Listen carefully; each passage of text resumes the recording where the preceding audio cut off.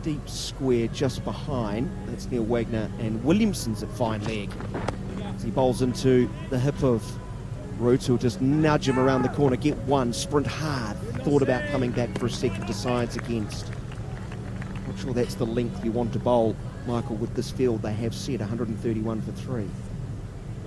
It's just a very nice batting surface now, though. It is. And that was the crucial thing last night. Although England did lose 2 wickets, they could have, in those conditions, perhaps lost a couple more. The fact that they didn't should now give them the opportunity to bat the best part of today, 5 hours today, with the sun shining, pitch at its best.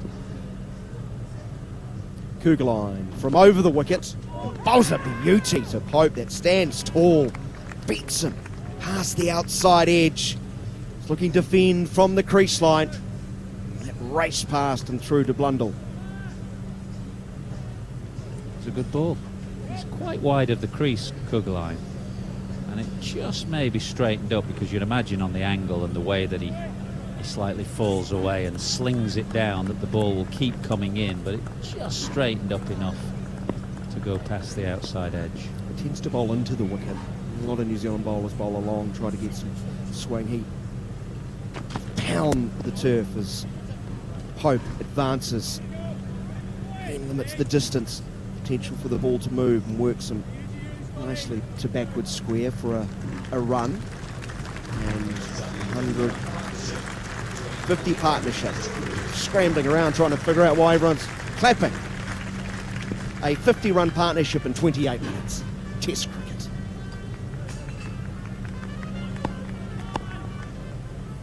$132 for 3. Pope to 39. Root back on strike. Standing tall as he always does. Bat raised high as he sees Kugelheim dropping short outside of off stump. Goes back and smash the cut stroke away. More working the ball into a gap to rotate the strike. 133 for the loss of 3. Asked Harmy, Michael Atherton, paragliding. Do you fancy going up Mount Maunganui maybe with me before Day's play tomorrow and we jump off the mountain? I haven't the been up parachute there slapped on us this time, but I did go up 3 years ago. It's a fantastic view from up there. It's a bit of a slog to get up, but once you are up there, it's a beautiful view. So if I put a parachute on you, I'd have to push you though, by the sounds. Kugelheim, short wide, cut away once more down towards the backward point. Conway fields a run taken, 134 for 3. Yeah, I think one or two of England's support staff went bungee jumping down in Queenstown. But when I had a back operation back when I was 21 and had a screw fusion of L45, the doctor said to me, you can do anything you like, but apart from bungee jumping, don't go bungee jumping. So I haven't tried that. I'm guessing you didn't need much encouragement anyway to say no. Exactly. Yeah, I'm on your side of the fence. Fuller, wider of off stump and dabbing a ball that would have passed over the top of stump. Straight to the gully, the end of the over. 134 for the loss of 3. England starting the day at 79 for 2, so in, by my count, 9 overs. They've added 55 runs. They lost Broad, who was caught Nichols off the bowling of Wagner for 7, with just 3 runs before the Nighthawk departed. Taking his eye off a short ball from Neil Wagner, hitting the handle of the bat, I think it was, and ballooned away to the gully. A lot of chat about the Nighthawk, but 7 from 17 is not exactly fulfilling the role. It's a beautiful morning. I was down in Taranga this morning, actually. My old chemistry teacher from school about 40 years ago is here watching. He saw the light. He's come over from England, right. But he's staying in Taranga. So I went to see him. I had breakfast in a cafe, and quite a lot of the England players were in there, and I was just thinking how different it is. The rhythm of a day-night test matches from my memory a long time ago, but mornings were quite nervy, you know. Yes. And there they were, just chilling out with a latte in the beautiful sunshine of Taranga. Very different. Here's Wagner, who's switched ends from the city end, bowls short, and it's pulled away backward a square. Part of the boundary protected by Conway. I reckon there's quite comfortable. Yeah, I reckon there's a slightly longer boundary though, isn't there?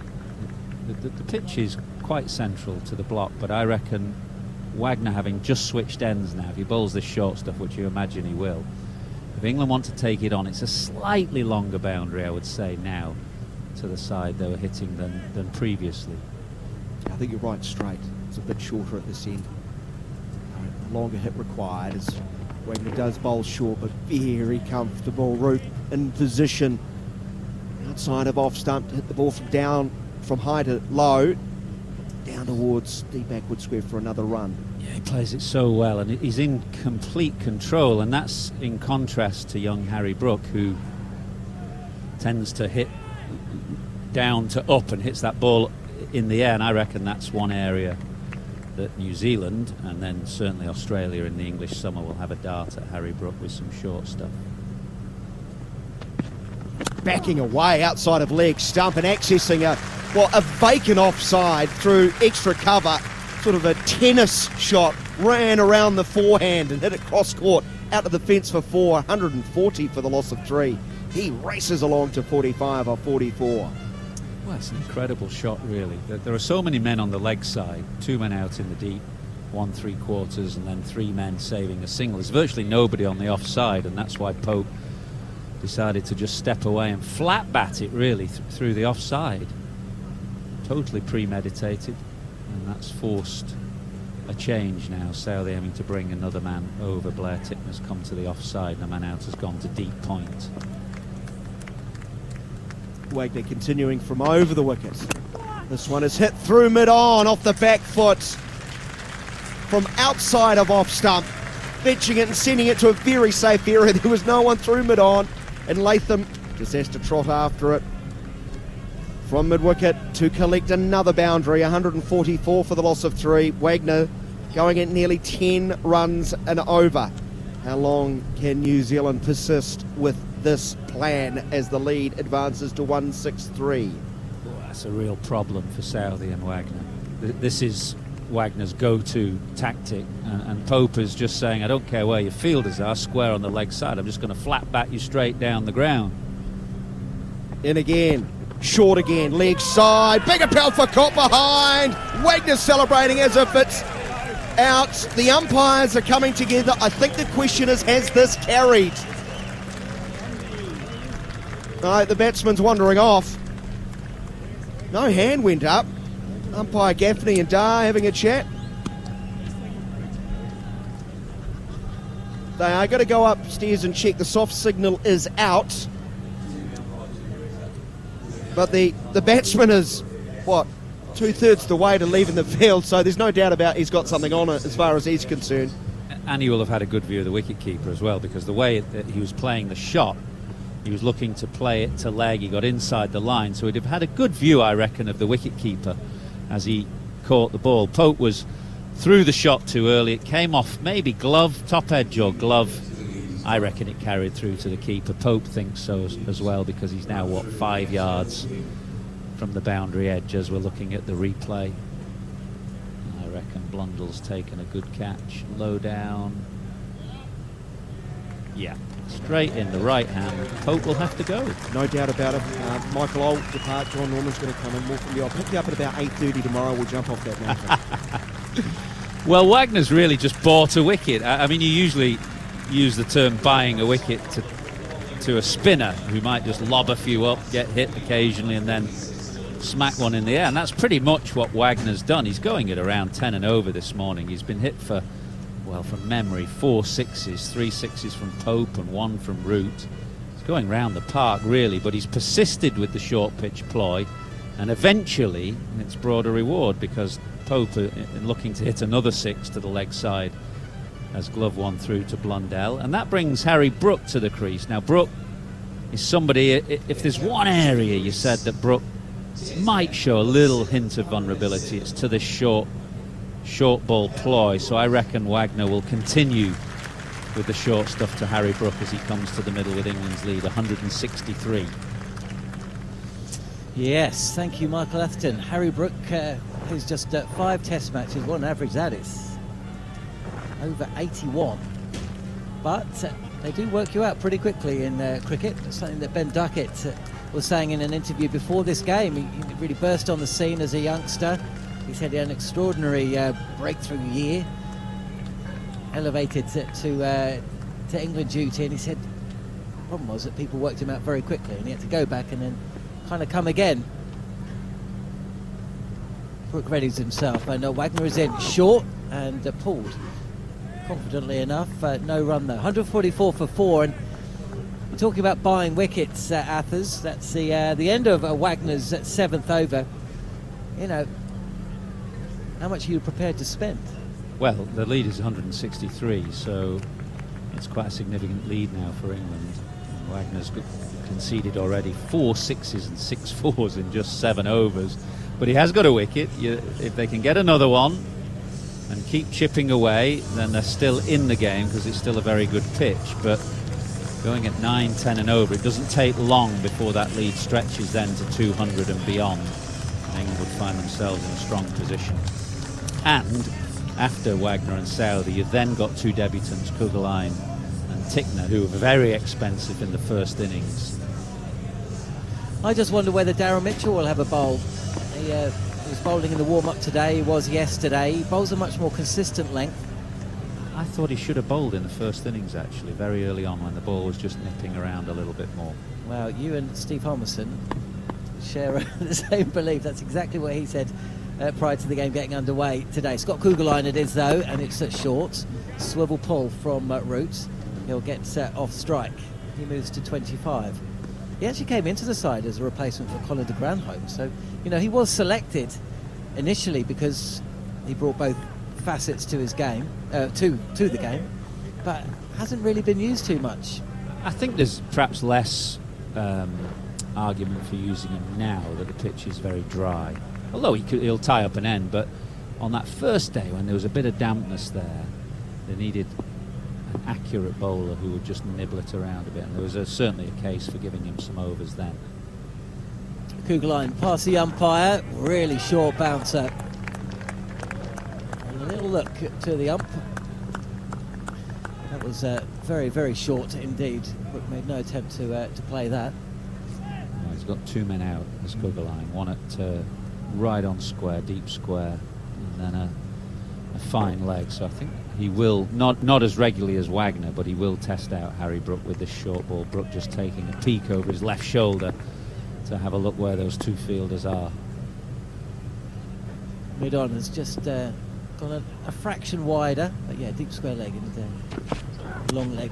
And there's a catch and dropped as Nichols it is in the gully. Now, don't think it carried. It didn't carry, it just dropped short. Either way, that was an uncertain prod, really. I think possibly Brook expecting another short delivery. It was a surprise fuller one. Brook was forward, thick outside edge, and it's just dropped about 1.5 yards in front of Henry Nichols. Yeah, he was forward, but he wasn't fully forward because, as you say, he was expecting that short ball, so he was just caught a little bit on the crease with his weight back, and it was just 1 yard short of Nichols at a fine gully. Smart bit of bowling from Kuggeleijn. And he comes again. Brook ready, short delivery again, mixing it up nicely at the start of Brook's innings. These are the moments that New Zealand need to seize upon. There's been a sense of surprise throughout the last day, or a couple of days really, when wickets have fallen. Pope looked comfortable, but Wagner has bought a couple today. Bounced out Stuart Broad, who added just 1 run to his overnight score. But Ollie Pope, 1 away from 50, as we almost dragged from the field, didn't he? Couldn't believe it. I mean, this is a batting day, isn't it? You want to be out there. You don't want to be watching others. Oh, I tell you what, again, he's mixing it up nicely as Kuggeleijn. This is wideish of Brook, who again, just a touch tentative early on in his innings, bat well away from body, and on another day, the edge would have been taken there. Well, he's looked a superb player in his first 5 or so test matches, Harry Brook. You'd say the one thing that he won't have seen that much of in county cricket is the quicker stuff and a lot of short stuff, because you don't get that much of it in domestic cricket. But just, you'd say, he looks a little uncertain here against Kuggeleijn. Not sure whether the bounce is coming, and he's been a bit uncertain when Kuggeleijn has pushed it up on a good length. Last ball of the over, and this time straighter. Defended by Brook, who sees the over out. Yeah, that's one of the points really made from the review, that So Andrew Strauss is carried out, looking at the step up really from county cricket to international cricket. Maybe either Jarrah Kimber or Gary Morgan or other stats to hand, but in international cricket, not necessarily in this game by the way, but in international cricket you get a far higher percentage of deliveries that are bowled in excess of 90 miles an hour than you do in county cricket. That will always be the case. There's always going to be a step up, and there should be a step up between domestic cricket and international cricket. It's exacerbated in English domestic cricket by the slowness of the pitches because of the time of year that the game is played. Wagner's going to have another. It's another short one. It's again just down leg side, and Joe Root happy enough to take that on the pull. Another single to the score. He moves to 26. Now this will be the game within the game, won't it? Just to see how Harry Brook goes about his business. Yet to get off the mark. I wonder how many Wagner's got left in him. Well, he's fit. He'll bowl all day for you. He might go around the park, but he'll bowl all day. Yeah, it might be Southey that taps him on the shoulder rather than that. Wagner signalling wants to go short, left alone, and this won't reach the boundary. For a second I thought it would, but third man is quite fine, so that's fielded and byes called. Well, it was weird. It was a short ball from Wagner, but it seemed off the pitch really. Oof. Brook went to initially play the pull shot, but by the time it got to him, it was very wide of off stump, so wide that Blundell didn't really move, and third man came round to field. Wagner's a man who's bowled in a test match with a broken knuckle in his bowling hand and bowled with 2 broken toes as well. So that's an edge from the bat of Joe Root, who again possibly just a little bit late on the shot, much like Ollie Pope was as he was dismissed in the last Wagner over. No harm done though, another run taken. England 148 for 4.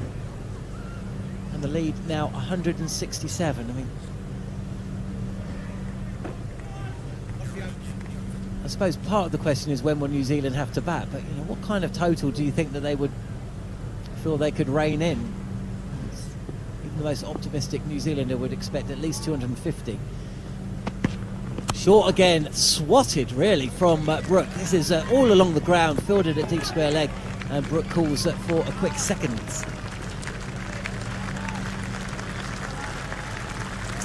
More applause here at the Bay Oval. Another milestone. England 79 for 2 at the start of play just 53 minutes ago, now at 150 for 4.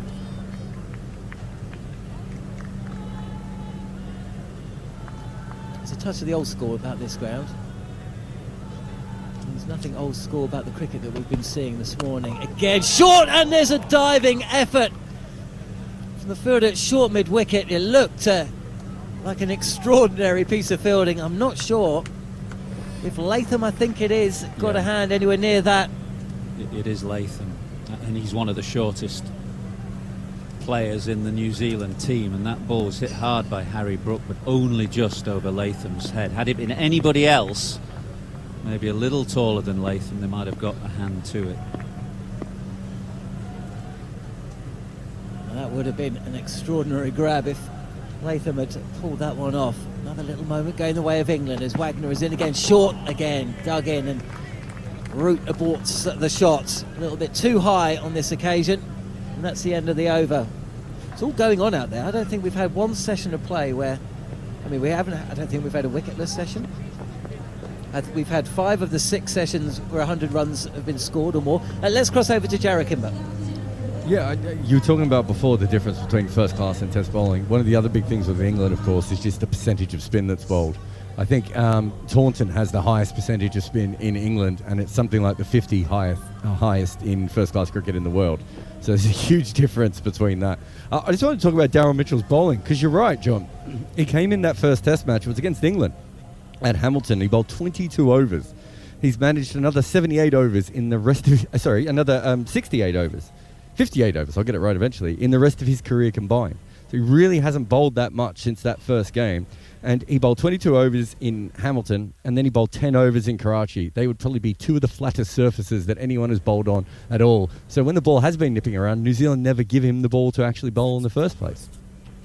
Kugelheim back into the attack, pretty much tells a story, doesn't it? I suppose New Zealand will be hoping, a single taken, by the way, Harry Brook gets off a strike with a little clip to mid-wicket.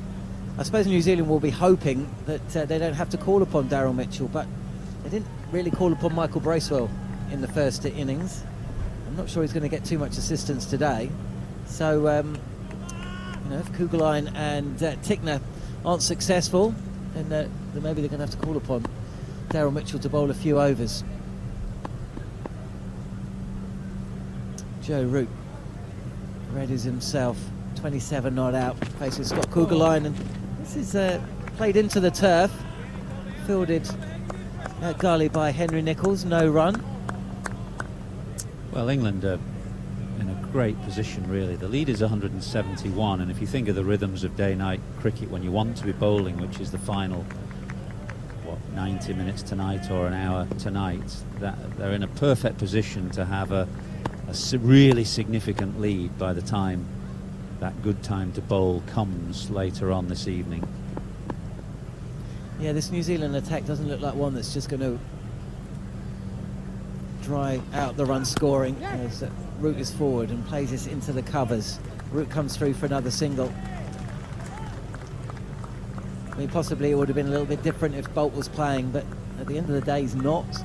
Wagner's not a natural opening bowler, so there's a disjointed feel to this New Zealand side. You can only imagine there'll be a few changes for Wellington, come what may. I think possibly Matt Henry will come back into the side. There'll be questions about Henry Nicholls, maybe even a question about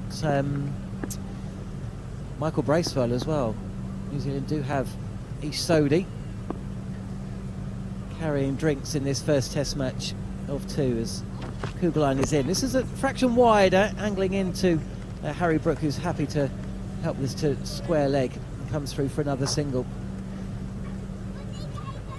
Yeah, Henry, you'd think, would be a certainty to come in regardless of what happens here in this first test match. You think he would come in for one of the debutants, Kugelheim or Tickner, and then they've got the option. But Bracewell gives them batting. He's a very, very dangerous player at number 7, and bowling spin in New Zealand is really tricky. The last 5 years I think it's the hardest place to bowl spin, so spin isn't going to win your test matches here generally.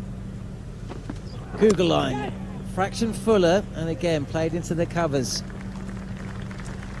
1 run added to the score. That's the end of over 29. England 155 for 4 as Michael Atherton makes way. Mitchell Santner played in this test match in 2019, and he actually took 3 wickets, I think. He weighed in with a few to surprise, because spin, as Mike says, doesn't often play a part. If you're joining us here on TalkSport 2, feel free to get involved on social media. Get your silent shout-outs to us at cricket_TS or at TalkSport 2. The final ball of Kugelheim's over is delivered again. It's more of a back-of-the-legs delivery, and another run added to the score. We've had so much interaction over the last couple of days on social media, so keep them coming, and we'll be sure to read some of them out. Pritam Kumar Senior, extraordinary listening to the commentary on TalkSport 2. Great to have you back with us, Pritam. And it's great to have Frankie Mackay with us as well. Did you see I tweeted you today, did you see? I did actually. I just saw it on the walk over here. Did you pick me up a book and bring it along with you? Or? Well, I wasn't sure how long it was going to take to walk here, but do you know what? So essentially, the TalkSport team is split in 2. There's a division in the camp. We've got Daniel McHardy, Sam Ellard and Steve Harmison staying at a little motel about 10 minutes out of town, and then me and Manners are staying in an apartment together in town. So Harmy and those guys have got the car, and we have to either rely on Harmy, who's basically been the dad for everyone, driving everyone around, or we get Ubers in. So that's what I got the last 2 days. Today I walked in and I thought, well, I can see on Google Maps how far it is, but I don't want to risk it. Do you know what? It was easier to walk than to get a cab. So I'll pick you up a book. Although it'll be shut on Sunday, won't it? And I'm not sure this game's going till Monday, so I might have to wait for Wellington. Might have to wait till Wellington. Yeah, not sure I back your chances on picking one up on a Sunday. and I'm not sure I back our chances to be sitting here talking to each other on a Monday. So maybe it'll have to wait for Wellington. Well, we can wait. So how's your assessment of that first hour? You know, you've been up there in the TV commentary box with, not sure you've been on air with, maybe Stephen Fleming, maybe Ali Mitchell, maybe Craig McMillan. Give us the Kiwi feeling of how that first hour's gone. I think there's some pretty happy Kiwis around, to be fair. I think there'll be some happy Kiwis out in the middle as well. Just the ability to pick up wickets is key. And Pope looked dangerous. He looked like he was getting away. There was that feel as though while he was on the attack, while he was bopping Neil Wagner up onto the bank, that perhaps the game again was just starting to slide away and to slide out of control. But to be able to pick up that second wicket and to get yourself into a position, first drinks break of the day, to be saying we've taken 2 wickets, you'd actually suggest as a New Zealand side you're in a pretty good place. Yes, that lead has ballooned out, maybe a touch more than you'd like, but the easiest way to keep a handle on the runs scored is to keep taking wickets. Brilliant stuff. We keep being kept apart on commentary duty, Frankie. I've just realised I've got to get off, and Neil Manthorpe's about to get on. But Freddie Jones has been in contact with us, cricket_TS and at TalkSport 2. Morning, folks. Are all the commentary team and reporters out in New Zealand, or are you calling from elsewhere? Top notch wherever you all are. Well, we are in New Zealand. All of us apart from poor old Jared, who's back in the studios in London. But the rest of the team are here in New Zealand, and we are absolutely loving it. Another glorious day at the Bay Oval. And after a little word from Frankie Mackay, it will be Neil Manthorpe picking up commentary duties. Well, we have turned on the weather, that's for sure. We have been brilliant hosts in that regard. The sun is out, possibly the hottest day so far of the Test match. I'd say it's up around 25, 26 degrees at the moment. Nice little zephyr of a breeze coming across the ground. But it is beautiful cricket weather. Banks are full. There were lines down the road. I want to say this morning, but I suppose it was just this afternoon. Queued up, waiting to get into the ground. It's fancy dress day, of course, as well. Day 3 of the Test. There's a bit of a pink theme. There's some outstanding outfits I've seen so far around the ground, but just a happy crowd on the banks of a beautiful cricket ground, watching excellent cricket get played. And it's been electric. It's been a fast start once again from England, and it's got a bit of a feel of it. It's blink and you miss it type cricket. So this crowd, they are being treated and they are enjoying every single ball of it. Yeah, I was mentioning earlier, I've seen 2 Pink Panthers, 2 Lawrence of Arabias, and a group of guys dressed in, I don't know what I actually said, they looked like they'd come dressed as throat lozenges. Orange and white striped, I don't know, just sort of cocoons. Here is Neil Wagner. Drinks have been taken and he's back into the attack. It's short and it's pulled away by Harry Brook behind square on the leg side. Hit it hard, hit it down, rolled the wrists, hitting against the breeze. So he's keeping it down, not looking to try and hit it for 6, but it's a comprehensive 4. And I actually said to one of them, what have you come as? And he said, we're not sure, that's all we could get at the fancy dress shop. I thought they looked like throat lozenges, but I'm sure that there's a... Anyway, there's a deep square leg and 2 men at square leg, orthodox square leg, one just in front of square. Short, pulled again by Brook once more, keeps it down. I suppose it's 3 square legs actually. 4, there's a deep square leg, a backward square leg, and a forward square leg. And so you know what Neil Wagner's going to bowl. Mind you, he's taken half of his test wickets, bowling 9 metres or shorter. So that's half his test wickets with the short ball. You know exactly what he's going to do. Earlier, actually I wanted to ask you about the first half hour, Frankie. There were 4 sixes hit. Here is Wagner again, in short and pulled savagely by Harry Brook down towards the long-on boundary and into the long-on boundary. Well, he knows exactly what he's doing, where the gaps are. There isn't a mid-on because Wagner's not going to be bowling any drive balls. So there is a mid-off, but there's no mid-on, and Brook has said, well, that's the gap then. Instead of pulling it through square leg, which is occupied by 4 people, there's nobody at mid-on, I'll just pull it through there, baseball style. Another 4 to Harry Brook is up to 16, only 15 balls. It's a 6. I went all the way. I beg your pardon, Frankie. I My goodness me, it went all the way for 6. It's short and pulled again by Brook, behind square on the leg side. I forgot to mention the long leg, so there's actually 5 people patrolling between forward square leg and long leg, and it's just a single on this occasion. I can't believe that went for 6. It's actually baseballed a home run. Amazing. He's powerful, isn't he? He is a powerful striker of the cricket ball, and it's just that white ball influence that he's got on his test match play, his first class play, that he's prepared to move around the crease, but he gets himself still again. So he gets outside the line of leg stump, but then still he can just swat it wherever he wants. Wagner in again, another short one, another pull shot. Swivel this time from Harry Brook, keeps it down, straight to long leg. And it's Joe Root, beg your pardon, and it's another single. Root into the 30s now, 30 from 36. 2 4s and a 6. Harry Brook, 4 and a 6, 17 off 16 balls. England now leading by 187 at 168 for 4. So the people who think that England's approach under Brendan McCullum and Ben Stokes with the bat has been indiscriminate might be interested to know. That's short again, and it's pulled by Brook, and once more he knows exactly which gap he wants, and it's the one at long on. He's pulled it baseball style once again. He plays the conventional hook and pull shot, but this time he's just backing away and hitting it deliberately into the gap. Mid-on is unprotected, and it's another 4. 30 runs to Joe Root. Harry Brook has rushed up to 21. Welcome to our listeners on TalkSport, joining us here on TalkSport 2 for live ball-by-ball commentary of Day 3 of the first Test match from the Bay Oval in Mount Maunganui, the Bay of Plenty. England have made a galloping start, resuming this morning at 79 for 2. They lost Nighthawk, Stuart Broad early on for 7. Caught in the gully, bouncer from Neil Wagner. Came off his gloves or the bat handle, straight to gully, simple catch. And then Ollie Pope caught behind, playing another pull shot at Neil Wagner, just a thin edge through to keeper Tom Blundell. He went for 49 from 46, 5 4s and 3 6s. Scott Kugelheim continues from the Mount Maunganui end, short and pulled away for 4 more.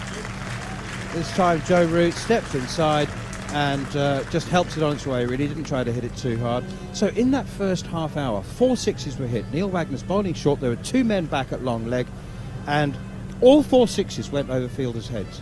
So when people say this England approach is, it's just indiscriminate lashing out and scoring at 6 runs and over, they deliberately stepped inside the line. It was a 6-hitting practice. That's what it looked like at times in that first half hour. They hit 4 6s straight over the fielders' heads. Here's Kugelheim once again, and whipped away by Joe Root out towards deep backwards square leg. It'll be fielded by Devon Conway, and they're through for a single. So for 140 years, you just didn't play Test cricket like that. You don't give your wicket away, and so Bazball is challenging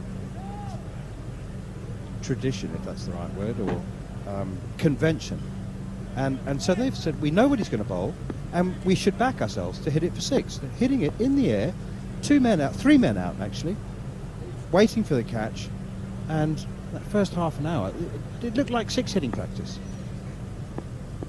And it's fabulous, isn't it? You can't say it's not good to watch the way they go about their cricket at the moment. Kugelheim in once more, and that is pitched up, and it's driven gloriously by Harry Brook through extra cover. Oh, I'll leave that to you. That is a sumptuous off drive from Harry Brook, who's seen the power he's got off the back foot, and this is just long half volley from Scott Kugelheim. Leans into a long, languid drive, holds the pose, high front elbow at the end, just to put the exclamation point on it. It is glorious batting, no matter what the format. Lead is 200 now. Kugelheim is in again, and this time Brook is happy to play defensively, bowl him a good ball, and he will treat it with respect. Not always. He will disrespect good balls as well as bad balls, but on that occasion, just happy to knock it away defensively. And Brook is now 25 from 19 balls. Do you know the 3 batters who scored more runs in their first 7 innings in Test cricket than Harry Brook? I shall share that information with you in just a moment once I've remembered it. I know, I remember now. Here's Kugelheim once again, short, pulled by Harry Brook out towards deep square leg, and they gallop through, sprint through for the second run, and Joe Root had to really hurry there. Extremely strong arm out in the deep as Devon Conway. Do you remember Vinod Kambli, the Indian left-hander, scored 2 double hundreds? He's in his first 2 test matches, he scored a double hundred in each of his first 2 test matches. So he's top of that list. We're talking first 7 innings in test cricket. Conrad Hunt, the great West Indian, and Javed Miandad, the only 3 to have scored more runs in their first 7 innings in test cricket than Harry Brook. Well, Brook's off to a flyer again in his 8th innings. 27 from only 20 balls, 3 fours and a 6. Root also has 3 fours and a 6 in his 35 as Brook comes forward and plays defensively straight back to Kugelheim. Well, England leading by 202. They were leading by 98 overnight, so scored 102. Scored 102 in the first hour and 10 minutes. That's outrageous. That's one way to describe it. Yeah, it's enthralling. It's different than we've seen for centuries. As you mentioned, the way the game is changing, the rate at which it's changing. And now it's really up to other teams. How do they combat this? Is it actually every team needs to play their test cricket in this way? Is it actually other teams need to go ultra defensive, try and extend the game out and play it for as long as possible? Here's Neil Wagner continuing to Joe Root. Short, it's pulled, he accepts the challenge, but he's hit it straight to Michael Bracewell at one of 3 square legs. He's quite far behind square. And then, as I said earlier, there's a deep square leg, there's a backward square leg, a square leg, and a forward square leg. 4 men again. Neil Wagner's going to be bowling short. We'll go to Jared Kimber in just a moment.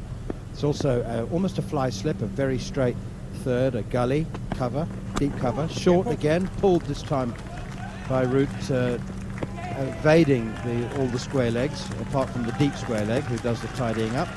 And they go through for 2 more. 185 for 4, lead of 204. Jared. I'm desperate to tell you this, Manus, because I think you're going to really like this. Since 2006, when we started capturing all this information, there's only been 1 test match with more hook or pulling dismissals than this one.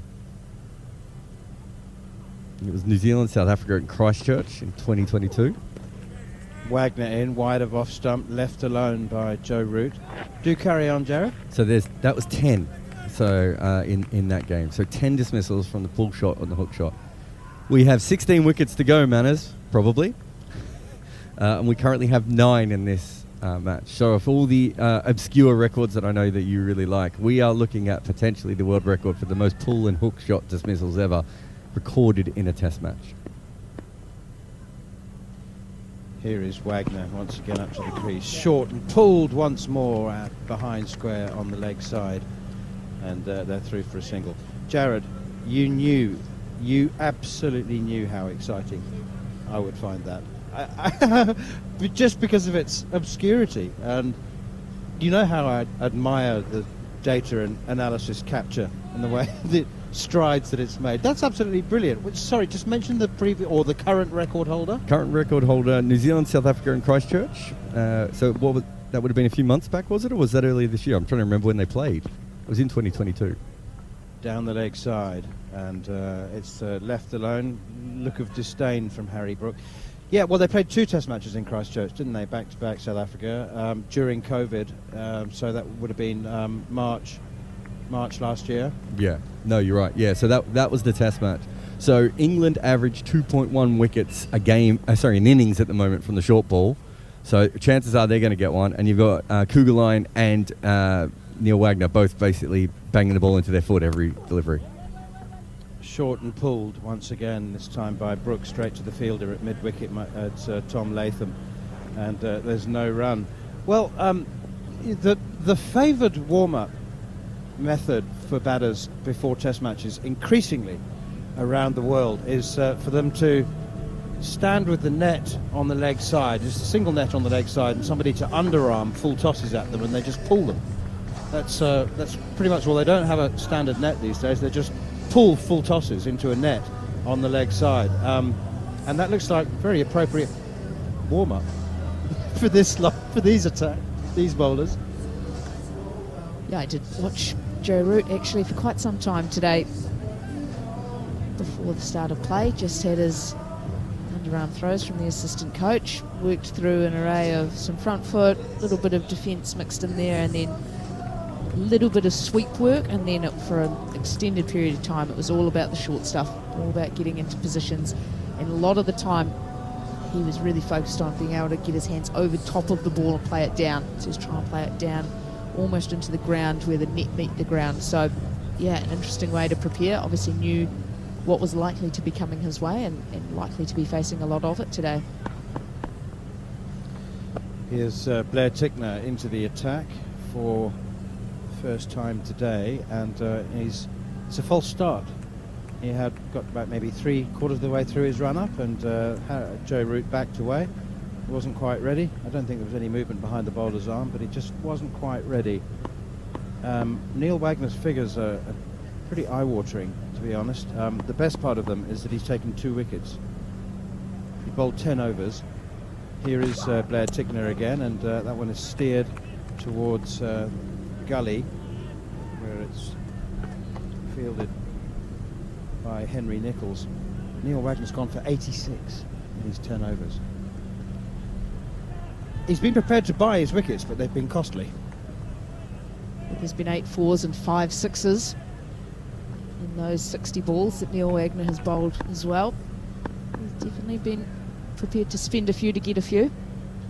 Here's Blair Tickner again. That's short and wide, it's a long hop, and it's cut away, and it gets, to be honest, what it deserves. That's very much a loosener. It's a drag down, wide of off stump, and it's chopped away. And there's nobody on the cover boundary for Blair Tickner. He's got something approximating an orthodox field.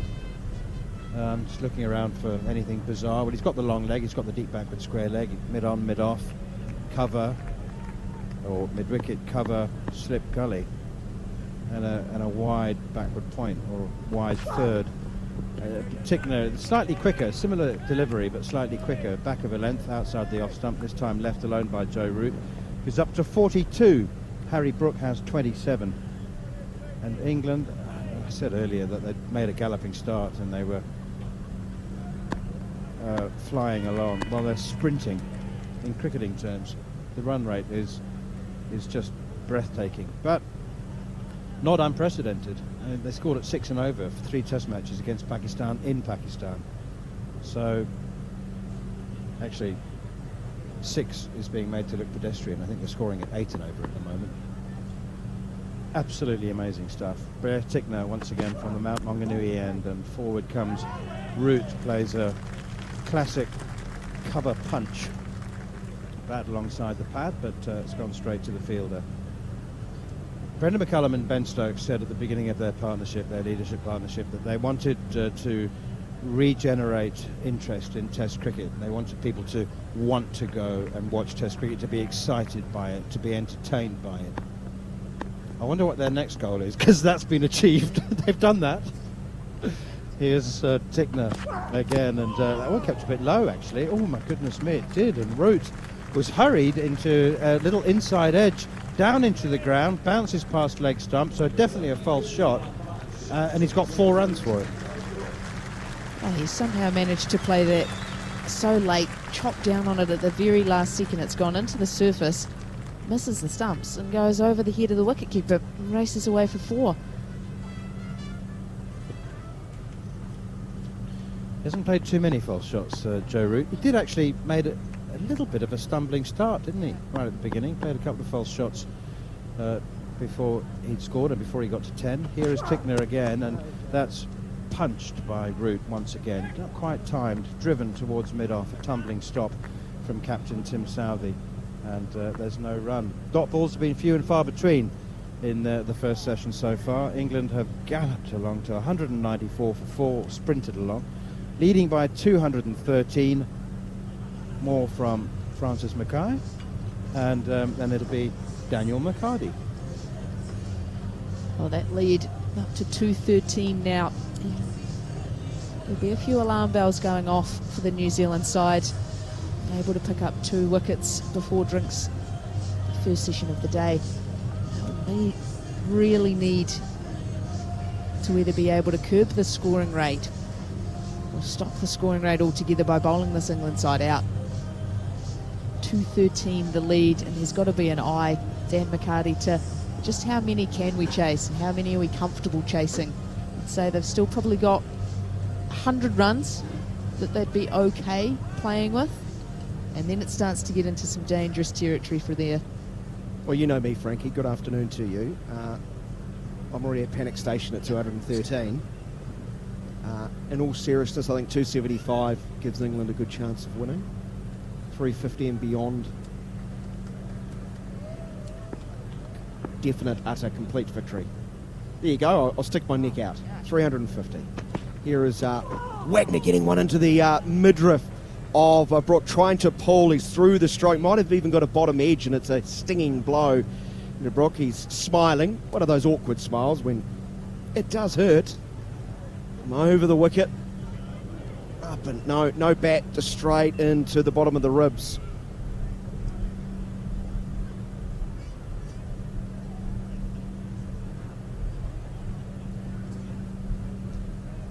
He's okay, hasn't called for any assistance. Just perhaps a sign, maybe a little bit too paced, the surface, a little bit up and down, the variability in the bounce. I think that one stayed a little low. He's comfortably, Harry Brook played well over top of that, and he ended up wearing it at the bottom of the rib cage. Won't be too comfortable, that's for sure. Wagner continuing from over the wicket and backing away outside of off stump, and then smashing him through the vacant mid-off region with the horizontal bat. It's Brook. That's one way to respond after a painful blow, is strike a painful blow yourself. 198 for the loss of 4 wickets. The lead is 217. Here's the best part of a metre outside leg stump on contact there. Seen earlier in the day that he'd been prepared to flat bat baseball style through the vacant mid-on. Now there is a mid-on in place, which means the vacant area becomes mid-off. Harry Brook says, well, that's fine, I'll just hit it right there. Brook waits the right-hander, will shuffle across and then hits high from outside of off stump to deep backward square. Diving chance not taken. It was Conway, I think, rushing around, never really looked like he was going to get there. Wagner stands mid-pitch, hugely frustrated. Conway on one knee finally drags himself up. But those little half chances just haven't gone New Zealand's way. There was one a short time ago towards Bracewell at that near gully position, but Conway's run around it. Hasn't taken a great route to the ball, you might say. Just landing in front of his outstretched right hand. And just in behind. 202 for 4. Wagner already charging in again. Brook goes outside of off stump and clubs him back over his head. One bounce into the fence for 4. Almost an overhead smash at the net. I feel like I've been commentating tennis today, not cricket. 206 for 4. The lead's 225, just like that. That is wow. I think that's the only way I can describe that. Just again, prepared to give himself room outside the leg stump. And it's a forehand smash. It's hands up, over shoulder height, around the eye level, just slapping that over Wagner's head. One bounce for 4. That is incredible striking. 3 straight 4s. Wagner's going to go around the wicket, the left arm medium fast bowler. Brook goes outside leg stump and then hits him this time to mid-on. 4-6. Low trajectory, but it's powered into the fans. Again, horizontal bat stroke. Again, another boundary. Partnership's worth 68 of 44. 231 for the loss. Sorry, the leaders. And raise your bat, Neil Wagner. You've gone past 100 and you've bowled 10.5 overs. It hasn't been the happiest of times for Neil Wagner, that's for sure. That 6 he's gone for. Just 65 balls this innings. He is being taken to by Harry Brook here. Wagner back over the wicket. This one doesn't get up all that high. It's well down leg side, not at the body of Brook, who just looks to his left, sees the ball go behind his back to Blundell. So the end of an over that has seen 16 runs conceded. And by my count, you know me, Frankie, discretion advised, my maths involved, 133 runs in 18 overs today for the loss of 2 wickets. It's brought them, well, the Wagner approach has brought them their 2 wickets. That's a tick and a tick. Beyond that, the only period of control they had was when Southey was bowling from the city end, swinging it away from the right-hander, bowling well outside of off-stump. But England have just been full of intention to take on Wagner, and they are really profiting. He's gone for 104 runs in 11 overs. He has taken some punishment, Neil Wagner. We know he's someone who'll just stick at it. Yeah. He will just slog away at it all day. Tickner. Into the pads, big shot for LBW, leaking leg side, and Alim Dar is unimpressed. The hand stays down. Of gusto in the appeal, but I think all the New Zealanders are resigned to the fact that even upon review, they won't get a favourable decision. It will remain 202 for 4, but they're going to burn one anyway. It seems they're going to have a look. Root was falling across a little bit, but he was clearly trying to hit the ball quite square on the onside. Frankie, what do you think? Well, I don't mind having a look. This situation, England leading by 231, partnership up to 68 of 50 deliveries. You get one on the pads. I don't mind the gamble to have a look. Looked slightly leg side, looked like height could be an issue as well, so this one feels like it is a real gamble to have a look. Yeah, the front leg is just in front of the crease. Hits above the knee roll. And he is a tall man, Tickner, so you might be right also bringing in height to this equation. Snip back, sit him in line with leg stump. It is missing leg side. It is going over. You know, if the stumps were in proportion to the size of Blair Tickner, he might have a chance, but they're not. So New Zealand lose the review, 212 for the loss of 4.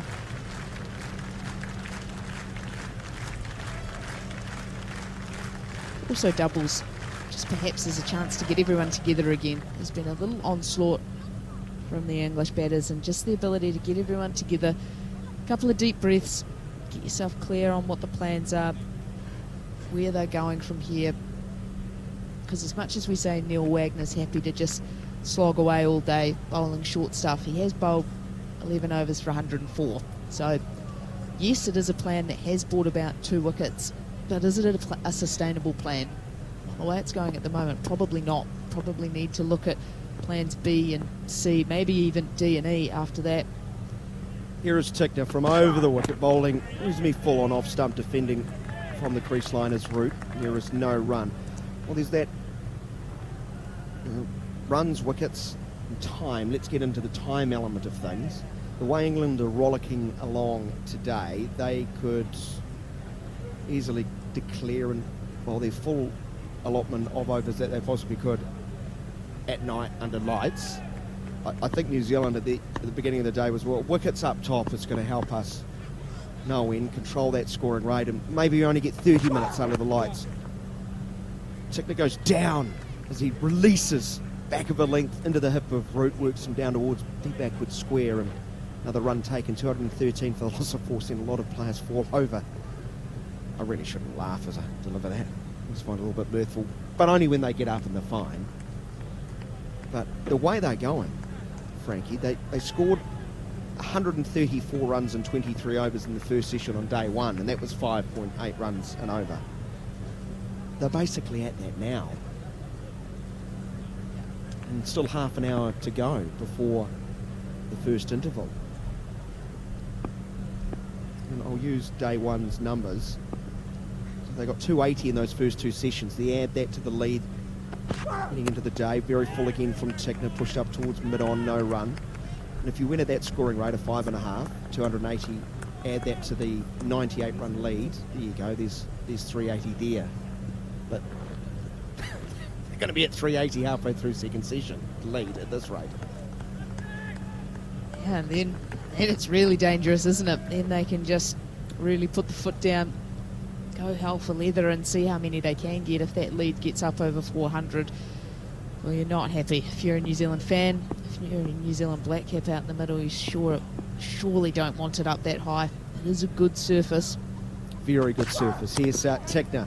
Well bowled outside of off stump to steer into the gully. An open blade by Brook.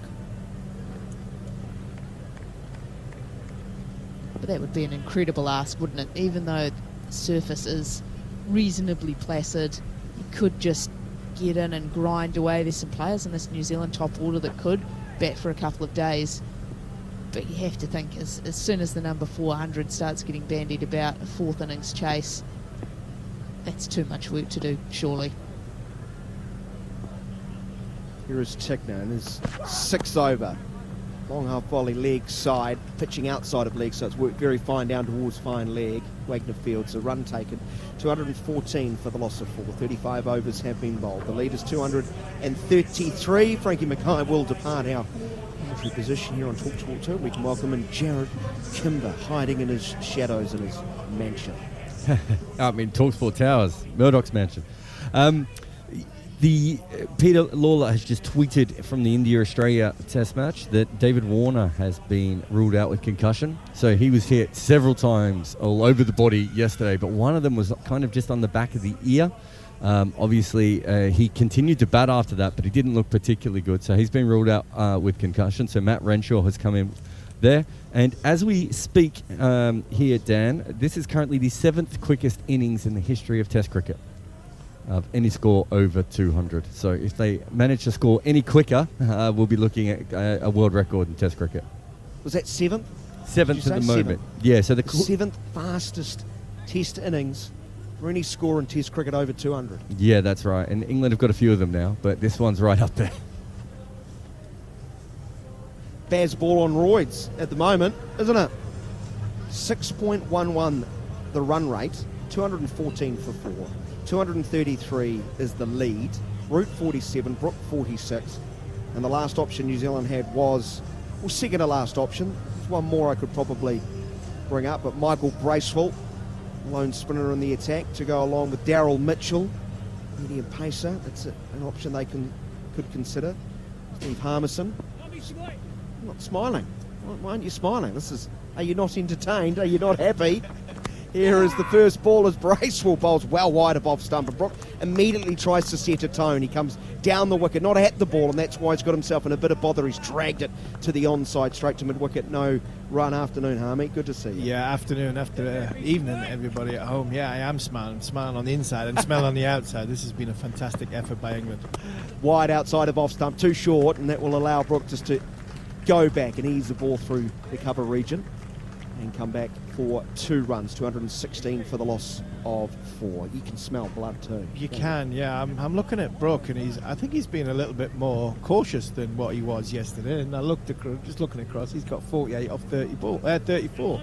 So he's played some fantastic strokes, along with the former captain. Joe Root looks in great touch.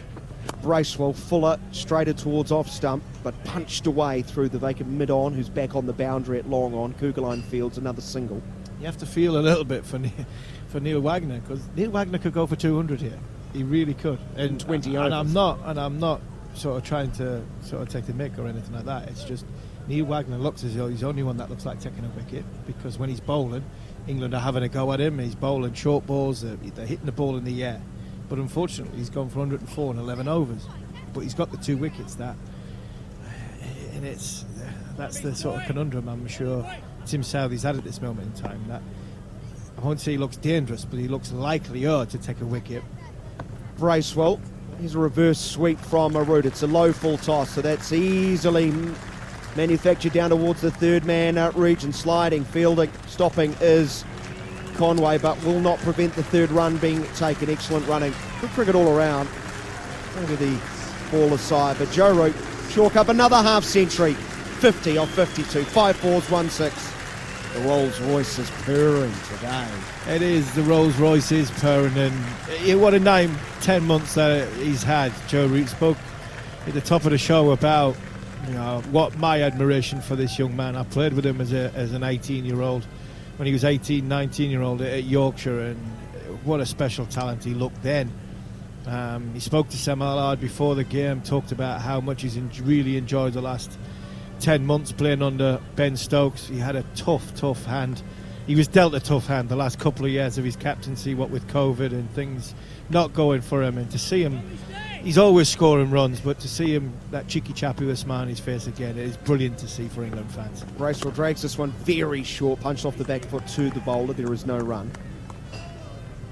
To Neil Wagner's test match so far. His return, 27.2 overs, 6 for 186. So 6 for 186. You take that most tests. Maybe not off the 27 overs, I think. This one spins back from outside of off stump, but it's quite short again, and that will allow Brook to calmly play through mid-on. And he too can join Joe Root on 50. Well played. What a start to his test career. Quite simply phenomenal. 37 balls this half-century has taken with 6 fours and 2 sixes. Yeah, the word you use there is simple, and a very simple lad is Harry Brook. Very uncomplicated. He interviewed at the end of, I think, was it the first day with Sam after the game. Simple answers, the way he plays in a simple way, which is very little movement. He uses his hands, his head positions. It's one of the best I've ever seen.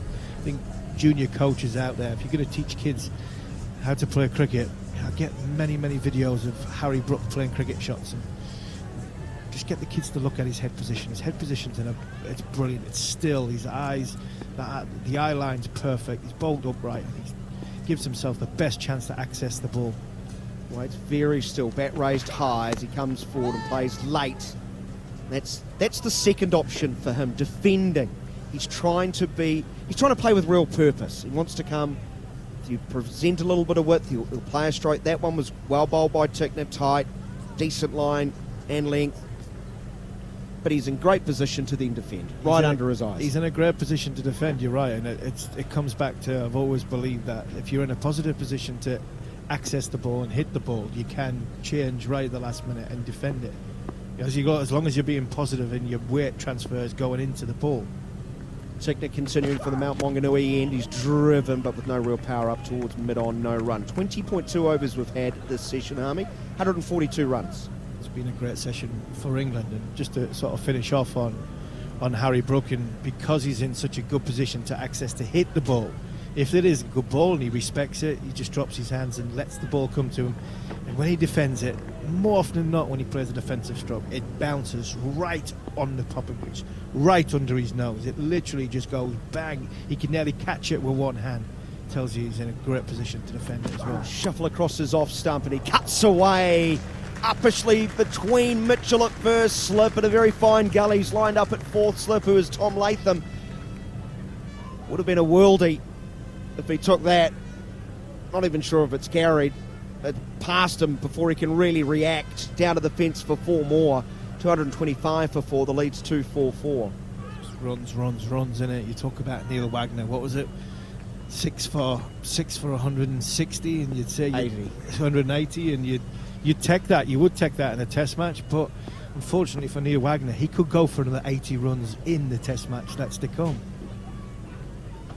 Tickner has a wicket, caught it, slip. Brook just lazy, almost looking to run it down one day style to third man, just open the face. And a good catch by Mitchell, low into his left, and Tickner has a wicket. He's persevered. He's got his second in this innings. And an extremely dangerous player just has to leave. 225 for 5. Yeah, Brook's in again in a good position. He is in a good position. He's let the ball come to him, and if anything, he's just played it too late. And at the very last minute, he's just opened the face of the bat, and he's run it straight off the face into what would be probably 1.5 slip to the left hand of Daryl Mitchell. So that's the end of Brook. Well made 54 off 41 balls, but on to Daryl Mitchell and the wicket. It was a good ball in a good area from Blair Tickner, but what a catch. What a catch this is. It really is. It looks very, very simple, but as you're a slip fielder to the right-handed batsman, you're going to your right all the time. You'll always go to the right because there's somebody on the inside of you on the left whether if you're at first slip, second slip, whatever, there's always somebody to your left to come across. But because New Zealand are chasing leather a little bit, and Mitchell's going to have to cover it sort of 1.5, 2 slips, he's got to be aware that the left-hand catch is on, and that they're low down, especially when the ball's going to all parts and you're keeping your concentration. That is a very, very fine catch by Daryl Mitchell. And he's had his issues recently for New Zealand at slip, especially to the lower ones. More so against the spinners in Pakistan, where you don't do a lot of slip fielding here in New Zealand, and he was often caught a little bit too upright for some of the traditionalists, but he's got down ever so well there, Harmer. You're right to make the most of that catch. That is a sharp one, and just what New Zealand would have wanted. But on that, Dan, some of the best slip fielders for the seamers aren't always the best slip fielders for the spinners. I can think of somebody, it's one of the greatest slip fielders in Sri Lankan cricket. He used to stand at slip a lot for Mataya Muralisa, and that's Mahela Joy Wagner, who didn't really stand at slip too much for the seamers. And when England go into the subcontinent, sometimes Jimmy does the slip fielding for the spin bowler, because he used to do it a lot for Graham Swan, because it's a specialist. It is such a specialist position when you are doing it for the seamers and you're doing it for the spinners, because you've got to steer low, nearly on your hands and knees more or less than anything else, and you've got to keep low. And it's a lot like being at short leg, and the lower you steer, the more chance you've got to catch it. Where for the seamers, it's a long way back, and you'd have to be a little bit more upright. Folks, the right-hander waits for it. Tickner, his first ball's a bouncer and a sharp one too, well directed. Got out of the way quite well though, folks. 2 slips of gully going in, and you feel it's now or never the next half an hour for New Zealand. If they're to keep, well, the third option, it draws out the window. I think we knew that after the first couple of sessions. 350 beyond is probably going to be out of reach for New Zealand. So England are still a long way away from 350. Ben Stokes hasn't come out to bat. It's Ben Foakes that's came out. So the England captain hasn't come out to bat. Not sure why. The knees barking. Yeah, knees possibly barking. Maybe he's been caught short, and he had a little bit of a pit stop, toilet break. Needed to go to the toilet, and happens in the dressing room a lot. Can you pad your pads on and give us a little bit of cover? And he's been caught short. Taker goes wider of off stump, fuller of length, and chopping down into the point regions, folks, where Conway fields. The end of a successful over. They saw the departure of Harry Brook. Must admit, I'm a little bit disappointed. I'm not going to get to see him more. He is some player, but the New Zealand fans around Mount Maunganui will be delighted. The lead, though, is an imposing one, and more to come. 244 more from Steve Harmison, then John Moore. It's been a good over from Blair Tickner, and he's bowled all right. He's ran in, he's tried hard, he's hit a good area, and said to England, England batters, can you hit me off that good area? And more often than not, they've had the answer, and he got rewarded, because 2 balls before, Harry Brook run one down past Gully, and then this time he's just slipped one through that little bit faster, a little bit quicker, and Harry Brooks edged it. Bracewell wide and turning into the right-handed Joe Root, who comfortably takes this from about the 5th, 6th stump line and plays it towards mid-wicket. No run, so another wicket when we weren't expecting one, Harmy. It's just seemed to have been the way of this game so far. Joe Root 50 not out. Again, he will take a single this time. Throw at the stumps at the non-strikers. Bracewell catches. Not sure he really wanted that. Flung in. Fast and furious from Latham. 226 for 5 then England. This game continues to move at real pace. Big shout out, a silent shout out to Ollie Hunter listening back in the UK. Hope you're still with us. We've had plenty of shout outs over the last 2 or 3 days. I'm happy to continue doing so. If you're listening to TalkSport Cricket as Bracewell is in, a little shout, but probably more to do with the fact that there hasn't been a huge amount to shout about from a New Zealand perspective. No, they've chased leather again. They've tried a little bit more funkier fields. England have just been too good. It's as simple as that. I wouldn't say New Zealand has bowled as bad as they did in the first innings. He's fired in a little bit on the pads of folks, who gets off the mark with a single down to deep square leg. 227 for 5. The lead now 246. Is it all about time, or is it about runs? Steve Harmison. Runs on in the equation now. If England are still batting at 8 o'clock tonight, they're going to have enough for me on the board to declare and give themselves the best chance of forcing the victory tomorrow. Would they even declare before, as Joe Root gets down on the sweep, comes through for another single? I mean, would they declare at dinner? This is a great thing with this England team. It just confounds wisdom. So normally I'll turn to you. I've watched a lot of cricket. You've played a lot of cricket. We kind of know. It's like muscle memory. We know when a team is about to declare or what kind of target or how many sessions left. You know, it's we all know the maths and the equations, but with this England team, it's all gone out the window. Scuffed drive from Folkes, no run. No, I think it's time. It is all about the time. I think it will be exactly the same time as they did in the first day and on the first innings. I think the way Ben Stokes goes about his cricket, yes, you can say they're very unpredictable. They're raising the bar to a whole new level when it comes to the way they play Test match cricket. But I think on this occasion, I think it'll be very predictable. He'll have a time in mind. I don't think he'll be bothered too much about the score because he knows his team are scoring at such a run rate now. And it'll be a case of, can I get to that time? I don't see him declaring earlier than that, even at dinner, even if he had 550, 600 on the board. I think there is a time under lights with a pink ball where you are at the most dangerous, and I think at that point, that will be the moment that Ben Stokes will have in mind. Blair Tickner is coming into bowl. Touch fuller and not quite edge, steered, but not successfully by Joe Root. A diving Henry Nicholls in the gully. Stops that at the second attempt. How do you feel that New Zealand gone about their business today? We know that they don't have a hang it out there kind of bowler. You know, it's a little bit 2 lengths from Tickner. Kugelheim, you know, bowls not a heavy ball, but certainly a short ball. Wagner short. Southey probing.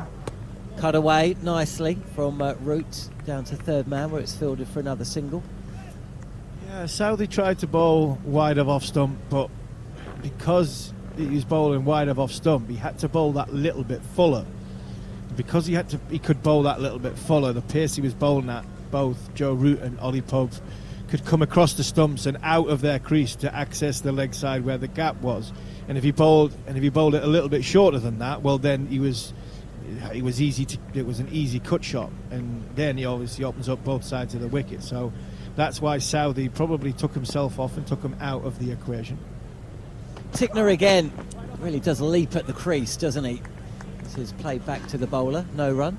And then, yeah, Wagner's bowled one length, and I wouldn't say he looked dangerous as such. He looked as though there was something going to happen. It was a contest. It was either going to be me or it was going to be you. And it was, a lot of the time, it was obviously Neil Wagner who was dealt with. Ollie Pope, him for a few sixes, Joe Root him for a few sixes, and then Harry Brook dismissed him down the ground, flat bat. But there was always something happening in the game. The ball was going in the air a lot. He managed to pick up a couple of wickets, but very, very expensive. But for me, Blair Tickner, he seems to have bowled one side of the ground, which is given some sort of control to Tim Southey. Tickner again. This is a short delivery which sees Tickner fall to the ground in his delivery or his follow through. Yeah, I mean, Tickner in his first spell in first innings on debut, he was bowling both sides of the wicket, varying up his lengths, and it was kind of going everywhere. And then, of course, it was being hit everywhere. A little bit better today. Yeah, I would say since the first 4 overs that you mentioned, John, I think after that he's bowled very, very similar. He's bowled to a plan. He's been able to block one side of the ground off or bowl an area that he had fielders to be hit at. Full again. Tickner ends up on his back again, and Folkes gets forward and plays this nicely. Can't beat the fielders at mid-wicket though. Just another run to the score. 230 for 5. We're all just pausing for breath a little bit, aren't we? Yeah, a little bit like the first innings. Ben Folkes has come in straight away, and he's trying to be proactive. He's trying to be a little bit busy. The big shot players not there. Joe Root more cultural than sort of agricultural of what other players can be in this side. Upward stance of Root, who Stabs this into the offside, no run. How long have we got until the tea break? Just 10 minutes. Myself and Jared Kimber are going to have a chat actually during the tea break about a subject that hopefully is going to become more and more interesting as the next couple of years progresses. It's one that we've discussed a few times. Certainly Harmy and Neil Manthorpe have discussed on the Cricket Collective. Myself and Jared have talked about it, and that is the expansion of cricket into America, USA, where a T20 league is going to be taking place slap bang in the middle of the English summer. Yeah, that's going to be interesting, that, because if the Americans get a hold of that and the money that the Americans could throw at it, that could really put a cat among the pigeons for English cricket. We had a great conversation, me and Neil Manthorpe, with Liam Plunkett, one of my former teammates, not long ago on the Cricket Collective, and it was fascinating. And I've never seen Liam as his enthusiasm about the way he was talking about Major League Cricket. He is somebody that is driving it from over in San Francisco, and he's really enjoying the challenge of trying to grow the game over there. And if the Americans get cricket, can you imagine where the game could go, John? Absolutely. Well, funnily enough, Harmy, you're going to hear that later on in the dinner break. As Folks is down, Stuff will shout for catch. He was trying to play that a little bit straighter, but in the end kind of hauled the ball round the corner to deep square leg. No chance really, but another 2 runs to the score through 232 for 5. The lead for England 251. Folks moves to 4. But yeah, we will be listening to sections of that interview which Liam Plunkett did with yourself and Neil Manthorpe on the Cricket Collective during the dinner break, and myself and Jared will be talking about the expansion forward, defended and no run. For the first time today, we're just getting a little bit of normal cricket. Crowd getting themselves ready for a spot of tea. Jared Kimber will be back in the tea break, and he'll be talking to Neil Manthorpe. Big news coming from South Africa overnight as Folks is forward, smothering the spin of what spin there is from Bracewell, who's at midway point of his 3rd over. So yeah, the big news coming out of South Africa, Temba Bavuma, the new Test captain. Bracewell again. And, again, just clipped into the leg side. All wrists from Folks, but can't beat the fielder. Temba Bavuma impressed, I think, all of us in that recent ODI series with his captaincy, didn't he, Harmy? He'd kind of been dealt a bit of an insult, really, not being picked up. This is darted in from Bracewell again, defended really from Folks. Yeah, he wasn't picked up in the SA20, so we had 2 weeks on the beach, he said to us, and then captained South Africa in the ODIs. South Africa came into that series needing to win. They're still not guaranteed a place in the World Cup at the end of the year. I thought he captained really well. Certainly impressed yourself and the likes of Mark Butcher and Darren Goff. A few more revolutions on the ball. This is tossed up a little bit, and Folks eyeing up a single, but that's cut off at mid-on. So no run and a decent over. 2 from it. 232 for 5. 40 overs it. Yeah, he did. He did very, very well, did Bavuma. And the political view in South Africa is always a strange one. It's up there with West Indies and Pakistan cricket, where they seem to make 2 strides forward and sometimes 2 strides back. It's not a case of 1 stride back, it's sometimes 2 with the boards of Pakistan, West Indies and especially South Africa. And to not get picked up in the SA20, I think that was a telltale sign that somebody inside the administration or somebody inside South African cricket is not a big fan of Temba Bavuma's time in white ball cricket. But when you look at it, he's a quality player. I don't know about his leadership qualities, but it just seems that if he scores runs, he's meant to score runs. And if South Africa have a shocker and he doesn't score runs, then everybody seems to blame him, and it's all labelled his fault and it's all on his shoulders. So you've got to feel for him sometimes. Well, we're going to be talking about that during the tea break as Tickner is in. Wide of the crease, this is a short delivery well outside off stump that Joe Root is happy to just stay on the back foot and pull it round for another single. At 233 for 5. The lead has gone up to 252. So Manners and Harmer will be talking about Temba Bavuma, the new South Africa Test skipper, who's also given up the T20 leadership. What it means for the country, what it means for Bavuma, what it means for South Africa cricket. It's going to be a good chat there. And as I say, at dinner time, Jared and myself, we were talking about cricket in the USA. Tickler again. This is defended by Folks. No run again. And later on today, following us here at Mount Maunganui, we're going to have day 2.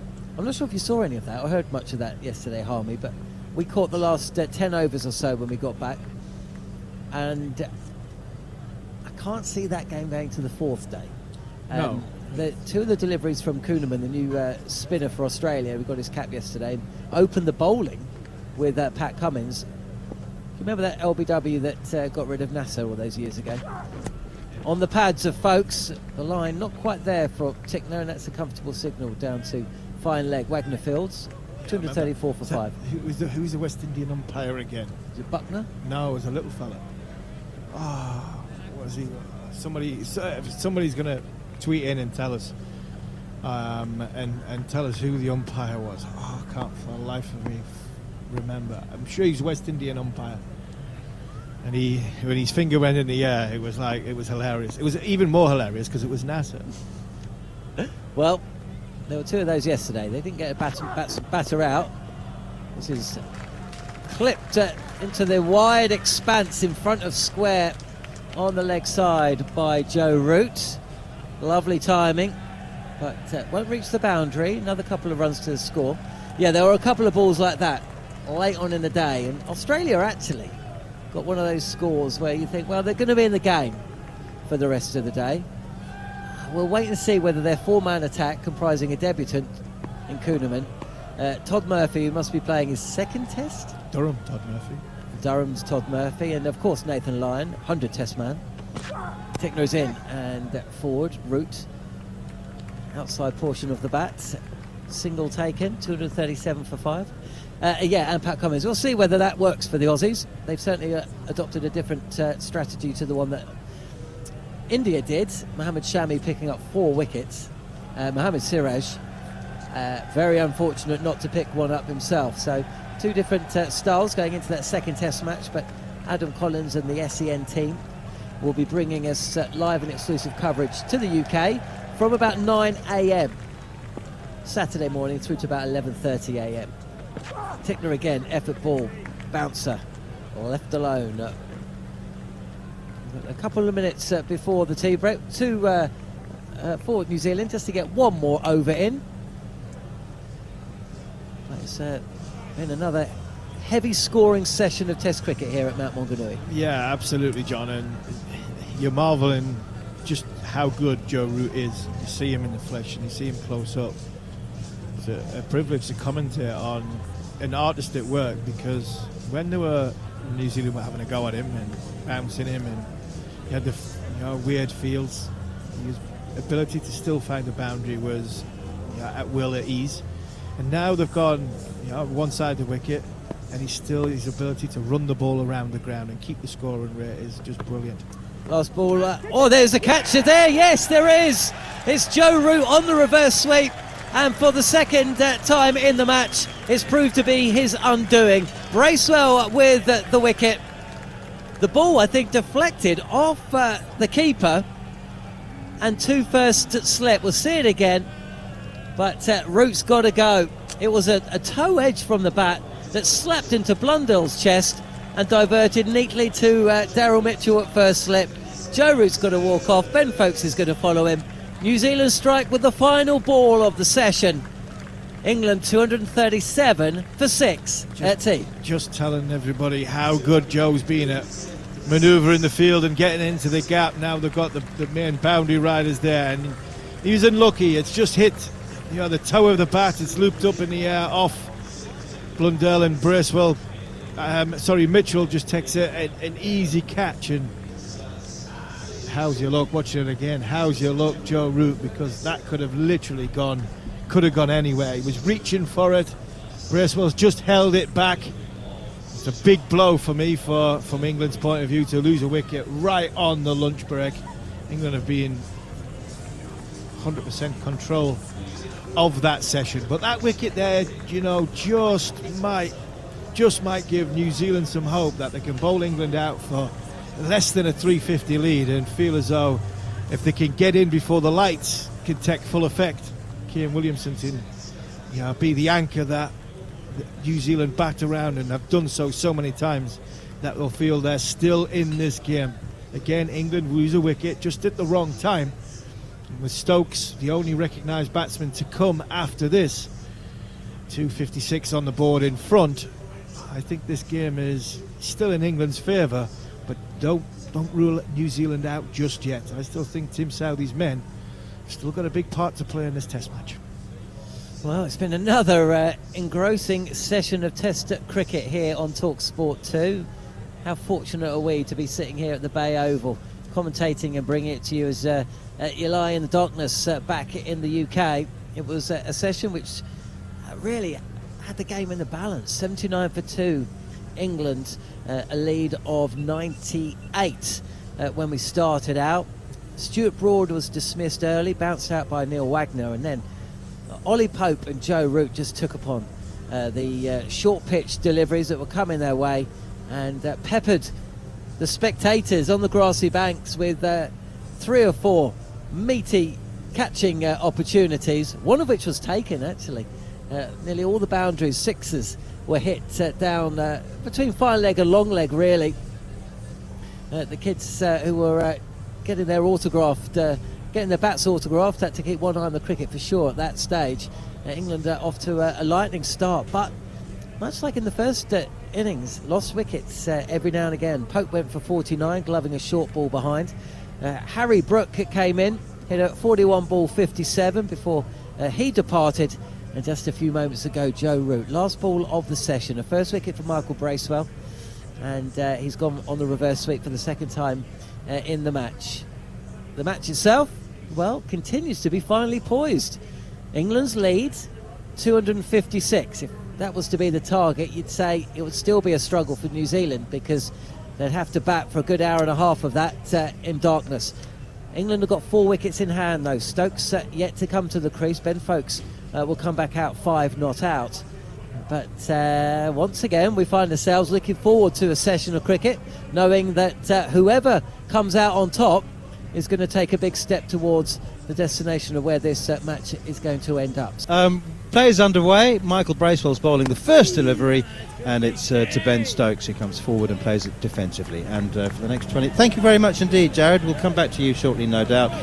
Here's John Norman for the next 20 minutes.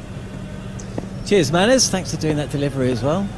Bracewell over the wicket to the left-handed Ben Stokes, who's forward defending. Resolute. Manners is just untangling himself. You all good? Thanks, Manners. Me and you again, Harmy. Stokes lets this one go. There's turn away from the left-handed Ben Stokes. Just for a minute, it was tossed up and you thought, here we go, but no. 3 balls into his innings. It's not Bazball. I think another 3 balls into his innings, and I think he might have climbed into that with a kitchen sink. It's full, it was wide. Long on and long off are up. And there's tempters there, cut away this time from Stokes. So where are we? Start of the afternoon session. We're still an hour away from the halfway point of the match. And we've already had 25 wickets. 6 Englishmen in the second innings. Stokes forward defends.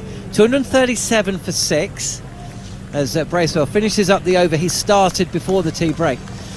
Joe Root dismissed to the final ball of the session.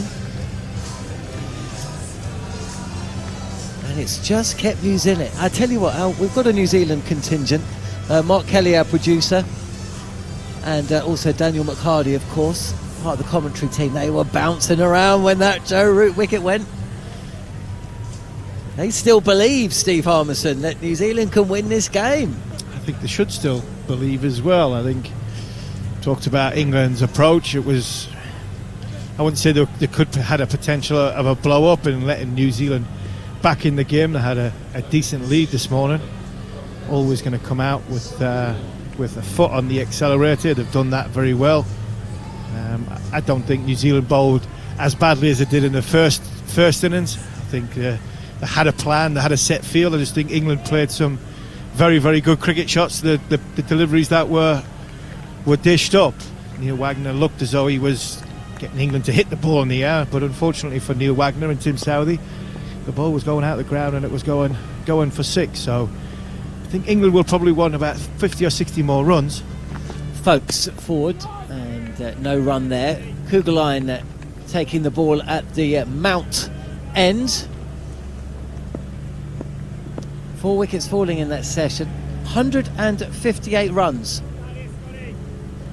in 26 overs. 4 wickets. It's crazy, isn't it?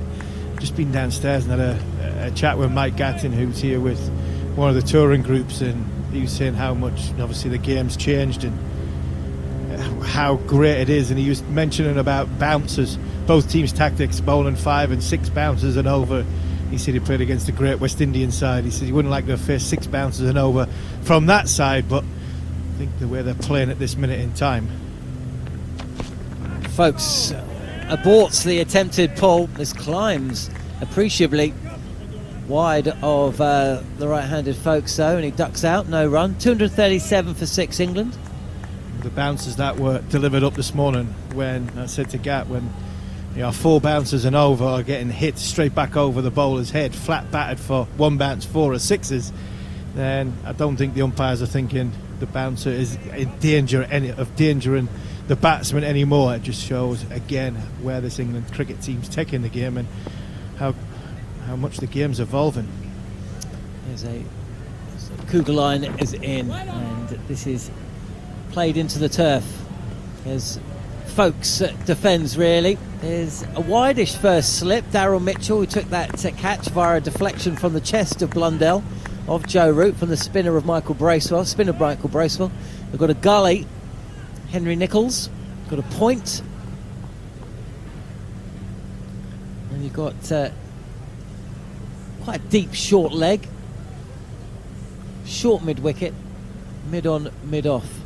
There's also long leg and deep square leg as Kugelheim is in. Folks defends. See, this is the thing though, England now find themselves in a bit of a quandary, and you wonder the whole Bazball ethos to things, always take the positive approach, but they don't want to be bowled out in the next hour. They set New Zealand a total of 300, and New Zealand get a good hour and a half, 2 hours batting in the sun. They could whittle off 70, 80 runs before they then have to tackle the tricky part of batting. So it'd be interesting to see how England go about things. I think we know how Folks is going to go about things. To be honest with you, I think we know how Stokes will too. Kugelheim forward is Folks. This is Fuller, and it just played to deep square for a single. So Stokes will face a final ball. What odds a short one? Yeah, short ball probably is coming, and that's why I said a couple of seconds ago about England wanting another 50 or 60 runs just to make sure that got that nice cushion of 300 plus, and then they can probably kick on there. And that's why that wicket right at the close of the tea break was a massive wicket for New Zealand. It was a huge wicket. Joe Root comes out here after and gives you a little bit of a run around. England go beyond 300 with Stokes to come with the tail, and all of a sudden it's a different contest. Now 250. 2 slips in place as well as Stokes plays away from body, but in complete command of the shot. No run though. That's the end of the over. It's exactly how New Zealand would have wanted these last couple of overs to go. A wicket, and it was the 10-20 minutes before the wicket of Joe Root that they might just look at and think, what, if we could just apply a little bit more pressure, just dry up the runs a little bit more, then then things happen. And that's exactly what kind of happened after the dismissal of Brook. England, by promoting Ben Folks up the order, they didn't go into their shell, but they just Folks played his natural game. Just meant that the runs weren't scoring. Suddenly the field could come in a little bit. And then that little bit of fortune, because there was a bit of fortune associated with the shot. The ball could have gone anywhere. It deflected. It came off the toe of the bat, hit the keeper, deflected straight to first slip. Bracewell's going to get another over. This is, again, just angling down the leg side. 3 fielders in front of square on the leg side. And he's picked out one of them, but New Zealand, for the first time today, just seem to have a little bit of control. This is full, and again, folks trying to play this towards mid-wicket, but somehow I think either gets an inside edge or misses the ball completely, and it travels fine of the wicket, and he comes back for a third. Umpire has signalled runs. Yeah, runs. He got a little tickle on that, and there has been a leg slipping quite a bit. There's either been a leg slipping or a short leg, and no leg slipping. Then it's gone literally straight to where Tim Southey has been standing himself for the brief time that Michael Bracewell has been bowling. Round the wicket to Stokes now is Bracewell. Mitchell is up at first slip. This is straighter, middle and off, full, and bunted really by Stokes. No run. So you saw Mike Gatting? Yeah, Mike Gatting is down. Well? He's well. He's very well. It's tea time. He's always well at tea time. Is Gat. He's having a great time with his touring party, his touring group. So he's fired in a little faster, flatter from Bracewell. No run from Stokes. Brilliant man to talk cricket to. We've got an abundance of stories. Played the game in a good era, in the right era. His tent is just literally just underneath where we are. Bracewell again on off stump line, defended from Stokes. Quite a couple of former cricketers from that era here. I've seen Gladstone Small from a distance, so glad he's here. He normally has his touring group, the Black Opal touring group, that they come out here. They come out on England tours quite regular, along with the likes of the Barmy Army and other touring groups. Well supported this England cricket team. Bracewell's just pushed Wagner back from mid on to long on. Stokes is forward and pushes this back to Bracewell. He's bowled 5 overs now, 1 maiden, 1 for 15. You can always get in contact with us, of course, via TalkSport 2 or cricket_ TS. Get your silent shout outs to us. We've had plenty of them over the last couple of days. If you're up throughout the night listening to TalkSport 2's cricket coverage and your other half is asleep, well, we'll give them a silent shout out. We've had plenty of silent shout outs. We probably have more silent shout outs to sleeping pets than we have sleeping partners. Do you have any pets? You've got chickens? I've got 6 chickens, 2 greyhounds. Used to have a cat, but she disappeared. Cougar defended again by folks. I'm not sure why that made me laugh. No, I'm not sure where she disappeared to either, with 2 greyhounds and 6 chickens. But no, chickens, you've seen them, John. They lay a mean egg, and enjoyable mean egg. And tell you what, father-in-law has the greyhounds going. There's something I've just realised actually that connects you and your cricket collective partner Neil Manthorpe. Chickens? Nope. Well, no. Bacon sarnies. Bacon sarnies, yeah. You made me a lovely bacon and egg bap. When I yes. stayed at yours. I remember that, yeah. And the yolk off a fresh chicken's egg is like, it just sticks to your fingers. It takes forever to wash off. Beautiful, tasty.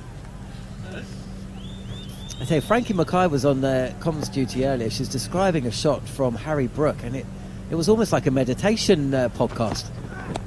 Short and pulled from folks, who moves to 10.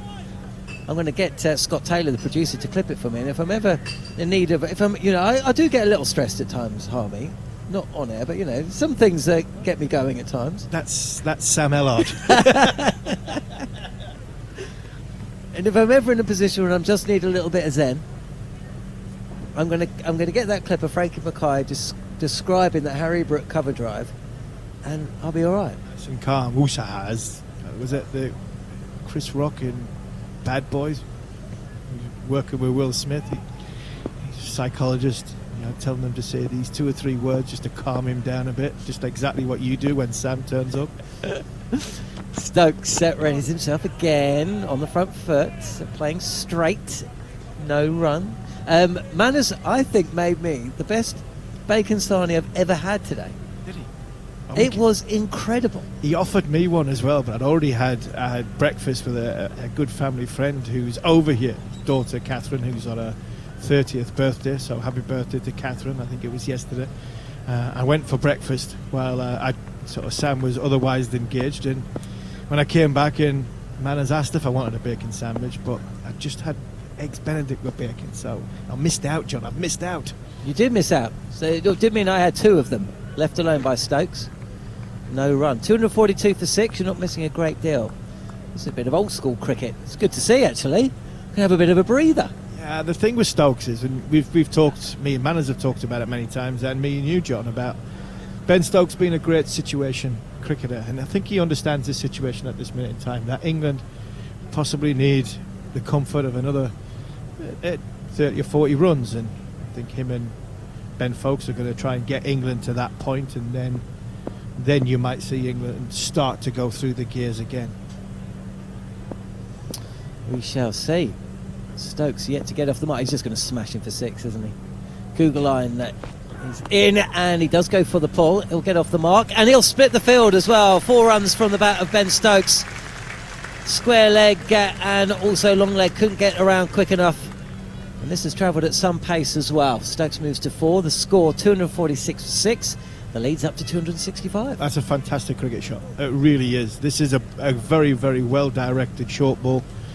Stokes standing, if he was in a standing position, it would have been in and around the grill, the badge on his helmet. Good short ball by Kugelheim, and the England captain got on top of his toes and rode the bounce, got his hands, rolled it over the top, got the ball onto the ground very, very quickly and raced away for 4. It was a fantastic cricket shot by the England captain. Kugelheim, what's he got next as he is in, and Stokes advances down the track, and he's going to pick up 4 more. Just directs the ball comfortably past that backward point, and he moves from 0 to 8 in 2 deliveries. 269 now the lead, and the 250 up. 250 for 6. We've had some people getting in contact. Gemini Cat 7 says, good morning, it's time for a cup of tea whilst listening to the cricket at cricket_TS. You're absolutely right. I've got a cup of tea right in front of me. I'll take a picture. I'll send it to you. Andy Smudger Smith. Every football team's got a smudger. Have you ever had a smudger at Newcastle? You must have had a smudger. Yeah, Alan Smudger Smith. Alan there you Smith. go. Yeah, Leeds, we had one. Leeds, Manchester United. Great lad, Alan Smith. We had a smudger Smith at Fulham. I'm sure every club has had a smudger. Alan Smudger Smith, Fulham, was that manager? Did he manage Fulham? No, he managed Crystal Palace, that one, but he's a Fulham fan. He grew up in Fulham. Massive cricket fan. Oh, he was an huge. cricket agent as well. He was, with Alex Stewart. Alex Stewart, yeah. I was reading an article in the Cricketer magazine about him, actually. Bracewell is in, defended by folks. Yeah, he's a good lad, isn't he, Alan Smith? Very good. He's often spotted at the Oval. He's toured the world watching cricket. Toured a lot during my time, and yeah. Obviously very close to Gareth Southgate, another cricket fan. Yes, absolutely. He was mentioned in that, and of course the Palace connection, as folks is forward again. Palace connection between Gareth Southgate and Alan Smith. Yeah, he would have been his captain. Southgate would have been Alan Smith's captain. Also, Alan Smith would have probably brought him into Crystal Palace as a young man. Righty, he could play a bit of cricket. He loved a bit of cricket. Flatter and faster, defended by folks. No run. 250 for 6. He's always had a great suntan, did Alan Smith. Crocodile skin, sit there all day, top off, shorts out, little sort of skinny shorts on, sit there for 6.5 hours. Loved his cricket, loved watching it. A great man, and if he's listening or somebody's listening, pass on our best wishes because he's a top man. Bracewell again. There's plenty of revolution put upon the ball. Daniel McHardy was saying he loves the fact that Bracewell gives it a rip. He's not one just to try and tie up and he wants to try and extract some movement, some turn, and get anything he can out of the pitch. Just the run there. Well, anyway, Andy Smudger Smith says, hi, can you say wake up Kai to my son Kai, who has to clean my car this morning. It's a bit early to get up to clean the car. Down the track is Stokes. Pushes it to mid-off for a single. Loving the chat. I'm doing the gardening in... Would you know where Yanchep is? Yanchep? If he's doing it now, it's not in England. No. I've never heard of Yanchep. Time difference where they could be. Daniel McHardy, do you know where? It sounds like it's in Asia, but it isn't. Now,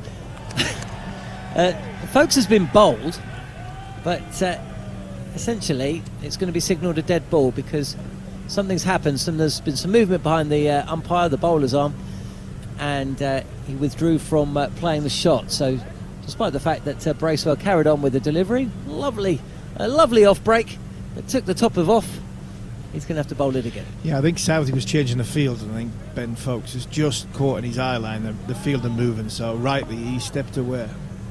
Bracewell tried again, flatter, and helped around the corner by Folkes, but no run.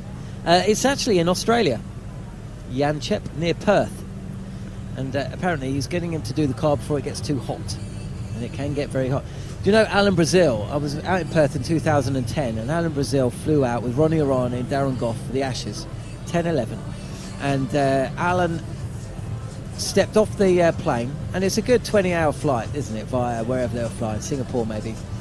Stepped off the plane and went straight to the hotel pool, sat in the sun for 7 hours, and then got sunstroke. Yeah, I've been on a golfing trip, Sir Willie Robson's golfing trip, where Alan Brazil not played golf, sat in the sun for a large proportion of the day, just drinking his gin and tonics and white wine. And yeah, when you came back from playing golf, his face was a lot redder than he was before we played golf. It didn't stop him from the lubrication of the gin and tonics or the white wine. Kugelheim, it was about to come round the wicket, but the camera's on those four little wheels. Look at it, it's almost like a little Disney character at the far end. It's been travelling across from long on to long off. Midway point of the bowler running through. Ben Stokes has seen it, he's aborted. Everybody turns round to look at the camera, and it's almost been caught. Yeah. And it's like backpedalled back.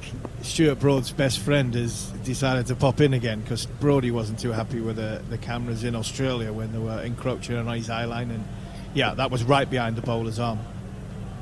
Kugelheim is in, and there's a run from the bat of Ben Stokes, played out to point. Is that the Ashes that Darren Gough, Ronnie Arani and Alan Brazil went over on an all expenses TalkSport trip to soak in the Ashes and see how fantastically well that Sir Andrew Strauss's team was going to give our England supporters great hope that we could win on Australia for the first time in a number of years? And we didn't see a ball bowled, did they, Alan Brazil? Well, they didn't. Nor did Goughy. At least Goughy turned up. Goughy was in the bar. His youngest son watched every single delivery of England's only defeat of the tour. And then told Alan Brazil exactly what happened. Well, I tell you what, you're absolutely right. There's so many stories from that tour. Which ones can I actually tell you? Shall I tell you the one about the Pirates' chest? As Kugelheim is in. This is got his line wrong. I was fortunate to get away with that. Blundell fields down the leg side. The bit I find funny and amusing is that when you said Alan Brazil was in the air for 20 hours and he walked off the plane. He didn't walk for the rest of the week. Honestly, Ronnie Arani, after a day or two, he was like, "Oh, Al, what's wrong with you?" And Al was like, "Oh, my head, feel nauseous, can't eat, can't drink." And then Ronnie's like, "Al, you've got sunstroke." Kugelheim again. Just for a second, folks thought about the hook shot, but decides against it. Good ball, good bouncer, good aggression by Kugelheim. He's got that perfectly well. He's been told by Blundell that's one for the over, but good aggression into the short ball. Well directed on Ben Folkes' left ear, thinking about playing it, and he's just pulled out. And it's a good job he pulled out, because if he did have a go at it, he probably wouldn't have been in any control whatsoever. Do you know about the Pirates' chest? No. Kugelheim ready. I'll tell you off this ball. I've only got 3 deliveries because Daniel McHardy is about to come in forward, and defending is Folkes. So essentially there was a kind of a rule in place that Alan wasn't allowed to have one of his special coffees before 8 a.m. But 8 a.m. UK time or 8 a.m. Australia time? 8 a.m. UK time. Now, the breakfast show was 2 p.m. to 6 p.m. Perth time. So myself and the OB, head of OBs at the time, outside broadcast, good friend of mine, Matt Smith, we got everything ready. We had a room inside a hotel. The hotel where the England team was staying, actually. And our big boss was with us as well. Ozzy, loves his cricket. So he was out there as well, obviously to oversee things. And so we've got all the studio set up, tables ready, all the printer is... Kugelheim is in again, and this will whistle away to the boundary for 4. Gets his line wrong again, does Kugelheim. Not sure if there's any bat on that. Yes, there was. Folks got a little tickle. He moves to 15. The score 257 for 6. And the lead now 276. So anyway, we've got the whole setup. A bit like we've got here. You know, you've got the broadcasting equipment, you've got the microphones, the headsets, you've got a screen, blah-de-blah-de-blah. And then Alan pitches up, him and Ronnie carrying what can only be described as a pirate's chest. Can you imagine what was in the pirate's chest? I don't think it would be a very small pirate's chest. Well, it wasn't, and it wasn't full of gold coins and treasure, was it? No, it was the biggest bottle of Drambuie I've ever seen in my life. Last ball of the over. Kugelheim, another short delivery. It's crouching tiger. Ben Folkes, wide called. And now, do you know what? I think there's been a couple of occasions that wide could have been called today and hasn't.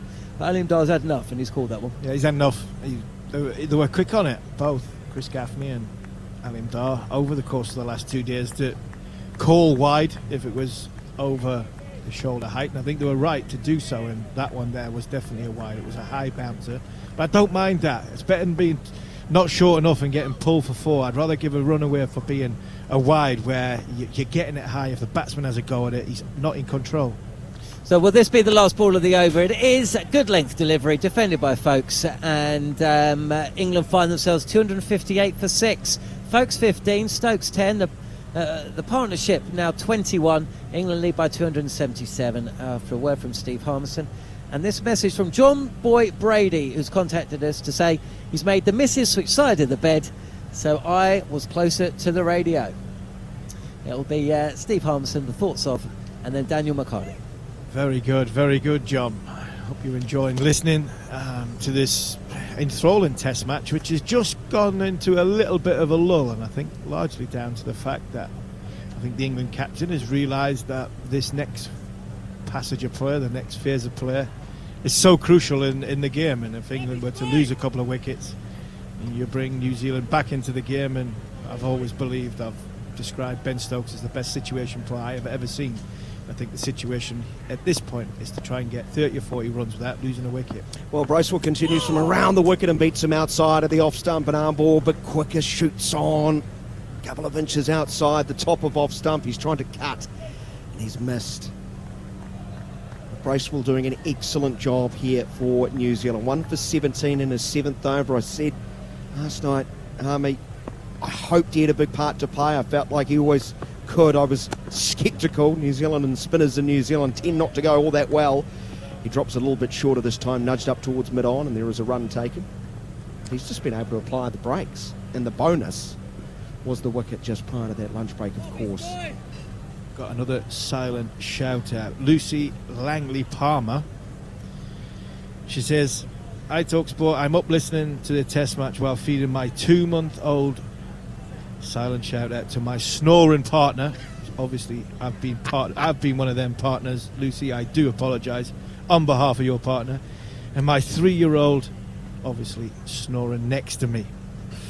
Yep, I can. Partner didn't get a name. The partner didn't get a name. Yeah, that's Lucy, quite so you telling. have to come back. That's so quite telling. You have to give us his Sunday name and not the name that you're thinking of right now while he's snoring away. Back over the wicket, very quick through the air on off stump as Folkes pushes back to Bracewell. But I know, unfortunately, I'm guilty of that snoring partner. I've had 4 children. I don't think I've changed a nappy. I've moved house 3 times, and I don't even think I've filled a box either. So, message to my wife, who deserves a gold medal. Shorter, spinning back into the right-hander, who stands tall and works it between mid-wicket and mid-on to collect a single and move to 16, folks. 260 for the loss of 6. not only for you've bringing never changed a nappy. No, well, I have. I'm only joking. I But know I'm not- we're only I'm not about really- 4 days into this wonderful relationship. Oh, but me I'm and d- Sam, yeah. I'm not angry. I'm just a little bit disappointed. No, I've took a back seat in the sort of bringing up of my children, as my wife keeps telling me. She does deserve a gold medal, not for bringing up 4 children, but for putting up for me for so long. Racewell, here's a slog sweep attempt, trying to drag it from wide of off stump. He's missed again as Stokes spins away into the gloves of Blundell, takes the bails off quickly, but he's not out of his crease. Now, there's a bit of breaking news coming out, and I was going to read, I've just been passed a bit by John Norman, but I'll wait till the end of the over because Jared can put it a lot better than me. Here is Bracewell once more, goes wider of off stump. Good loop dip, and for a split second Stokes thought about playing the shot, but he withdrew the bat at the last. 260 for the loss of 6 at the end of the Bracewell over. The lead is 279. Jared Kimber. I think the message you were passed, Harmy, was about the David Warner concussion. Is that the one?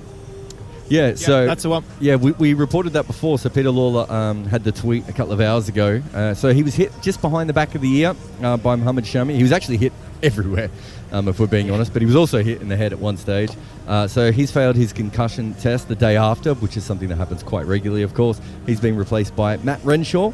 There are many people who thought Matt Renshaw might go before him anyway. Dan, just for you, the most expensive 10-over spells in the history of Test cricket. Currently at number 1 is Neil Wagner at 9.45 runs and over. Yasir Shah is number 2 at 8.85. So he's clearly half a run over more expensive than any other Test bowler has been. So he'd probably want to come back and bowl to Ben Foakes, I reckon, if I was Neil Wagner. Thanks so much for that nugget. I'm not going to tell him he's broken another world record, though, Jared. I'm sure you'll understand. I made a big video on him a couple of years ago, and I've been ignoring him ever since. He gets a bit touchy about some of those things. Yeah, off the park, he is the complete opposite to the bowler we see on the field. He's a raging fire, is Neil Wagner. But yeah, I'm going to park that stat, not mention it to him. Most expensive 10-over spell in Test match cricket history. Neil Wagner, it's yours. He's down at fire leg, just receiving a message and just asked to go a little bit finer because Kugeline's going to start the new over from around the wicket from the Mount Maunganui end as Michael Atherton rejoins the Sunriser chair. And Kugeline will start the short pitch approach around the wicket, and it's pulled away to the aforementioned Wagner. Very well pivoting and rolling the wrists on that stroke, folks. He moves to 17, 261 for the loss of 6. Fast bowlers, strange bunch generally, aren't they? You'll back me up on not wanting to pass that message on. I'm trying to think of those fast bowlers, as you say, whose characters have been completely different when they walk over the line. The white line fever. There was a chap called Andre Nell. Oh yes, who was a little bit like that. In fact, he almost had an alter ego, didn't he, on the field? Did he call himself Gunter or something? And he was ultra aggressive, loved maintaining eye contact. Off the field, lovely guy. Merv Hughes, another. Spit and swear at you every ball and then have a beer with him after play, and you couldn't meet a nicer chap. Here is Kugeline holding the ball chest high as he runs in and unleashes another short delivery, 2 leg side, and just nonchalantly shuffling across the stumps and seeing that go over his right shoulder as Stokes. New Zealand just hanging in there. And I described it out the back with John Bracewell, who's providing analysis for the local radio commentary team. He used to hang in, didn't he? He was a real gritty he was a fiery individual. For a spinner. He certainly was. I described it to him, it's when you're young and you're naive and you go out and you just, I'll have one more, and then it's 3 or 4 of them. You just don't know when to go home. New Zealand's been a bit like that. Here's a pull shot that's very fine. Almost scooped it around the corner and it's travelled over the boundary for 6. Whistles away. The huge smile on Stokes' face tells me everything I need to know about this. It is a mile wide. He goes to 17, joining folks on that. It's 267 for the loss of 6, almost hitting behind the ball. Yeah, it was weird. It was, I think he premeditated a short ball, but then it was a lot fuller than he thought it was going to be. But the applause is because he's now overtaken Brendan McCullum. He's hit more sixes than the coach, who was holding the record. They were both joint top, and he's been waiting to break that record, and he finally has, and he got an applause from McCullum.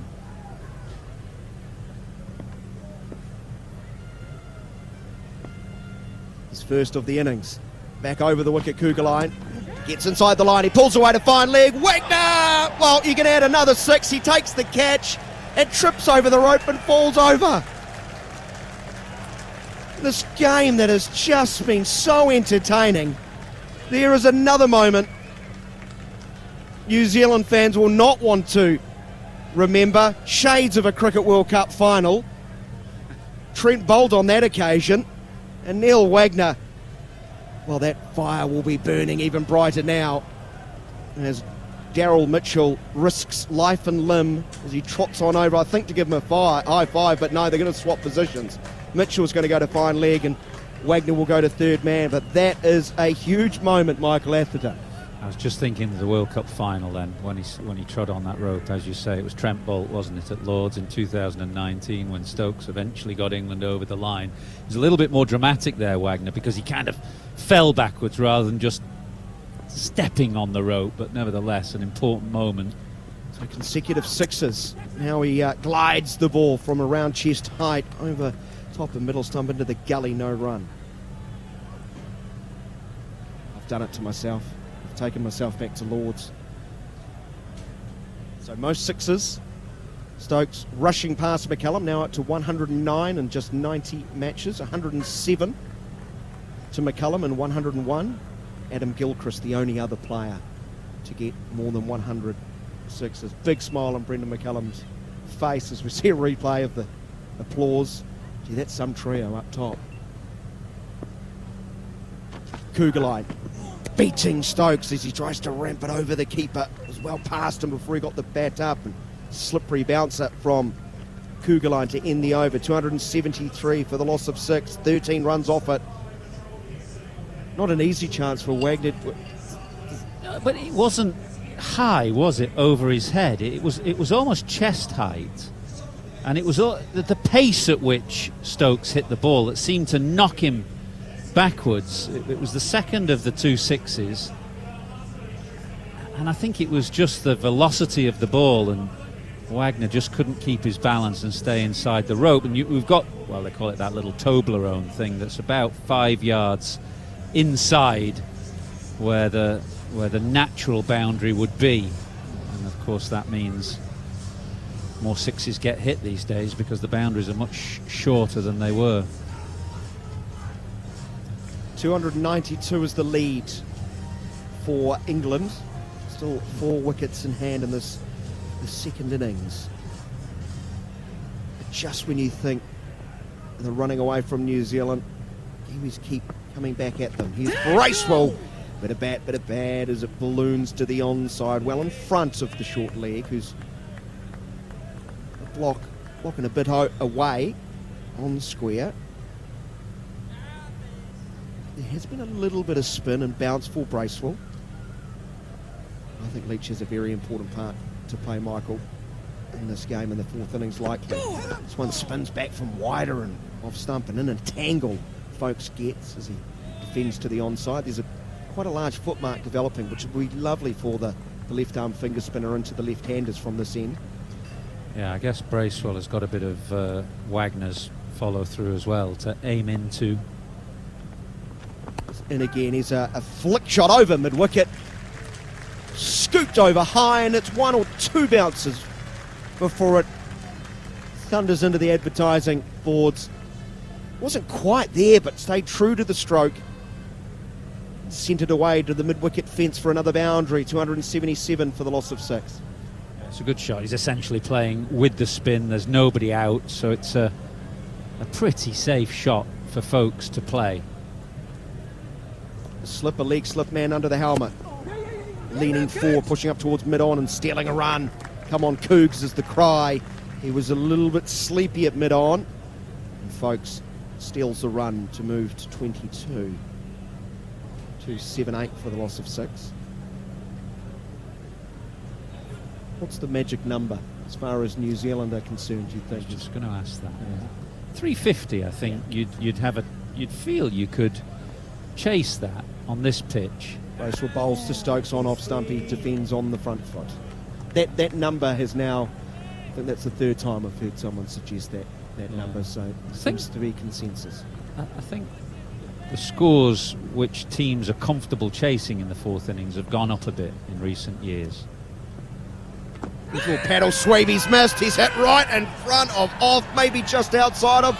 Well, the umpire has said no, umpire Gaffney. It's closer than the LBW shout. That Tickner saw a review. 2 noises though, did we detect that? Well, it was well bowled. It was a bit quicker and flatter from Bracewell, and that's what beat Stokes, who got down on one knee and tried to paddle it fine. But New Zealand may have thought, well, he's bowling round the wicket on the angle. It may have just slipped down the leg side. Maybe it was bottom edge as well, perhaps. Though that frame shot is not helpful to figuring that out. Michael Bracewell was sort of scratching his head. I must admit, he dealt with the not out decision probably better than his uncle would have.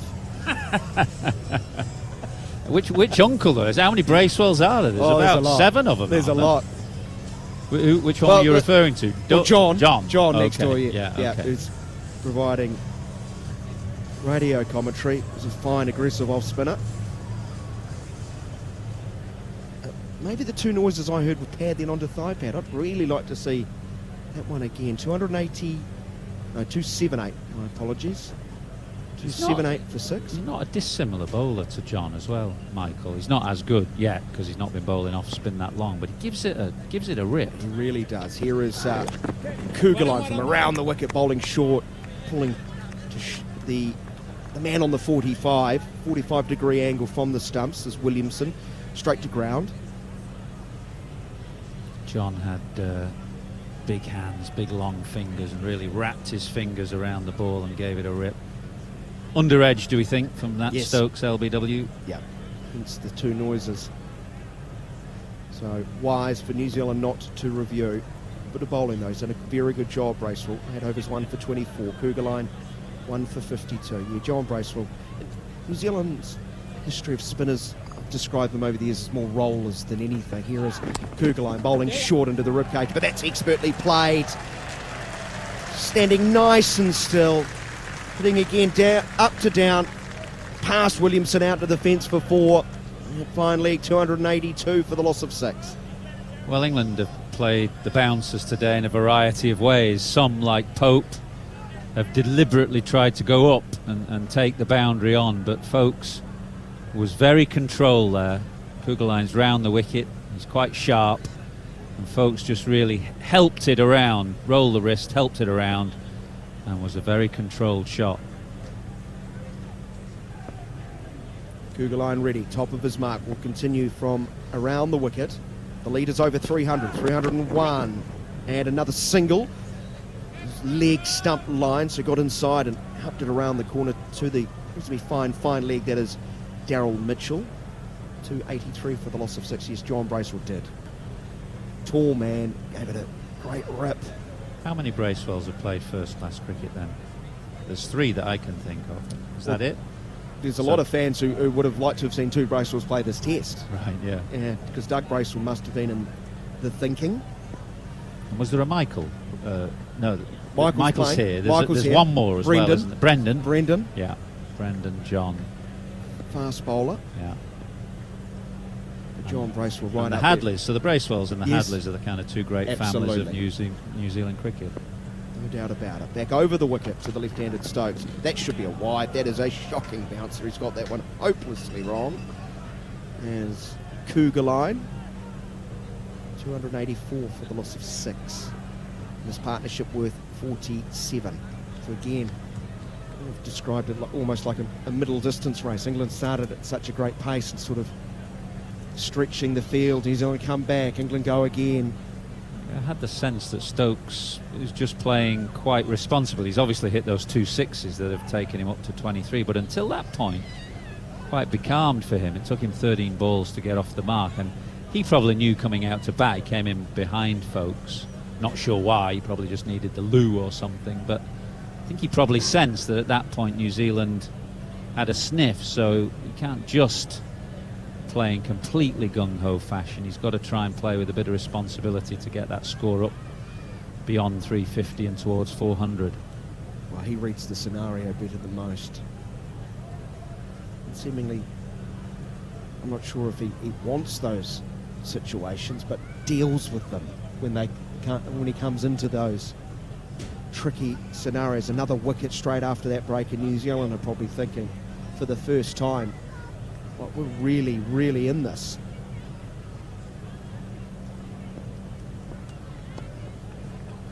But then another partnership has blossomed. 47 off 56. Change of the field. Mitchell goes in at slip. There's a gully. Deep point cover mid-off, mid-on, mid-wicket, and 2 back for the hook.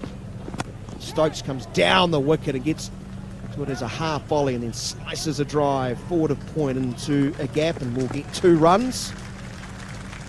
286 for the loss of 6, and he's just starting to free up now.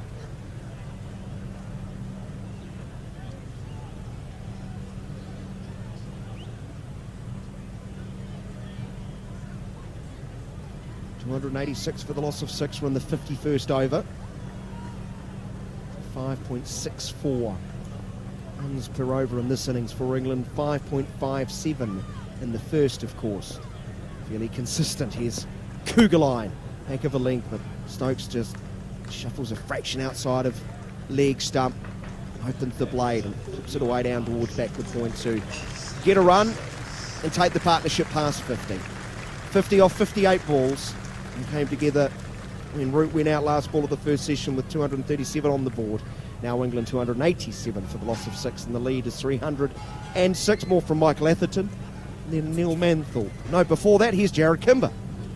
Yeah, just on the Bracewells. So Doug Bracewell played 27 tests. Douglas Bracewell, which is a different Bracewell, played 26 first-class games. Brendan Bracewell played 6 tests. John Bracewell played 41 tests. And Mark Bracewell played 1 first-class game. That's all the Bracewells that I have in the system that are related to other Bracewells, and I'm not going to explain how they're all related to each other because I get confused between Dougs and Douglases. Well, there was one Bracewell I forgot about there, Mark. I also forgot there's 1 ball remaining in the over. So that's fitting. Round the wicket to the right-handed folks, who turns the ball to the man on the 45, who is Latham. You weren't completely at fault. Alim Dar miscounted, actually. He called the over, but there were 5 balls only gone, so he had to call everybody back for another one. Ball fielded by Tom Latham, son of Rod Latham. Sons everywhere. Yeah, here's my dad, Neil Manthorpe, joining me. Well, I guess in a country of only 5 million people, that there's going to be lots of relatives, and in fact, it's a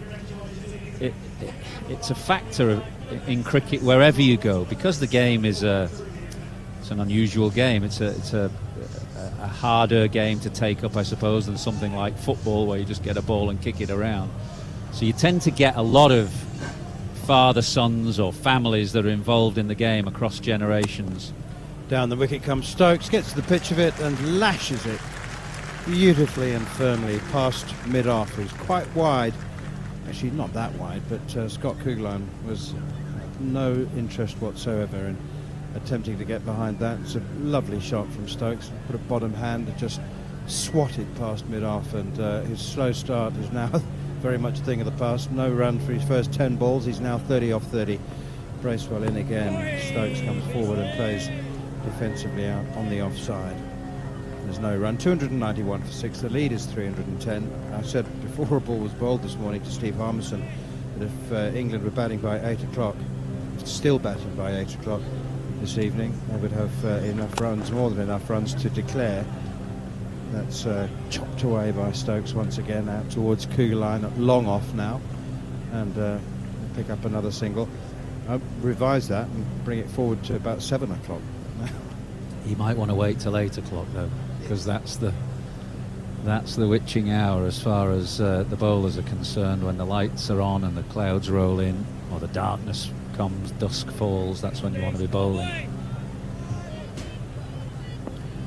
Two men round the corner at leg slip and short leg now, also an orthodox slip, as Folkes clips it away from Bracewell out to short leg, and I think it deflects off Latham's left shin pad back to the bowler. There are various moments in your life where you realise you're getting on a bit, and one for me was when Tom Latham scored 100 in Zimbabwe. That one is flicked away off the pads again by Folkes behind square on the leg side.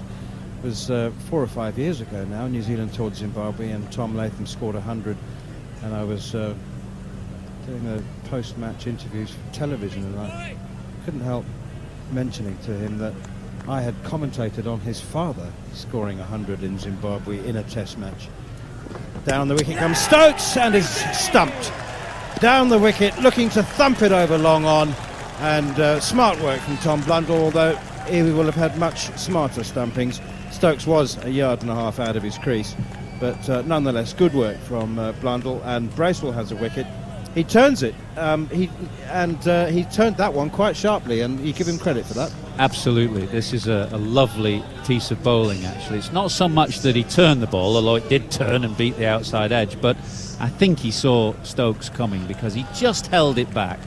It was bowled slightly slower with a bit more loop on it, and Stokes advancing down looking to belt it straight for 6, was beaten in the air as much as anything. Then it allowed the ball to spin, and there was a simple stumping for Tom Blundell. Bracewell's he's a bowler who is learning his craft, but what he does do, he spins the ball, he gives it a good rip. I think he's a nice cricketer actually, Michael Bracewell. He's a very exciting batter and gives the ball a real rip. So New Zealand are still in this game. England's 7 down now. The tail to come. That lead is 3-12. You'd say the strength of the New Zealand team is in their batting. It's a very formidable lineup of it, and if they can get in before the lights take effect tonight and get through that new ball, then it's not going to be quite so much a problem if they're batting at 8 o'clock this evening. Ollie Robinson makes his way out to the middle. Lead, as you say, is 312. Just to finish off that story, so Tom Latham opened the batting on that occasion and made a very good 100. And when I said to him that I had commentated on his father Rod scoring 100 in Bulawayo, which is where Tom scored his as well, his immediate response was, "I bet that was a thriller minute." and I must confess that the Rod 100 was a bit of a grind, perhaps the most pedestrian I've ever seen. But he was thrilled. He was just so overwhelmed by scoring a Test 100, and I just remember him. I wasn't doing television then, but I remember him saying, "I've played in Ranfurly Shield finals, and I've played in some big games, but this is the greatest moment of my life, and a Test 100. There's nothing better than." He got it in singles. Well, that maybe we'll touch on that kind of father-sons or family link. There's an amazing statistic. 10% of all England cricketers have had a relative who've played first-class cricket. That's incredible. Amazing. What is more incredible is the research that must have gone into that. Here's Kugelheim round the wicket to Ben Folkes, down the leg side, no run. Well, it's not my research, I hasten to add. I remember seeing it in a book by Shield Berry, who wrote an excellent book called Cricket, the Game of Life, and he'd done the stats, and I think it was 10% of all England cricketers had a relative who played first-class cricket. Yeah, amazing. Is that the same in South Africa? I mean, obviously the Pollocks are the great family there. Yeah, it was a very exclusive club, obviously pre-1970. Here's Kugelheim once more around the wicket and pitches it up. It's a rare over-pitch delivery from Kugelheim, and Ben Folkes delights in dispatching it to deep mid-wicket or wide long on for 4. Hasn't pitched up many, Kugelheim. He's tested out the middle of the pitch mostly, but this floated up. It was very juicy leg stump half volley. Folkes has got a job to do just to steer the tail, as his opposite number Blundell did yesterday, and try and make sure England get up 360, 370 thereabouts if they can. Here's Kugelheim from the Mount Maunganui end, and it's short and pulled very nicely and efficiently by Ben Folkes out towards one of two long legs, the squarer of the two, and it's only a single. Do you think Ben Folkes sometimes feels like the designated driver? A group of guys going out for a few beers. That's a very good analogy. I suspect he does. I mean, he's not got the flair and the big hitting potential of some of the others, but he's a nice player. You know, you shouldn't underestimate him. But as you say, he's bats at a slightly different tempo to some of the others. What is to be admired, amongst many things to be admired in this New England regime, is that people are allowed to be themselves. You know, you don't all have to be the same, and he's, I think, encouraged to be himself. And that's short and wide and chopped away by Robinson. A little bit of bottom edge to that, didn't time it, but it will be a single out into the covers. Do you know what I mean? It's like you're playing a golf 4-ball with three big hitters, and the fourth guy was always trying to keep up with them and hit a long ball with the driver. And I just think that Folkes is very happy in his own skin and his own role. And as you say, he's more than capable of scoring at a runner ball, if not more. But that wasn't his job in this particular situation. Came in ahead of Ben Stokes. We'll have to find out why that happened. I still don't know why. Here's Kugelheim again. Short, pull shot again from Folkes. Doesn't time it. No run. I reckon he just needed the loo, actually. Harmy said exactly the same thing on air. He said, I think he's probably on a toilet break. I played with a cricketer for many years, one of my best mates at Lancashire, Neil Fairbrother. Used to get so nervous before going into bat. He always needed the loo. The number of occasions that he got caught on the loo as a wicket fell, and some poor bloke behind him had to go walking out to bat. But I don't think Stokes suffers from the same kind of nerves. You put the guy behind you on watch, don't you? I'm going to the loo. You're on watch for the next 2 overs, or until you see me again. Right, what happened there? Ben Folkes, well, Folkes has been hit, yeah. There was a short ball. He went to pull it. I don't know whether he went through the shot too quickly, but it's cannoned into his right hand, which, A, is a problem for him, obviously, as a batter now. He's called the physio on, but fingers crossed that it's not serious, because obviously he's England's wicketkeeper as well. But they do have options. Ollie Pope and Ben Duckett could both do the job. Not as well as Folkes, mind. Oh, it's hit him on the forearm, actually. His right forearm, so it's not the hand. There was a delayed reaction as well, wasn't there? Because he didn't seem to... It was one of those ones, perhaps, where the pain kicks in a few seconds after it's hit you. The adrenaline surge, and the umpires have sensibly decided to call the drinks on, and so fourth umpire Chris Brown comes on for drinks with drinks for his colleagues, and the security men will take some up their position. astonishing delays though in cricket. I know that this is now a formal drinks break, but yesterday somebody got hit on the head. I think it was Broad, I can't remember, and there was a stoppage, and I because I'm in the written press box the other side of the ground, I was coming round, and there wasn't a ball bowled between me leaving the written press box to getting into the radio press box. All the way around the ground, not a ball bowled. Well, there was a stoppage for Broad being hit on the head. I mean, on a serious point, it drives the spectators bonkers. Because we had 77 overs on the first day. They play good money. They rarely get to see a full day's play. The pace of play is so slow at times. I know that there's concussion protocols and all that, but umpires could quicken up the pace of play, without a doubt. Well, Ollie Pope and Stuart Broad were both hit on the helmet, and there was a concussion protocol, and both stoppages were in the region of, or just over 10 minutes. And a lot of that time was reconstructing a replacement helmet. Well, surely you need one of those ready to go. Yeah, and it is deeply frustrating for people who pay good money. I mean, the tickets are quite cheap here, certainly by England standards. I think you can get in for about 15 quid here in Tauranga, which is great value for a day's cricket. But at Lord's, for the Ashes this year, they'll be paying 190 quid a pop, and you want to see your 90 overs for that, for sure. Okay, let's just. I want to ask you about the first half an hour's play this morning. But while the players are having drinks, I'll just recap what's happened. New Zealand resumed this morning on. England resumed this morning on 78 for 2, and they've gone on to 299 for 7.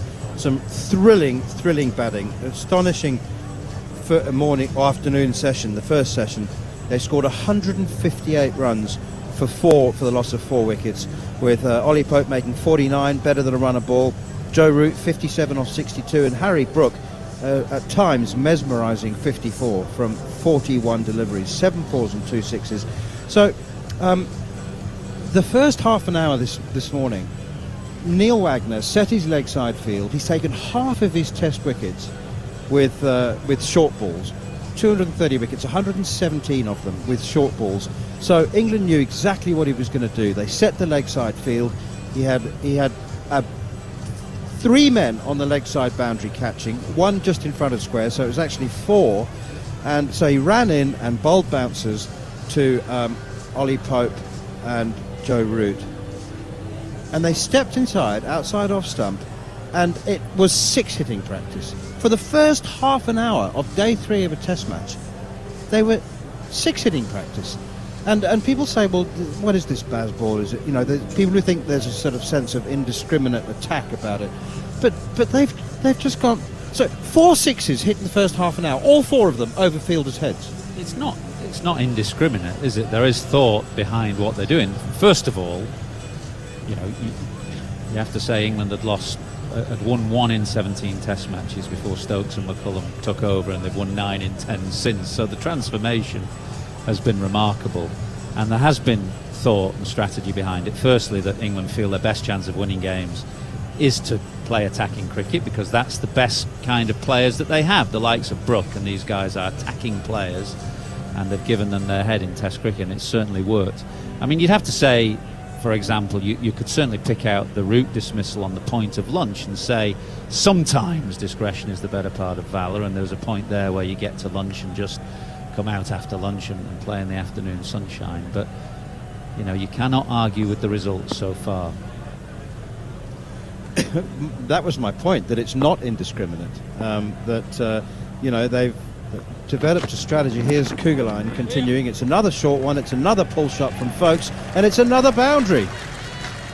Nicely played from Ben Folkes, a little bottom edge, I think, onto down into the ground, past the keeper's left glove and down to the boundary for 4. So, yeah, it's just not the way that Test cricket has been played for many, many years.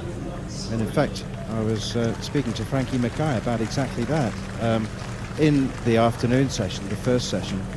And Michael Atherton has made way, and Frankie Mackay is back again. So we won't go over the same subject. We'll concentrate on the moment. We'll stay in the moment, which is another cornerstone philosophy of Ben Stokes and Brendan McCullum.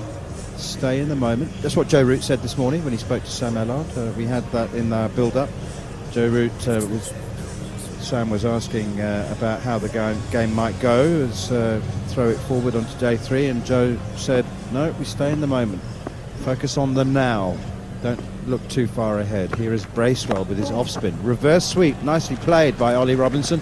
Really nicely played. That's beautifully timed. He's got 4 for it as well. And he played the shot for all the right reasons, because there weren't any fielders there. That's the whole point about the reverse sweep, is to hit it where there aren't any fielders. Welcome to our listeners on Talk Sport. England have maintained their galloping pace, a fraction under 6 runs and over in this innings. In the afternoon session, from 2 o'clock to 4 o'clock, day-night test match, remember, they scored at 8 and over. 158 for the loss of 4 wickets in the first session. They're now 307 for 7, as Robinson plays another reverse sweep as successfully. Well, New Zealand didn't change the field, and Ollie Robinson has played the same shot with not quite as much success. They come back for the 3rd run. It didn't quite reach the boundary, but England's lead now is an imposing 329, which is 5 runs more than New Zealand's highest ever successful 4th innings run chase anywhere. But then, records are there to be broken, Frankie. Well, that's exactly it, isn't it? Someone's got to be the team to do it. Here is Bracewell once again, and that's clipped wide to Kugelheim at mid-on, and they go through for a single. I will admit to being a little perplexed by the tactics by England, however. I think they've got themselves into a little bit of an awkward spot. If they are to be bowled out reasonably briskly, there's still a lot of time left in the day, and it's not that time of starting to bowl with your new ball under lights. It's still a bright blue sky. The sun is still out, so it's not prime bowling time. Bracewell in once again, and defended by Ollie Robinson, who's 8 off 4 balls. Yeah, I mean, they're certainly going to get to bowl at 8 o'clock, which is what Ollie Robinson said that they wanted to do in his interviews yesterday evening, and Joe Root said again this morning they wanted to bowl this evening under lights. Punched away off the back foot up towards mid-on, straight to the fielder, no run. 311 for 7. I want to ask you about Michael Bracewell, because he's a fellow off-spinner, and he hasn't been doing it for very long. There's a big appeal for leg before wicket, a very confident one. Bracewell's absolutely convinced, and Tom Blundell, the keeper, is up as well. He's still got his arms aloft, and they've reviewed it. That didn't take long at all. There was not much of a discussion. I think the keeper and the bowler were in vigorous agreement about that, and I'm not even sure that Tim Southey got involved in the discussion. I think the keeper and the bowler said, "Skipper, take the review." That's what you want, isn't it, as a captain? You don't want people saying, maybe this, maybe that, maybe hit in line, maybe it's full enough. You just want 2 people saying it's out, review it. Oh, I tell you what, the only question is, does it turn too much? If there's bat involved with ultra. First thing they'll look at is to see if there is just a little flick of the inside edge on the way past. It has actually turned sharply. You'll just be whether it has just feathered the inside edge. Coming up shortly. If it hasn't, I think it's turned too much. Which leads beautifully into the subject I wanted to talk to you about. Flat line before it. There's a spike as it's Bracewell, going past the the bat. Chris, so we've got bat involved, so are we staying with your original decision of not out? You called it, Frankie. Yep. Keeper and bowler didn't hear the edge. But he's only really seriously been plying this trade for 2 years, I'm told. But the point is that you can talk about all the guile and skill and tactics and nuance of bowling off spin, but if you start on the premise that you can give it a really good rip and turn it, and that's what makes him such an exciting bowler. Well, if you ever get the chance, look at the hands of Michael Bracewell. I've never seen a bigger pair of hands. Really? When he holds a cricket ball, it feels like it almost disappears. That's why he catches everything that comes his way as well. So that's a good starting point, to have a good, strong set of hands to be able to give the ball a rip. But I think what I've really liked about Michael Bracewell in his career is he's bowled off spin for a while, and he's bowled some part-time overs at the domestic level, and it's only recently that he has started taking it more and more seriously, and that actually came about through white ball cricket. It was just in a way to try and balance his domestic side. Him getting through 4 overs in a T20 meant they could pick another batter. All of a sudden he started getting some results from it, started bowling more in one-day cricket at the domestic level, started getting results there. All of a sudden started whacking it everywhere with the bat, found himself making New Zealand side in the white ball formats as a genuine all-rounder, and especially with subcontinent World Cups coming up, there's an eye to the future. And then all of a sudden, because of the promise with the ball, finds himself in the test squad. Right, Tim Southey's back into the attack, and first delivery is driven up towards mid-off. No run, 311 for 7. The lead is 330. But what he's done so well is he's just made every post a winner. He's come in as he's 30 years old, he's got a young family, he's got a sensible head on his shoulders, he's played a lot of domestic cricket. He actually knew his game really well. So you're getting a guy coming into the test level who's almost ready to be successful. Southey again, forward comes folks, playing defensively. He remains 38, 311 for 7. So there's been lots of learning that's happened for him, obviously. He's a bit of a sponge. He loves to get better, he loves talking cricket. and he's just a lovely guy to have around. So I think when you put those three facets together and some genuine natural aptitude for what he's doing, he becomes such a good fit in this New Zealand side, especially in New Zealand conditions. You probably want your spinner to be able to hold a bat, and then Michael Bracewell can do it better than that. Southey again, driven by folks out to cover, and there's no run. There's also a number of people, I don't know Michael Bracewell, I haven't met him or had any interaction with him, but a number of people have told me that he's also gold medalist in the human being category as well. Yeah, he is. He's a very gentle, softly spoken, kind soul. He can get a bit fired up when he needs to as well. He can give a stern word or two if he has to, but very kind human. Southey again, folks, drives, does take the single as a tumbling Blair Tickner fields at mid-off, and folks moves up to 39. 59 balls, 5 fours. His strike rate is 66. Everybody else is 100 and beyond. But that doesn't matter. It doesn't faze Ben, folks. He's got a job to do here. Michael Bracewell's the kind of guy that you interview him at the end of a day's play and he says thank you to you. That's how kind he is. Here's Southey, and that's clipped away nicely by Robinson, who's a worthy number 8. He's coming in at number 9, obviously, ahead of because of Stuart Broad's Nighthawk appearance last night, but he's more than handy. That, I can safely say, has never happened to me in 30-odd years. Done a few interviews in my time, never been thanked for one. Perhaps I'm not good enough. But this England interesting situation now.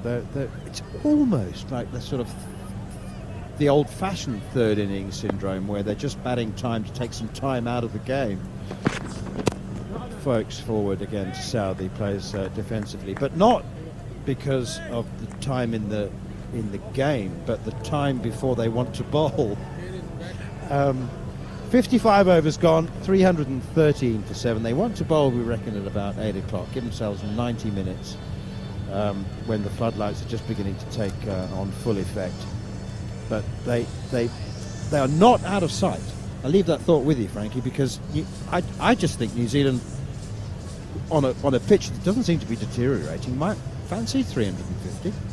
I think they will absolutely fancy 350, and I think that's the interesting place that England have got themselves into. They've batted so quickly throughout, but almost now they are in a position where they're just needing to kill a little bit of time out of the game. U's and R's around the bat. New Zealand's still in this. Forward in defences at Robinson. This is not the innings we saw in the first innings. And this is the thing people forget, I think, with Bazball, is that it's not all about bludgeoning. There's periods of play when you need to bat properly. Quotation marks. Flatter pulled, and that was there to be hit, really. Too short from Bracewell. No real foot movement for Robinson, but he had all the time in the world to help that round the corner and away for a 4. Lead now, 336 for England.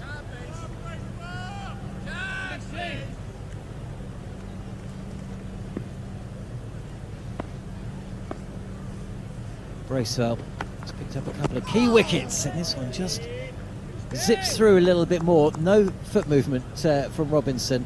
I'm not sure if he's 100% fit, you know.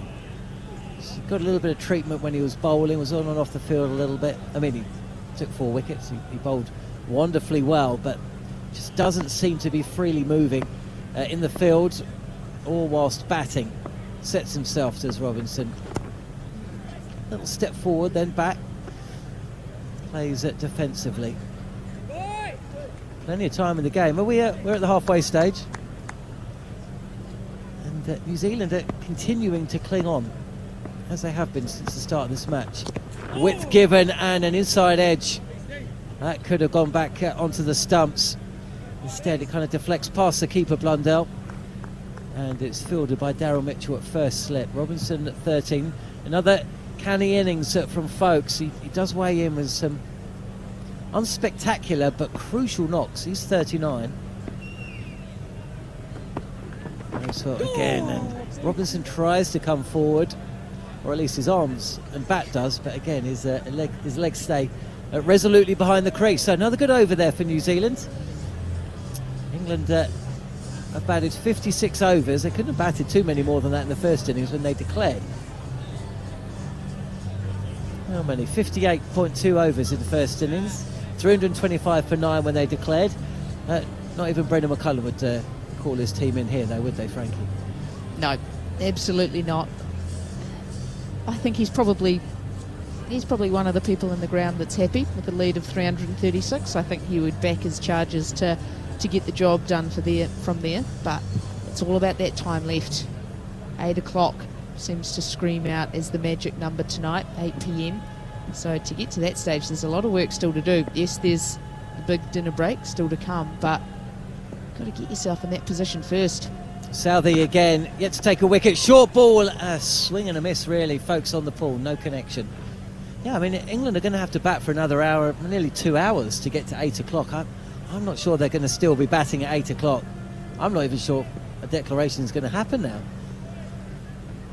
I think that, one recognised batter at the crease in Ben Foakes. Ollie Robinson at the other end. I think I've really struggled to see England being bowled out today, but forward and defending to cover Foakes. I came here today, the conditions almost perfect, the pitch flat. I mean, you never know. The first session I thought, well, if it could have an inspired spell, but when the sixers were raining into the grassy banks early on, I thought it's going to be really difficult. And to be honest with you, I kind of expected New Zealand to go defensive at some point as well. To their credit, they haven't done that. There's runs here, certainly one, and he'll stay at one. There's smart fielding at cover points. Throw back to the stumps, and it's 1 run to the score. 318 for 7. I think at times the short ball plan is actually the defensive plan. It's a way to cut down, normally, the areas of scoring. You can block up the leg side, stack all your fielders. Normally you have a lot of players who are just prepared to duck and sway and take the odd one on the body when necessary to try and eliminate risk. But in going to that short ball plan, England just took it on. Just really took on the challenge. Certainly did. Fuller driven to mid-on. I mean, look at those bowling figures. It's a bit of a strange question, I suppose, but who's got the better bowling figures? Tim Southey, 13 overs, 0 for 44, or Neil Wagner, 11 overs, he went at 10 and over, but he did pick up 2 wickets. Yeah, he did, didn't he? And those 2 wickets are important. The only thing at the moment that's curbing the scoring rate is the fact that England is 7 down. So a lot of punishment early to Southey again, and Gainley again from Robinson. It's almost like the ball stuck in the pitch just a fraction, and it was a quarter shot from Robinson. It was a quarter of the way to a pull shot, and then he just aborted and flat batted it to mid-on. Strange shot. 318 for 7. So he could have had none for 50, say, in those 11 overs, and you take 50 runs off the target, it puts it back down to 280 odd. 1 ball left of the over, and it'll be a dot ball to finish it. Tim Southey's 14 overs have gone for 44 runs, as Robinson is again defensive. Frankie, I'm not sure if this has been asked of you, so apologies if it has, but do you know what a Toblerone is? Do you get Toblerone in New Zealand, right? You Gosh, do, yeah. So you know what a Toblerone is within cricket parlance? Yes. Well, John Traynor has tweeted us at cricket_TS. Hello, says John. I heard you mention the Toblerone. When Neil Wagner, of course, he caught Ben Stokes just down by the boundary at fine leg and overstepped. Well, he didn't overstep, actually, just fell onto the ball, onto the Toblerone. Anyway, I heard you mention that Toblerone when Neil Wagner missed the boundary catch. As the pic below shows, the correct geometric name is not Toblerone. Do you know what it is? What is it? You could bring this over to Spark when you go over. This bit of gold. Tossed up by Bracewell, played back to the bowler, no run. Triangular prism. Technical term. Wow. Do you want to write that down? I'll take it with me, You could that's say for sure. It's a little gift from TalkSport 2. I'm not sure it's as catchy as the name of a chocolate bar, though. Forwards and played to shortish mid-wicket. No run again, 318 for 7. No, it's not as catchy or as tasty, but it is accurate. We had a message from somebody up in the night in the UK with a 2-month-old baby, as again this is just chopped down into the turf, bounces over short leg, no run. Folks, 40 from 66. Lucy Langley Palmer, who was up throughout the night while her partner was sleeping, she was up with a 2-month-old. Down the track, and this is played beautifully actually along the ground. 1 run to the score, fielded at long on by Scott Kugelheim. 319 for 7. 2 balls left of this. The 12th at Michael Bracewell over. And Lucy Langley Palmer says, in her partner's defence, he was up with the baby from 2 a.m. yesterday. So why didn't he get in contact with us? That's the question. Bracewell as Robinson actually does get forward this time. Maybe it's just taking him a while to get the feet moving. No run though. Lead of 338. Last ball of the over. It's dead batted once again. So that's the end of a little short, sharp spell from me. We're just getting our rotor back where it should be.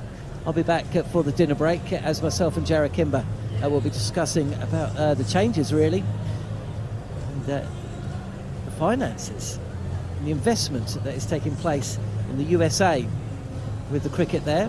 And after a little word from Frankie Mackay, it will be the returning Daniel Mackay. This is like the dream stint for me to pop over. I get to hang out with everyone. I get a little stint with all of you, which is lovely. And just as the cricket's slowed down a touch, there's not a boundary every second ball. It actually means we get to have a little bit of a natter from time to time as well. Very kind of our English friends, Dan McCarty. Gracious tourists, aren't they? Thank you. Gracious indeed. Here is Tim Southey from the Mount Maunganui end, bowling short, and it's pulled away down towards Wagner at fine leg. Run taken. 320 for England for the loss of 7. Remember, they started the day at 79 for the loss of 2, lead by 98 at that stage. They lost Broad for 7, Pope 49, Brook 54, and Root last ball of the first session for 57. And a good partnership between Stokes and folks over 50 before Stokes was stumped by Blundell off the bowling of Bracewell. Since then, 27 run stand for this, the 8th wicket, a frustrating one for New Zealand as Robinson now pulls from outside of off stump through square leg and gets a run himself. He moves to 14, 321, 340. This game of England getting in front, New Zealand kind of pulling them back, England taking another few steps continues. It's a game you can't really take your eyes off. Absolutely not. It's anything but boring, that's for sure. The amount of people that have levelled some criticism at Test match cricket. Oh, this has been excitement galore for 2.5 into the 3rd day so far.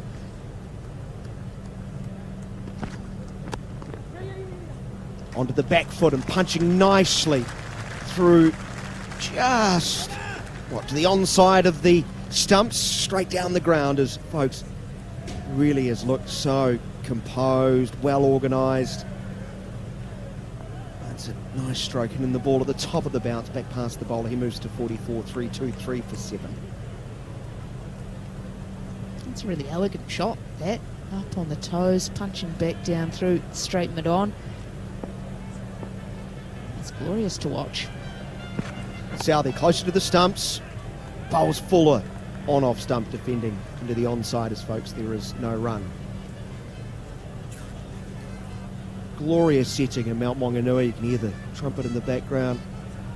The bank is packed. It is heaving. It's a massive humanity. A few Walking Dead still out there though, who've imbibed over 2.5 days. A few wobbly heads. Unsure underfoot. Again, Southey on off stump, folks, defends. No run. Hope they got the sun cream on, Frankie. I was going to say there's a few sunburnt souls out there, that's for sure. The New Zealand sun, to the uninitiated, it's quite unforgiving.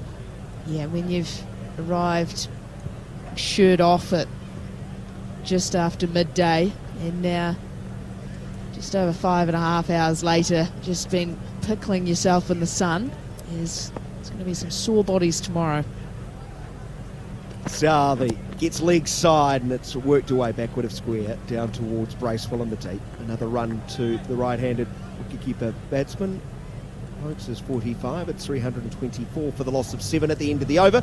343 is the lead. Here's Jared Kimber. The Australia-India test match has started. Of course, Australia made 263 yesterday, and India started batting last night and continued this morning, and they are now 46 for 1 as KL Rahul has been dismissed by Nathan Lyon for 17. He's given out on the field with an LBW. It was a brute of a ball, spinning and bouncing, and it was just clipping the outside of the top of leg stump. So KL Rahul probably a little bit unlucky there, but Australia get there first, and India trailing by 217 with 9 wickets in hand. Excellent stuff. Thank you very much, Jared. We'll have some of that series coming your way at the end of the day's play here in Mount Maunganui. You are listening to TalkSport 2 on DAB Radio, online at talksport.com on your smart speaker or by downloading the TalkSport app. It will be Michael Bracewell to continue. He has 2 for 43. This is his 13th over, and he bowls to Folks, who calmly comes down the wicket, gets to the pitch of the ball on the half volley, and manufactures another run to long on, where Kugelin is positioned. 344 is the lead. 6 away from Frankie's magic number, 350. It was Steve Harmison's magic number. It was Michael Atherton's magic number. Gosh, I'm in good company. I was about to say, did you have a team meeting? I'll take that. Strength in numbers. I'll take that. Either means we're all wrong. Bracewell from over the wicket. Here's a reverse sweep attempt. He's played the shot very well, Robinson, throughout, especially to the off spinner, and he's forced changes of the field, and this one's going to be another boundary to him. Well played. And Robinson, he moves to 18 with his third four. It's 329 for the loss of 7. He'll take out Joe Brook for a bit of practice on that shot, maybe. Might need to. That would be quite an alpha move, wouldn't it? Saunter back into the dressing room and just say, hey, Joe, you want to pop out, hit the nets with me and just give you a few tips. What that is seen as leg slip comes out and goes backward a point to block out that area, and here's a now sweep well outside of off stump through square leg out towards Tickner in the deep. Bracewell's accuracy over the last 3 or 4 overs, Frankie, and you're the off spinner amongst us, just hasn't been there. Is that just due to, in your opinion, being into his 13th over? It's quite a long spell, isn't it? It could be part of it. It's perhaps just that little maybe hint of frustration just creeping in. Drags this one down, turned too short leg by Folks, no run. Because they have batted well, and they've almost taken the majority of the risk out of the way that they've played. So it then means that the bowlers have to start trying something, have to start being a little different. Goes wider of off stump, spins back in towards off, but from the crease line, Folks plays with a straight bat through the vacant mid-on to Kugelin in the deep, 331 for 7. And so when that starts happening, all of a sudden, when you're having to adjust your plans ever so slightly, change your pace up and down a little more drastically, you miss a bit more often too. That's better from Bracewell, full wide of off stump, and Robinson hanging on the back foot. Plays with soft hands as he defends into the onside to end the Bracewell over, who has 2 for 50 off 13. 331 for 7 equates to a lead of exactly 350. The magic number has been reached. Magic number not only in this game but generally in the history of New Zealand Test cricket on these shores. We've got to go back to 1969 to find, Frankie, the highest run chase in the 4th innings of a Test match, when they had 8 ball overs. A while back, the West Indies at Auckland in 1969, 348 for the loss of 5. New Zealand's most successful run chase in the 4th innings was at Lancaster Park. May it rest in peace. What a place. 1994, 324 for the loss of 5 against Pakistan. I think Brian Young and Shane Thompson got hundreds in that. New Zealanders shouldn't be without hope here, though. I think this pitch looks flat, looks even paced, it looks placid, it looks very batter friendly, especially under the big blue sky. So there's still hope there. You would normally say history says 350, you don't chase that, but if you're going to, it's here.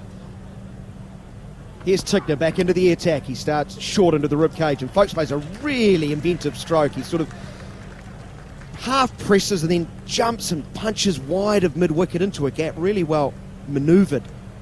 Going to 49 as he picks up 333 for 7. And almost they can take heart, as much as it's probably disheartening at the moment, the fact how comfortable Folks has looked since he's been out in the middle. And Ollie Robinson too. They haven't needed, they're not swinging themselves off their feet. They've just been able to score regularly with reasonable comfort. Folks on the precipice of a half century. He won't get it here as he pushes a full ball straight back to Tigner. And there is no run. I think New Zealand would be very happy chasing 352 if it was not a day-night test. It's that uncertainty of the final session under lights for which they'll probably have to get 352 at the rate New Zealand score at 3.5, 3.6 in the first innings. You're gonna see the night session twice. Yeah, you are. Yeah, and you're just hoping that it's one of the top order that the second time they see the night session they're sitting on a nice 150 or so. Folks looks up, sees that Tigner bowling, back of a length on off stump, work to square leg. Latham is there to field, no run. But it just has that feel about it. And maybe it's the manner in which this test has been played so far. Maybe it's the weather, the crowd, the atmosphere that this game's built it. But it just feels like if there's going to be something special, if there's going to be a little moment in history of a team able to chase down a record fourth innings total, it's got the feel that this could be the game. And so New Zealand just have to make sure they keep themselves in it for as long as possible. I still think the best way to do that is if they can pick up 3 wickets quickly and they get to go out and bat for a considerable period of time before it gets dark. And hopefully in that patch you don't lose any wickets before you get to the stage that the lights have really taken effect, the sky's dark overhead. And then perhaps you get to the point that you might get a few looseners to pick off, and actually you might get through to the stage that you maybe only lose 1, maybe 2 wickets for the day, and you're in a really good position. Ball soft when you come back tomorrow, maybe a chance. Now this is interesting. The physio has been called out to check on Ollie Robinson, is it? Or is it a ball change? There's a ball change going on, so Chris Brown, the umpire's out there. But Robinson's receiving just a little bit of treatment to the left leg. Is that a hammy related to his back, Harmy? Yeah, probably the back hammy area. The ball change will be made. The official's happy to see that changed after New Zealand probably been asking for a long time. The second point I wanted to raise, as Gary, statistician, has pointed out, New Zealand have made 400 twice, batting in the fourth innings of a test, and got over 400 in losing causes, ironically both to England. They made 451 at Christchurch, 2002. Nathan Astle, that's where you need to say, people remember. And maybe Harmy played in this game in 2008. They set New Zealand a paltry 552, and New Zealand made 431. I think Tim Southey on debut. Well, that's why Southey got runs. You weren't playing. Now, that makes sense. That's why Harmy wasn't playing. That's why Southey got runs, because they pitched it up to him. Pitched it up to the youngster, and he took, 77 on debut? I think that was the test. Harmy got dropped for a couple of guys. Ewan Hoggard, was it? Dropped for Broad and Anderson. What have they ever done for English cricket, those two? Close to 1,300 test wickets? Yeah, I think you might have detected in the back of the box. I think they've made the right decision there. So the ball has been changed. We have 3 balls remaining in this over. 333 for 7. 352 is the lead. Tigner has 2 for 49. He bowls short, outside of off stump, and it's pulled away powerfully forward of square, out to the fence, not for 4 because Bracewell slides, gathers, throws. But a half century nonetheless for Folks. 51 off 79 balls with 5 fours. He raises the bat, acknowledges this very strong crowd. and Mount Maunganui, a really good knock from a very good player. Yeah, he's been excellent, really, I think, across both innings. I think he's just played really smart cricket, made batting look easy, been comfortable at the crease. He's played well off both feet, defended well, left well when he's needed to. Just a good Test match innings. And he's beaten outside off stump. No, he's feathered an edge and he's gone, pressing forward. Tickner's got one to bounce on him. It's a great line and length. Good bowling, a genuine fast bowler's wicket. And folks, goes, caught behind. Safe pair of hands, Tom Blundell, 335 for the loss of 8. Great bit of bowling, and we'll get the analysis of our fast bowling expert, Mr. Harmison. I'm sure will appreciate what he's seen from Blair Tickner. I was just about to ask Frankie what she has seen from Tickner in this second innings. I've certainly seen a guy far more relaxed, good rhythm. We've seen better pace. He's bowled a better length, as evidence right there. Harmy, good evening to you. Yeah, good evening, Dan. Good evening. Good morning, everybody at home in England, wherever you're listening around the world. That was a beauty. It really was. It was a ball of good length, which just bounced a little bit.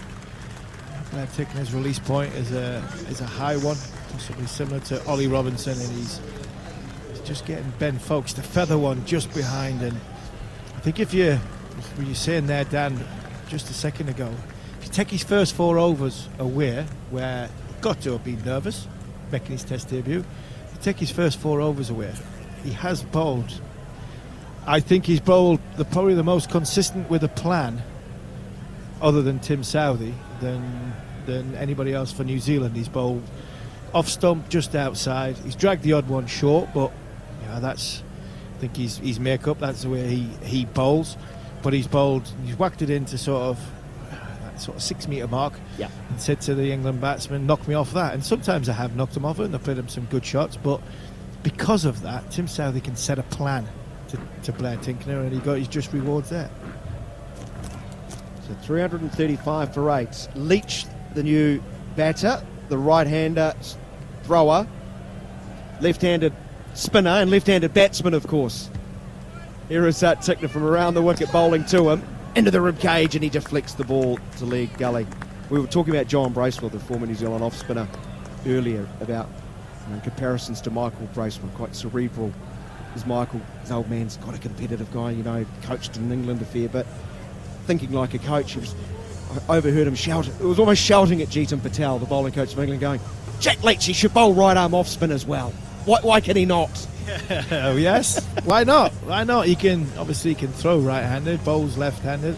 Not many people do that. Actually, I think Samit Patel, another one in England, left-arm spinner, played for England. He throws right-handed as well, which is quite off-putting when you're in the field. But to try and get him to bowl off spin, it'll be interesting. Jimmy Anderson bowls a mean slow left-arm spinner as well. So Jimmy's got a great action for a left-arm spinner. Here's Bracewell continuing from over the wicket. Robinson coming down, and he wanted to hit that one hard. Bailed out as he's defeated in flight, and he walks away and starts flexing that left leg. We have to keep an eye on that. Of course, he's got a big job to do with the ball, and he was so good in the first innings, picking up 4 wickets for England. Bracewell bowls well wide of off stomp. He leisurely comes forward and plays with soft hands, no run. A huge job to do for Ollie Robinson. Still got a bit to do with the bat, but looking at it now, I think it's the knee. I think it's the knee more than the hamstring. Here's a sweep attempt, and it's flicked away just backward of square. Tickner, the wicket taken the previous over, advances quickly, throws, and a single will take the lead to 355. It's 3-6 for 8 at the end of the Bracewell. No, it's not the end of the over, of course, because the left-hander's on strike. It looked concerning because it's flexing it more and more. Gingerly ran down the other end, and I don't think it's anything to do with the injury the stiffness in the back that he had when he was bowling. I think he's might have jarred his knee here. Round the wicket to the left-hander, he goes short, and playing from the crease line into the point region is Leach. He's definitely not comfortable. He's bending it again. It'd be a concern for Ben Stokes, this, that one of his premier bowlers is struggling. Here's a reverse sweep attempt, a reverse hit almost. He gets across and tries to whack it backward of point, but has hit it very square in front of the wicket, no run. You're asking him to bowl a left-arm spinner trying to bowl off spin because he's right-handed throw. He's just turned it to a right-handed batter and driven it to extra cover. We're all confused. That's very slow through the air, wide of off stump, trying to lure a drive. No stroke, the end of the over, 336 for 8. I'm not sure the switch hitting. No, I'm not sure the switch hitting. Jared, what did you make of that little passage of play by Jack Leach, turned himself into a right-handed batsman? Well, I mean, the weird thing is, I was looking at Ollie Robinson's record. So he's been reverse sweeping with poise all day. And he's only ever played 6 before in Test matches, and 2 of them have got him out before. So everyone's gone reverse sweep happy in this one. Rohit Sharma has been bowled by Nathan Lyon over in Delhi as well. Got stuck on the crease and missed a straight one. It looked like he almost hit his pad. In fact, as I said this, Pujara might be out. No, they're going to have a review, I think, of another one. It's a lot happening on that pitch. We'll come back to you if there is an update on that as Tickner starts the first ball of the new over, wide of off stump and backing away outside of leg was Robinson, trying to smash it through the vacant point region. I can understand why. There's only deep backward point that's Conway signing autographs, and then you've got an extra cover. So there's lots of room there for Tickner, who's looking at that hard length. Now they'll send Mitchell back to a fly slip. So a fly slip, a gully, deep backward point. You might need to pay attention, Harmy. 3 back on the onside, on the rope. That's well played by Robinson from the crease line, just opening the blade, accessing that gap at backward point. Isn't all that short from Tickner. Another run, 337 for 8. Yeah, Robinson's, I think he's going to open his shoulders now. He probably played for Ben Foakes, trying to hang around England or trying to just buy some time, waste some time. They haven't exactly got into their shell, but they're playing the situation and trying to get themselves in a position to declare, if they get a chance to declare. I don't think he'll declare 9 down like he did like Ben Stokes did on the first day of this game, unless we get this partnership can bat for another hour and a bit, which I'd be very, very surprised if that happens. We've just seen a shot of Jimmy Anderson. He is padded up, ready to go. Here is Tickner from over the wicket to the new man Leach, who goes down and out of the way as the ball sails high over the leg stump and through to Blundell. A different feel to the left-hander. Slip a gully, backward point, fly slip, probably in line with what's that fourth slip? Yeah, leg gully? 4th slip. Yeah, he's standing right behind Mitchell, so if Tickner does bounce Jack Leach and he decides to uppercut, if he gets a little one on it, it goes to Darryl Mitchell. If he gets a big one on it, it goes to Michael Bracewell on the boundary. Tickner still in bright sunshine. It's the pitch hard, gets up only around hip height, and it's rather comfortably played by Leach. Been impressed the way both sides have embraced this Mount Maunganui crowd. It's been, I think, a game played in great spirit. I think the atmosphere from supporters, both from home and from abroad, from England, and the players have done their ambassador's role very, very well. When a chance to sign a young man's autograph or young girl's autograph, they have done willingly. Tickner goes wide, full, dug out to point, no run. You are so right. Just seen Bracewell at that fly slip, hurrying back. He's got a queue of about 15 young'uns. Cougar Line's got quite a large group also at long leg. Here's Jared Kimber, who has no one asking for his autograph just yet. Not at the moment, but Pujara's out. So I thought it would look pretty straight as I was talking to you guys before. So Nathan Lyon has another one, and India's in all sorts of trouble. Australia well on top at the moment. Plenty of action there. Plenty of action here in Mount Maunganui as Tickner goes short, sagging at the knee over the top of the middle stump. The end of the over. The lead for England is 356. The rate down, 4 from Steve Harmison, and then it will be Neil Manfield. Yeah, 8 down. Michael Bracewell has 2 for 51. Blair Tinkler 3 for 52, and a nice little combination going here. It'll be interesting to see how long Tim Southey can keep Blair Tinkler going. Who he brings on? Would he go with Cougar Line? Does he go back to Wagner, who got Stuart Broad with a wicked bouncer earlier, but he was going at 9.5 and over, so Bracewell comes in. Clipped away off his pads. by Ollie Robinson, who I must say is a very accomplished batter when he wants to be, and when the situation requires him to be. Clips this one out on the onside for another single and moves on to 22 very comfortable runs as Bracewell turns once again short leg and a slip in catching positions, and there's a short cover. That's Kane Williamson outside the off stump and left alone. Coming in at number 9 today because Stuart Broad came as a Nighthawk last night, but I think England would be very satisfied with him at number 8 going forward in the years to come as Jack Leach punches this one out towards cover, straight to the field and no run. Yeah, he can hold a bat. He knows which end to do that. He's got runs in first-class cricket, but I look at it, manners, and think I was a good number 10 when we were bowling 70 mile an hour. Reverse sweep from Jack Leach, almost a switch hit actually from Leach. He wasn't sweeping that, he was hitting it. Didn't make contact with him on the pads. The bowlers always feel as though they can hold a bat until it gets above 85 mile an hour, and then it does wonderful things to us. Driven by Leach towards mid-on, doesn't reach Neil Wagner. Bracewell does his own fielding. Do you know what occurred to me? This ball is into its 64th over, so it's pretty harmless. It's a bit dog-chewed. Pushed away defensively by Leach out on the offside, and there's no run. But it did just occur to me that, you know, as the bowlers come out to bat, they might be thinking, we might be getting a bit ahead of ourselves here. We might be leading by 357, but this is flat. It's not going to be flat between 8 and 9:30 with a brand new pink kookaburra, Jimmy Anderson, Stuart Broad and Ollie Robinson bowling, but at the moment it looks flat. It does. Ollie Robinson looks in no danger whatsoever. Jack Leach is playing reverse sweeps and reverse hacks, and he's only been in 13 balls, so there's no real demon in this surface, no real demon in the attack either. So, well, it's Blair Tickner continuing. That's pretty quick outside the off stump, back of a length, left alone by Ollie Robinson. Once again, it was wide of him, so he made it look even more harmless by barely flinching as it flew past at about chest height. The speed gun might be flattering by a couple of kilometres maybe, but he was clocked a little earlier at 149 kilometres an hour. That's 89 miles an hour. That's a bouncer from Tickner, banged in short, too short. Robinson ducks underneath it.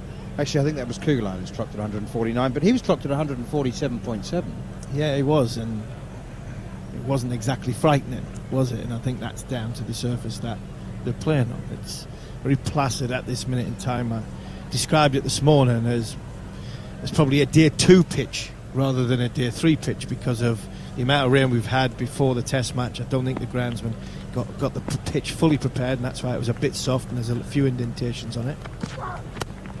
Steered away by Robinson, tries to run it past Gully down towards Darryl Mitchell on the third man boundary, but gets a bit too much bat on it, goes out towards cover gently. 338 for 8, England leading by 357.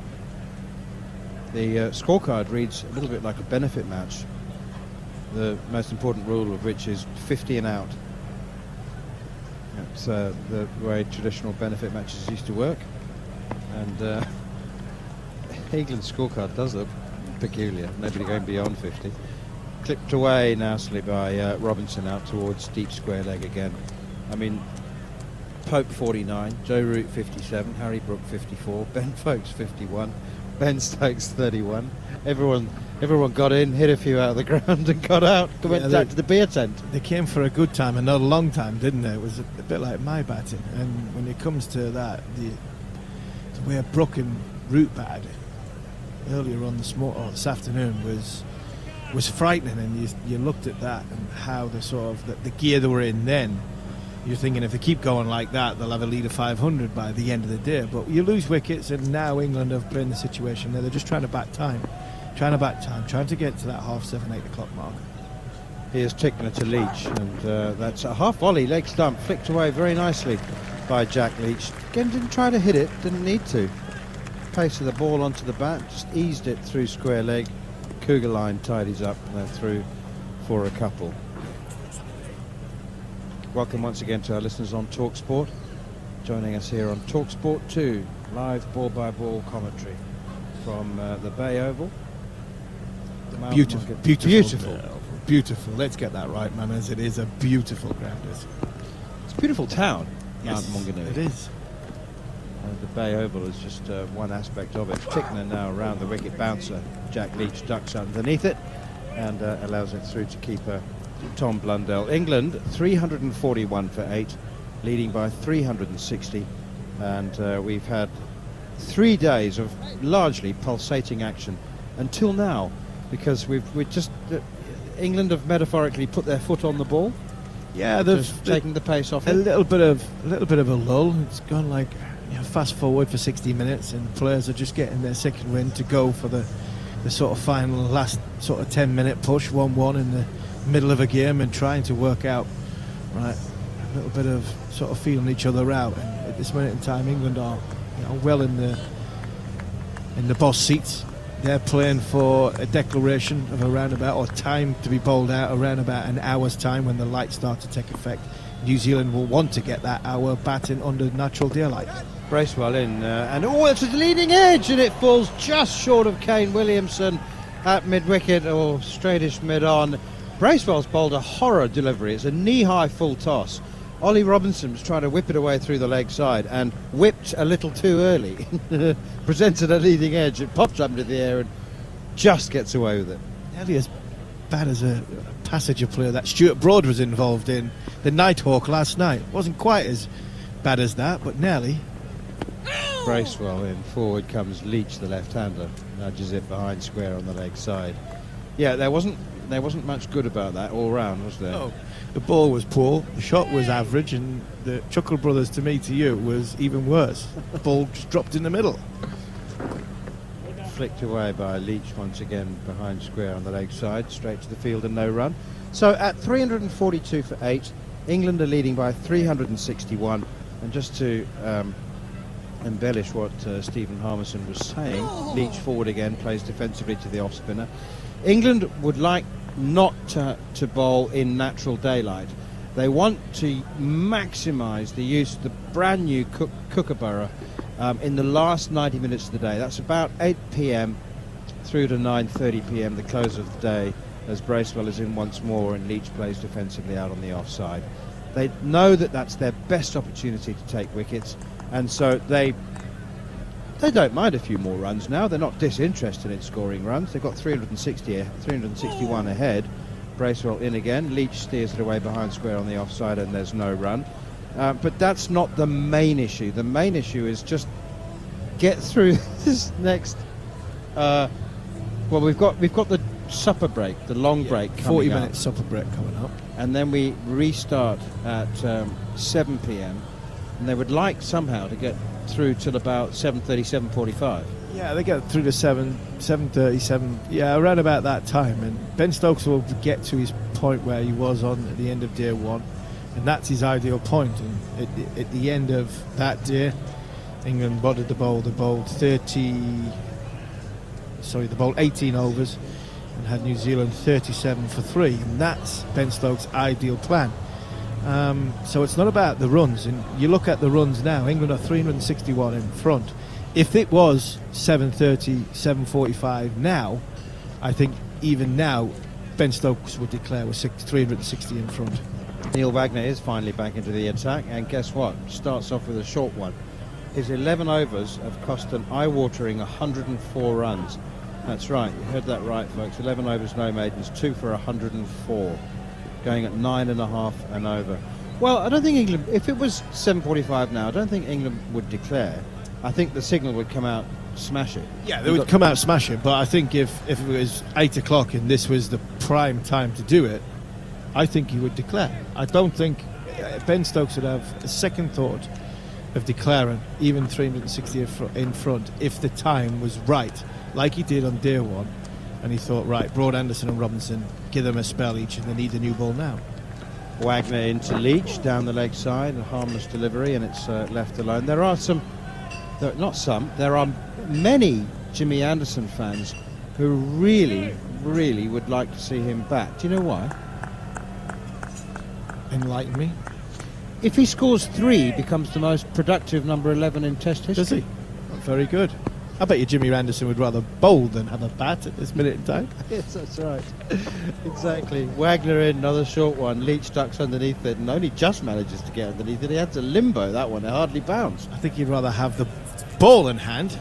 Yeah, he overtakes Trent Bolt by doing that, I think.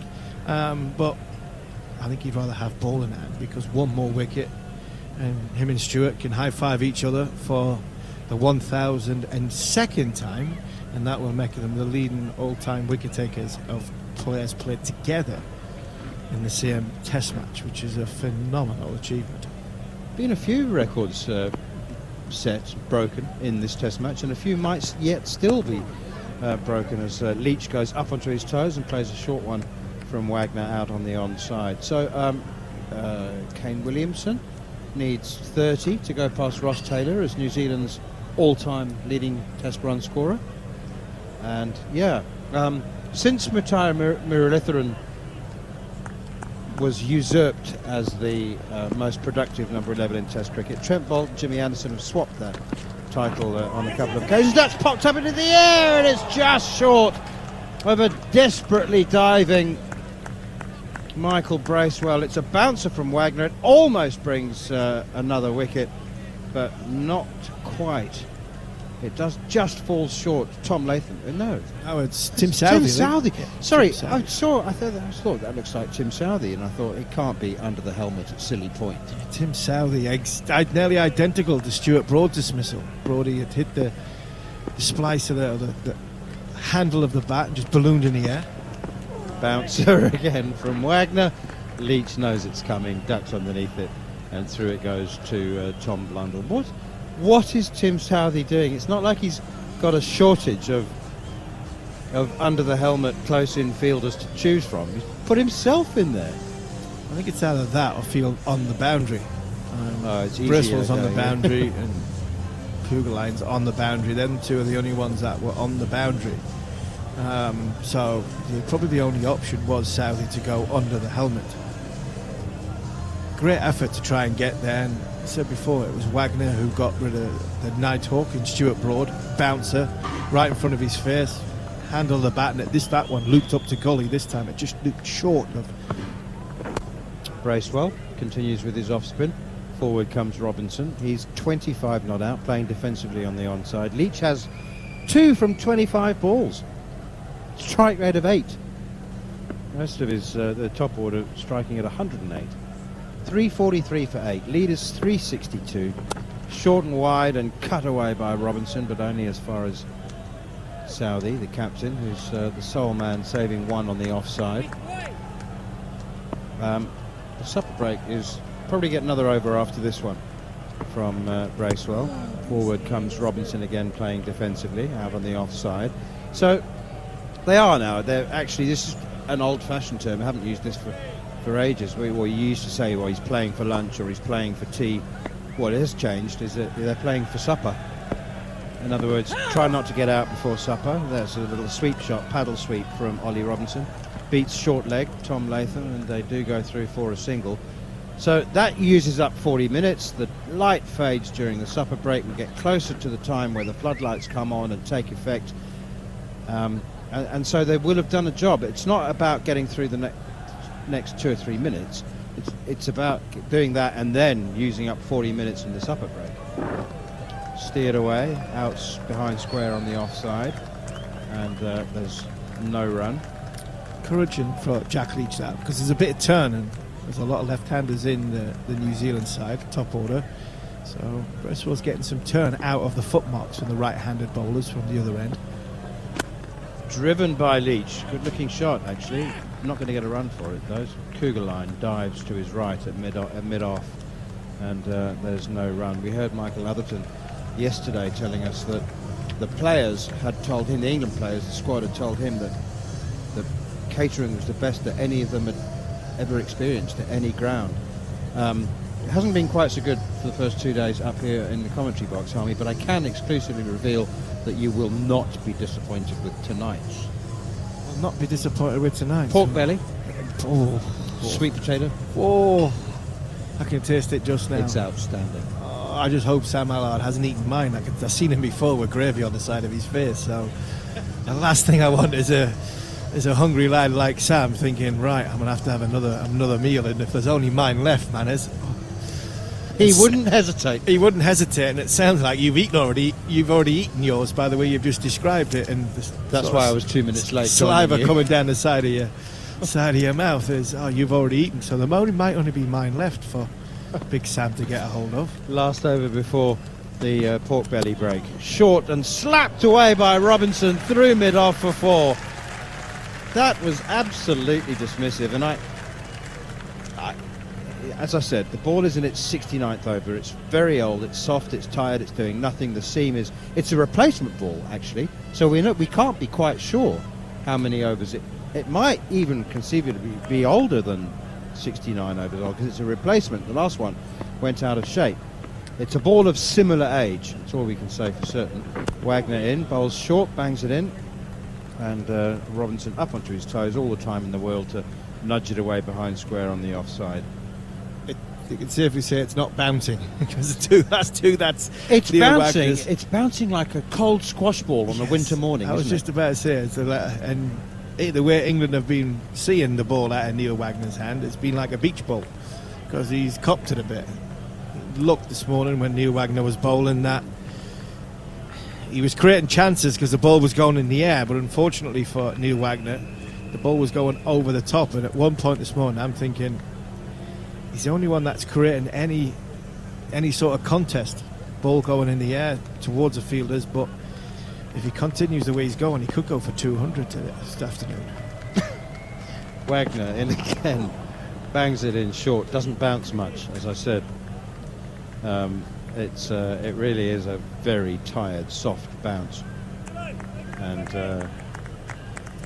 Jack Leach just pushes it away. Go away, like a irritating puppy that's jumping up at him. He's just pushed it away. Just pushed it away with very, very comfortable and very easy. Wagner in again from the Mount Maunganui end. Tries to clip it off his pads, does Jack Leach.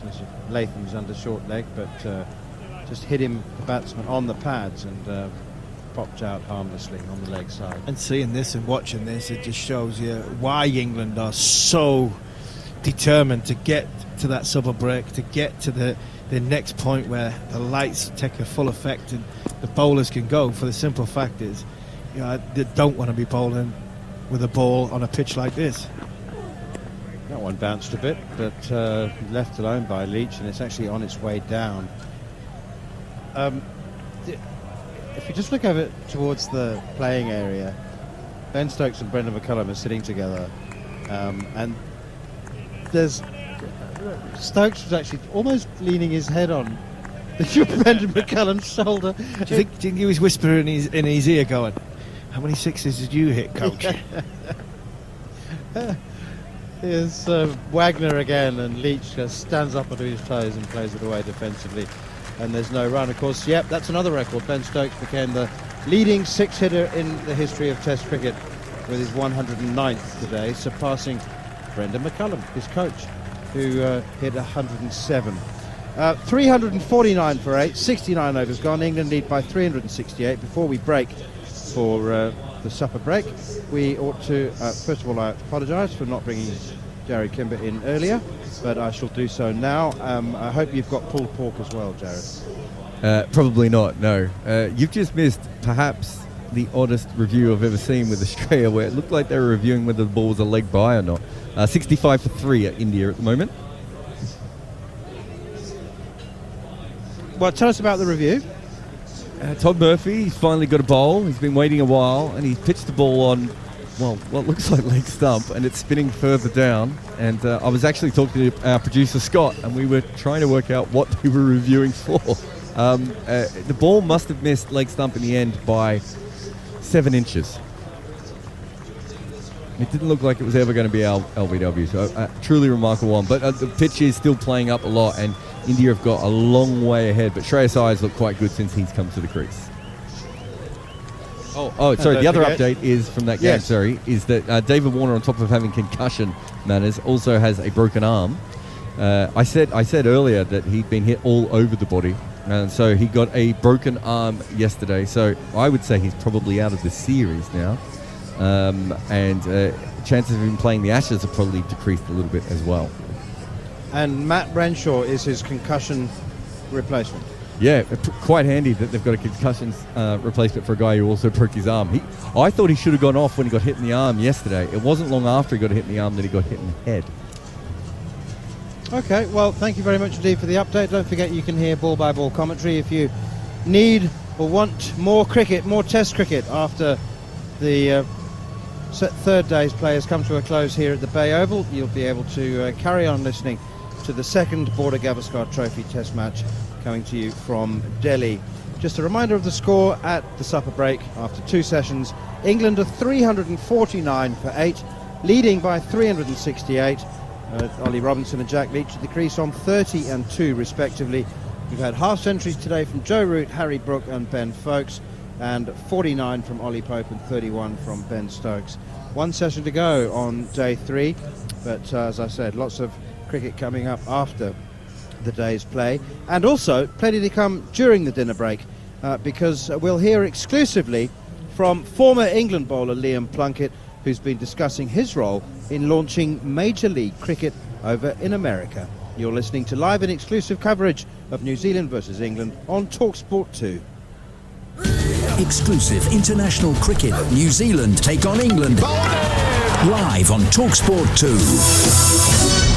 What a night! Yeah, got some great pics on my new Galaxy S23 Ultra. I was on the dance floor. Love it. Can you send me that? A group selfie. Fit! How do we look that good? Nightography, babe. Stunning photos even in the dark. Like in that dingy karaoke booth. Exactly. Send me, please. And then this late night masterpiece. Wow! Right? Not bad for some fried chicken. Send me that too. The new Samsung Galaxy S23 Ultra with epic nightography. Available now at Samsung.com. It's the most wonderful time of the year. Free airport lounge access with 4- and 5-star holidays with On the Beach. See terms and conditions outbound only, subject to availability at all protected. On the beach.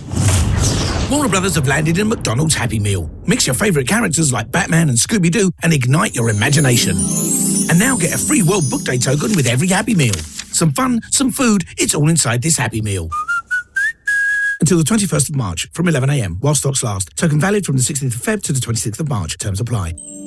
All my classes have nearly double the sign-ups this month. Not sure I can keep track. Jade's online yoga and fitness agency is going from strength to strength, but she needs a bookkeeper as she's really becoming stretched. I prefer teaching sun salutations, that's for sure. Indeed can help her find great people fast. I need Indeed. Indeed you do. Add essential questions to your job posts that help screen applicants for must-have requirements. To start hiring, visit indeed.com/try today.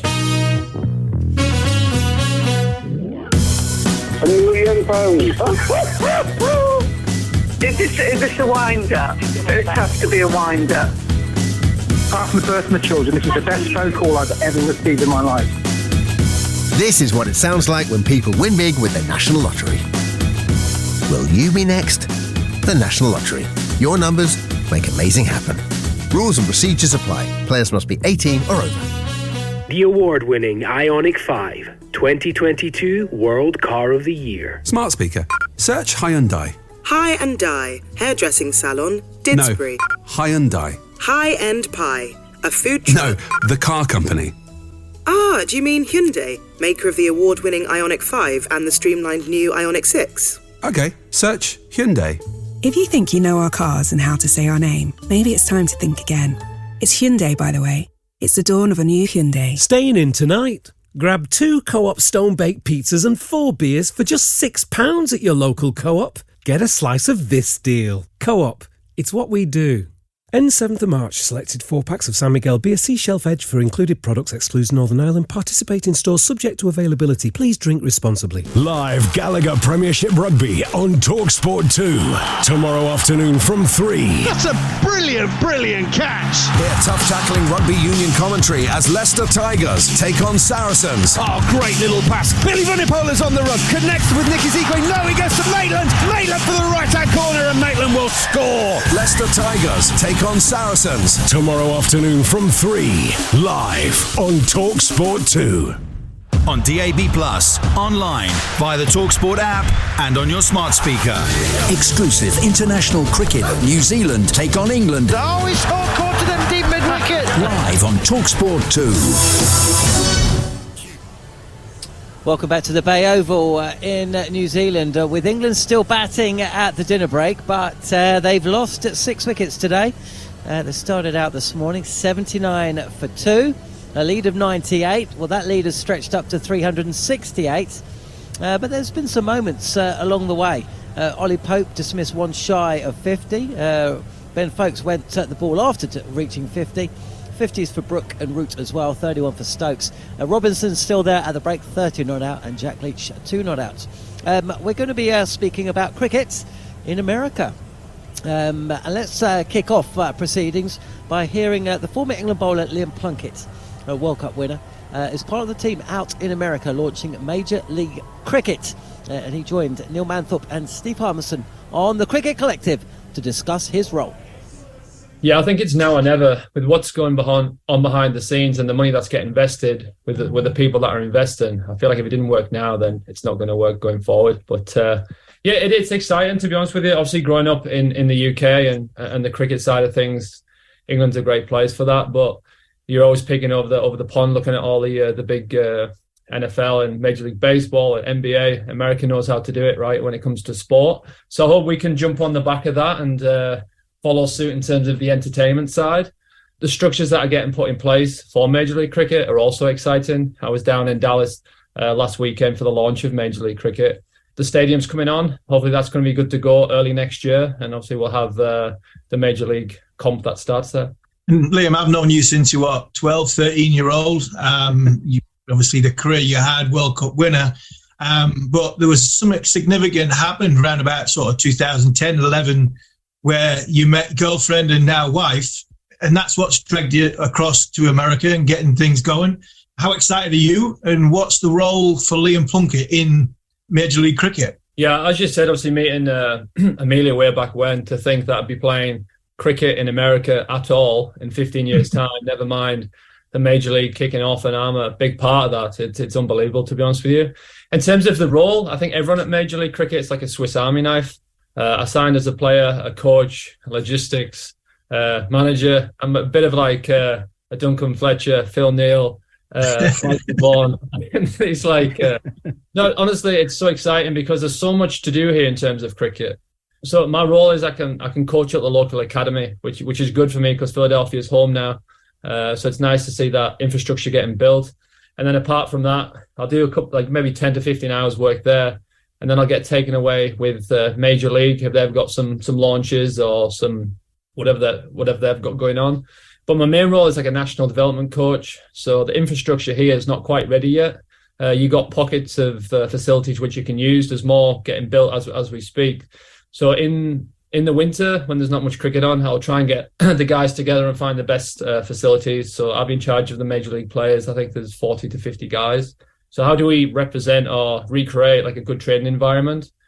There's one got built in Maryland. It just got built last week. So I managed to get 10 of the guys down there and did like a 3-day camp. So that's what they're craving. They're craving like good competition against guys like themselves, really. Because we're fortunate back home. We can rock up to Durham or wherever you were and have good net sessions, but that's quite hard to get here. So that's my main role right now. I can go on for a bit longer, but I'll probably run out of time. So just interesting when you said there, Duncan Fletcher, Phil Neal, and extras into one. You made their life hell as much as I made their life hell. What's the sort of standard of cricket like? And have you found any Liam Plunkett's, Steve Harmison's that from like the northeast of England? Is there any pockets like that in and around the States where you can tap into? I think that's right now is what we're trying to find out. We signed a lot of guys from overseas. So the T10 going on now, we've got a few of the guys over there playing, but they're guys who've come across from other like New Zealand or South Africa. So they're the guys that play probably 50 to 100 first-class games back home. So they're probably already established. They've took an opportunity to come across and start a new path. The years you got a lot of guys that are popping up now. When you go and watch under 15 to 17, there's not a lot of natural talent. But I think over here right now, I think it does stop at a certain age because a lot of them love cricket, come from India, Pakistan backgrounds. So the dads love cricket or the family loves cricket. So they'll teach them to a certain level. And they'll be as good as anyone in the world at 13 years old here. But like, how do you get to the next step? So you need obviously people coming in, coaches coming in to give them that advice to show them like how we sort of got coached and how do we get to the high performance level. And I think that's what the step is here. They're missing that little bit. And obviously with what's coming on now with the academies popping up all over America, I think that'll develop in the next few years. Liam Plunkett speaking with Neil Manthorpe and Steve Harmison on the Cricket Collective. Myself, John Norman, broadcasting from Mount Maunganui. Jared Kimber back in the UK. Jared, I mean, this is a really interesting story, isn't it? It's one that we speak about off air. It's one that we've spoken about on air as well. But you know, for many years, cricket has kind of fluttered its eyelids towards the USA.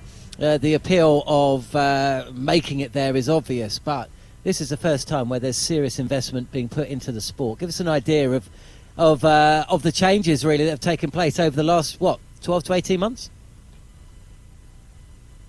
Comes from a company called Willow TV, who I'm trying to think of when Willow TV started. It was probably early 2000s. It was one of the early streaming platforms really for cricket, and it was based in the US because in the US it was hard to watch cricket, and they basically picked up a bunch of rights for cheap and found that there was a lot of people in America who wanted to watch cricket.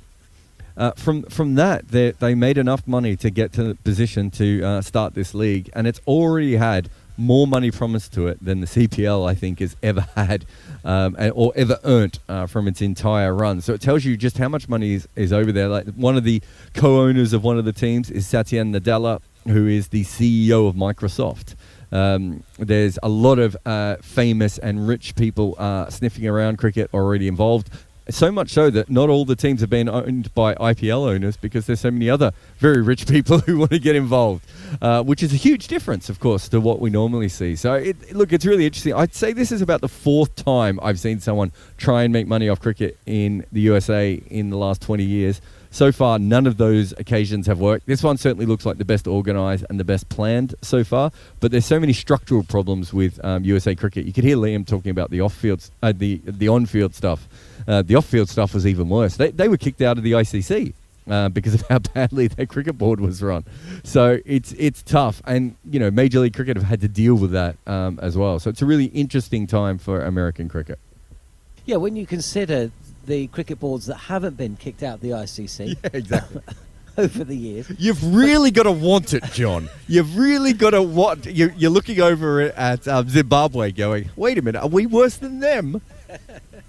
And they're a test-playing nation. But there's also other differences, isn't there? Because you make mention of the money that's being promised, and this isn't from the usual sources. CPL is very much based, I think, on broadcast revenue. Obviously the IPL and the way that's stretched its tentacles across the globe, it's not quite done it in the same way. The money is coming from inside America, from a lot of Indian expats, but from very successful businessmen who've made their money in America. But what about the investment itself? Because as we both know, there aren't cricket grounds aplenty in America, so they've actually had to turn existing baseball grounds into custom-made cricket grounds, but that itself shows that there is money being invested in the sport. Yeah, so I think I'm trying to remember what the exact amount is. I think it's $125 million US, or is it 145? It's somewhere around that amount. They've got a stadium in Dallas called Air Hogs Stadium, which I was really disappointed wasn't Flying Pigs, by the way. Apparently it's just playing fighter jets or something. But it's a former minor league stadium, but quite a big minor league baseball stadium. And so they're fitting that to make that into a cricket ground.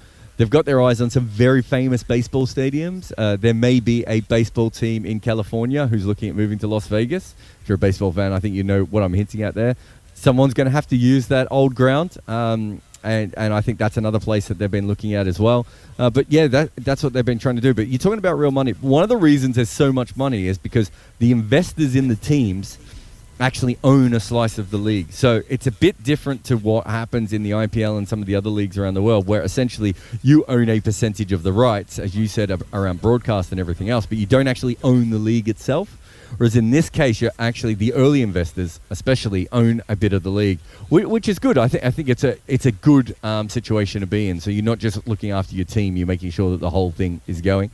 And there is money. Even, I mean, you talked about people who were probably born in India in some cases, or their family was born in India. They've got rich in America and now they're investing in cricket. There's actually other people investing in it as well.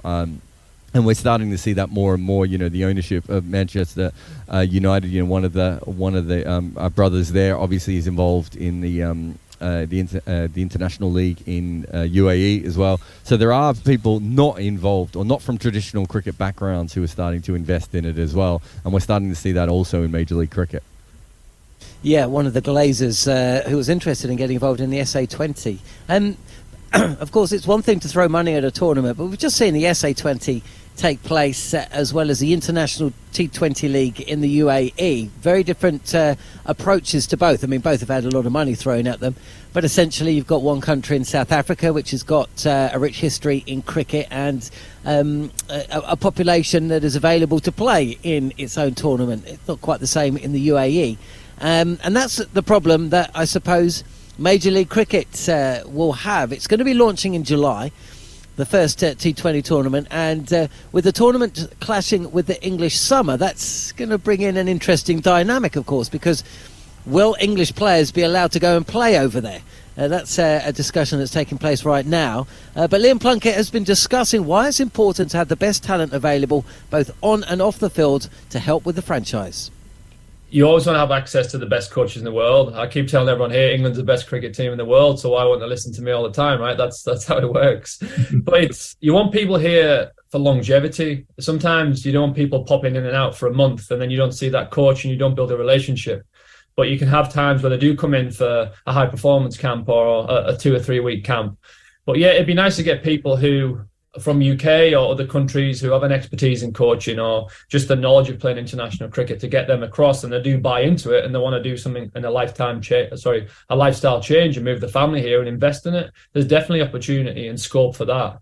So it's just I think that'll come early next year when we're building for the Major League. I think the more coaches who have the knowledge of playing maybe emerging cricket and are used to, we're dealing with people on this platform, that'd be the best way for us, I think. This may be a question for people on a different pay grade to you, but I'd like your opinion. I'm really fascinated by your opinion about the player draft in February. So if you're building a new T20 tournament, you're pitching it to traditional cricket markets. So when you have a player draft, you want player auction, you want the big names, you want your Joss Butlers and your Jofra Archers. Will that be the same in February with this player auction?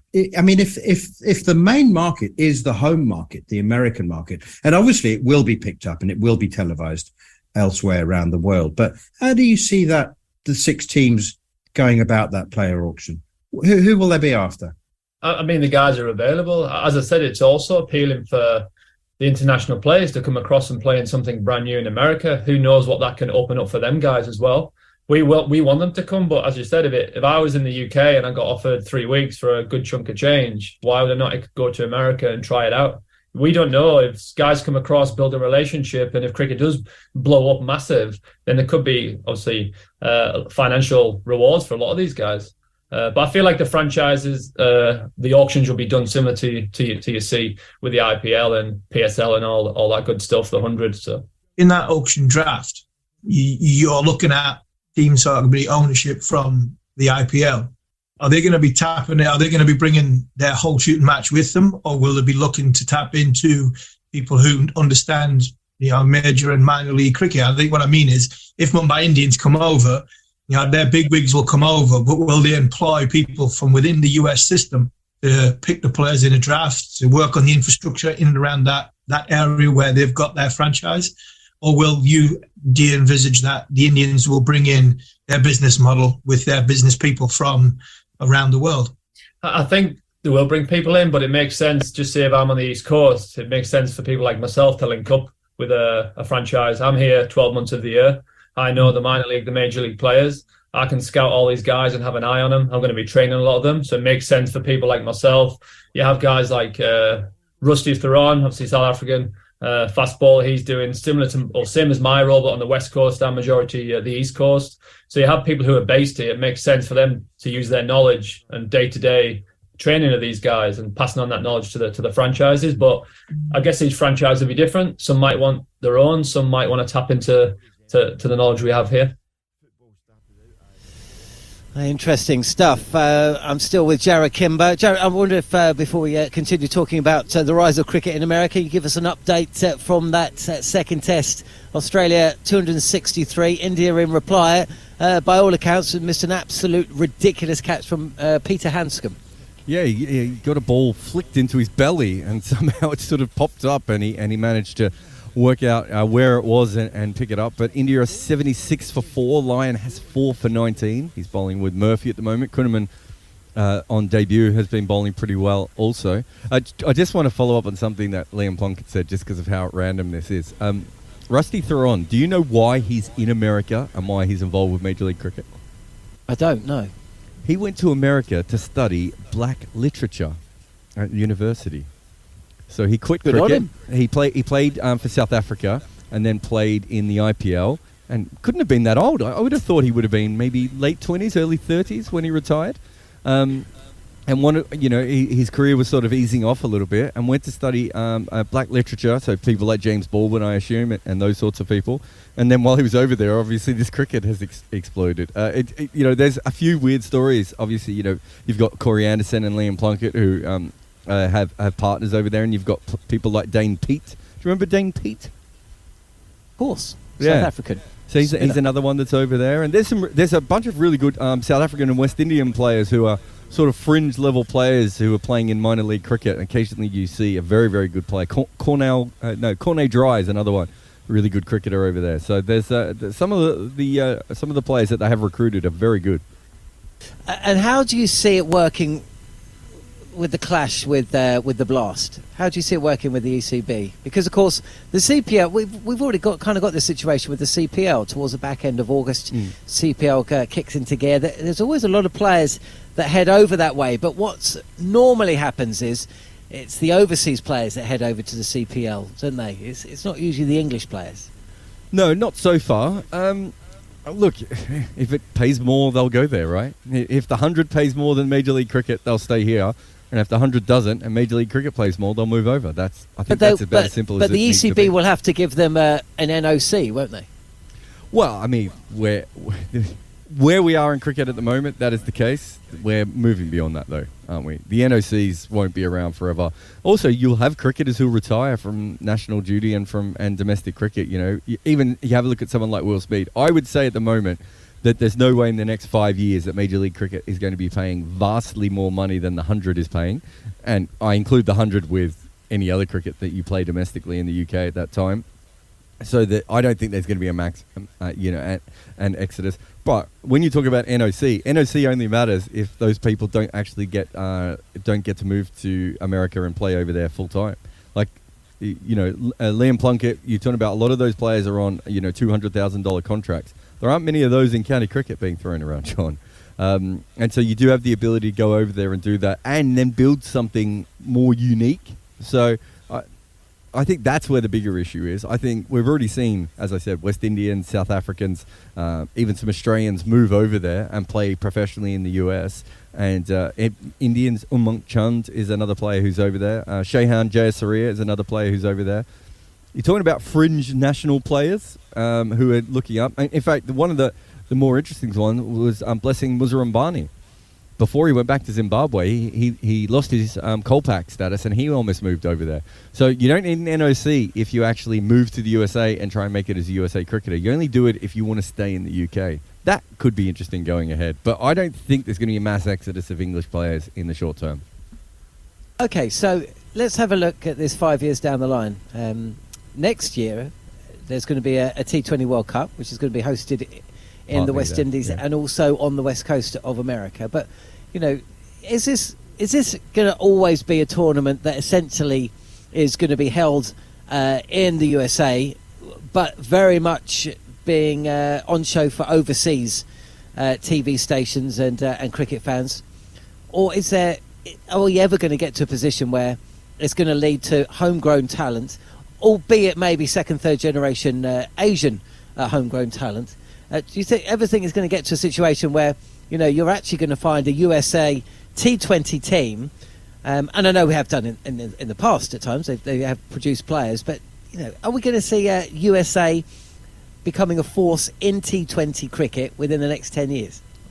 Well, I'll answer your first question, because you said, is it for overseas TV? No, it's not at all. That's the really interesting thing about this league, is that most of these, the UAE League and the South Africa League, they're all for people watching in India, right? That's not what the Major League is. It is literally aimed at the local market. It's very, very different from that perspective, and they're trying to get fans in. Their minor league final, I think, had 3,000 or 4,000 people at the game. That was minor league cricket. Well done to the Seattle Thunderbolts. Is that what they were called? I've got their shirt at home. I should know who they are. So from that perspective, they're going after the local audience, and it's supposed to be a league that works in America. When you talk about players, it's funny you talk about Asian players, because I'd say their two best players in the last 5 years or so. Well, the three best players have been Ali Khan, who played in the IPL, and then the other two are probably Aaron Jones, who plays for them now, and Stephen Taylor. Those are probably players with more. I think in Stephen Taylor's case, I think he might have West Indian heritage, and I'm not sure with Aaron Jones if he even does. They're starting to produce cricketers, and as Liam said, at a young age, they know they have cricketers coming through, but they also know between the age of 14 and 22, any good athletes are going off to play other sports. All they have to do is find a pathway system where they can keep some of those players, and there's no reason why they can't be good. I don't know what that means in 10 years. I don't know how successful they're going to be as a team or anything there. But there's no doubt that there are good young players over there. And there's you talk to a lot of people who've worked in American cricket, and what they say is the age that they're losing everyone is 18, 19, 20 when they go off to college. What is American sports good at? The college system. If they can get Major League Cricket to a point where colleges start to actually be part of it, the NCAA gets a hold of it, then you're talking about a whole different ballgame. You're talking about kids in America getting scholarships to go and play with the system. But the one thing that I just want to mention that Liam played in was minor league cricket. They're the only league I've ever seen that has actually set up a minor professional league, which allows them to actually develop players. So for the first time ever, they actually have the best players in America. Let's say you're the best player in Houston, right? Actually, Houston's a bad one. Seattle. Let's say you're the best player in Seattle. Before, all you're doing is playing club cricket in Seattle. So there might be 5 or 6 good players, but you're not in that sort of situation. Now, you're going to have to play in Pittsburgh, and you're going to have to play in San Francisco and in Las Vegas and all these other different places, and you're playing the best cricketers from all these different areas. It's a really smart little model. And again, if you've got a 16, a 17, 18, 19-year-old a system coming through, players coming through, they're now playing what you would say, it's probably, minor league is probably more like a premier club cricket competition, right? These are just all little smart things that Major League Cricket has done so far.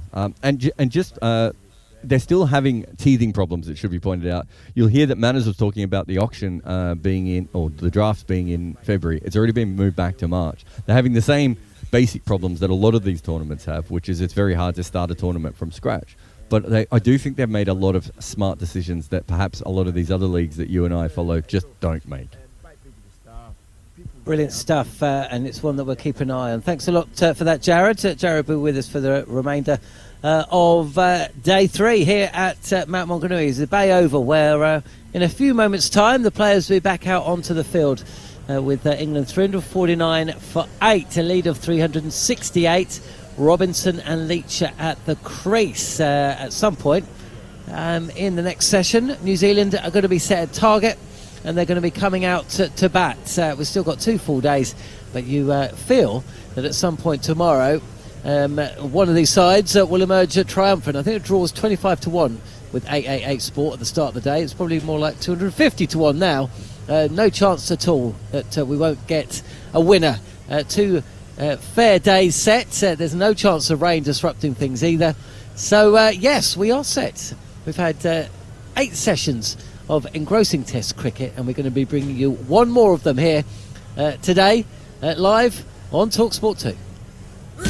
Exclusive international cricket. New Zealand take on England. Live on TalkSport 2.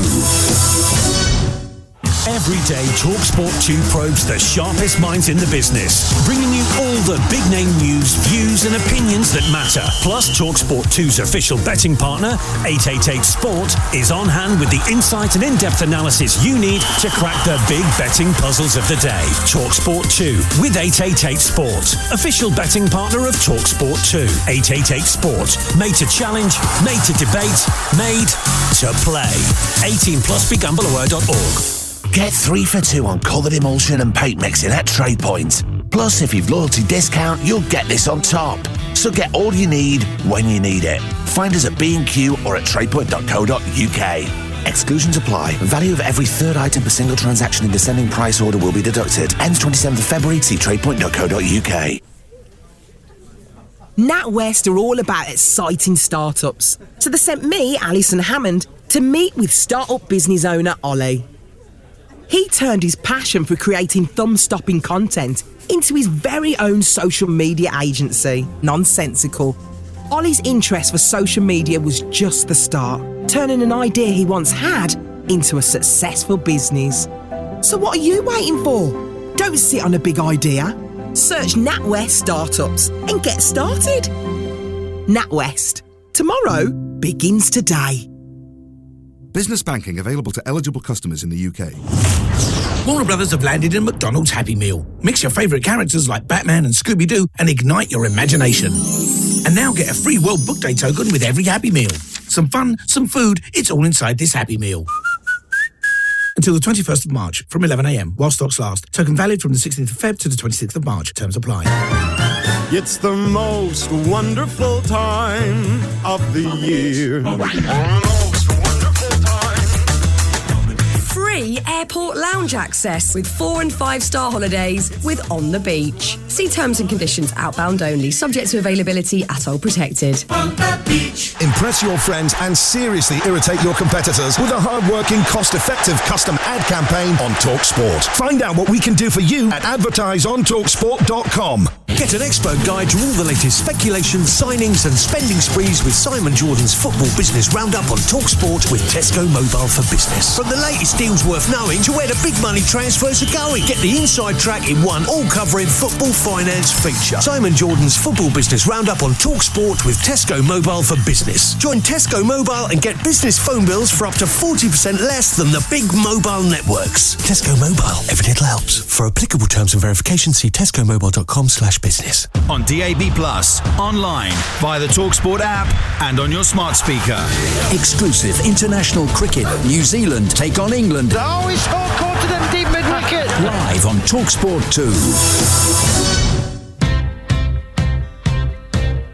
In Mount Maunganui at the top of the North Island. And if day 3's anything as good as days 1 and 2, then we're in for a treat. It's a very good bouncer, and Stuart Broad can't handle it. Bounces out behind square on the offside, and a simple catch is taken short. Pulled by Ollie Pope, and he's got right underneath it and helped it away onto the bank over fine leg for 6. Root doing the same. He goes across his stumps, gets inside the line, hits down to up, hits it over. This one is hit high. This is the biggest of the bunch. A 50-run partnership in 28 minutes.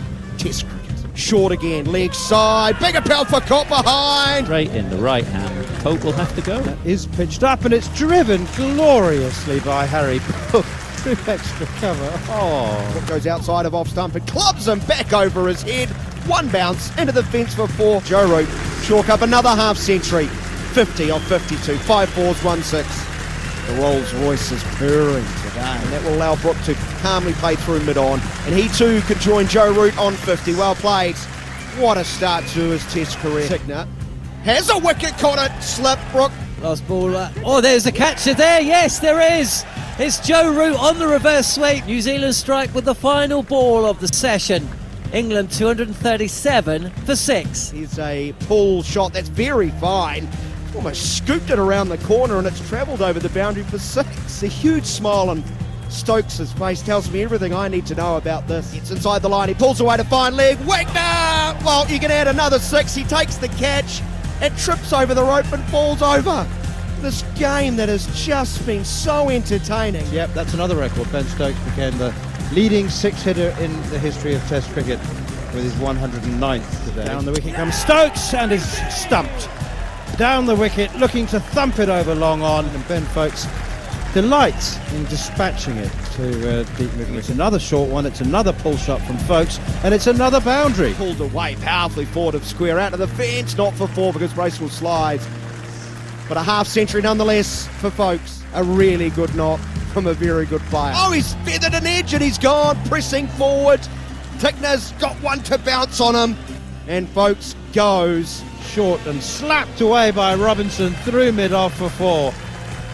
That was absolutely dismissive. 349 for 8, 69 overs gone. England lead by 368. Welcome back to the Bay Oval in Mount Maunganui. We're about to get underway in a couple of minutes' time. The start of the third session of the third day of a Test match which has been truly compelling. Even for the last hour before the supper break on day 3, it was intriguing as...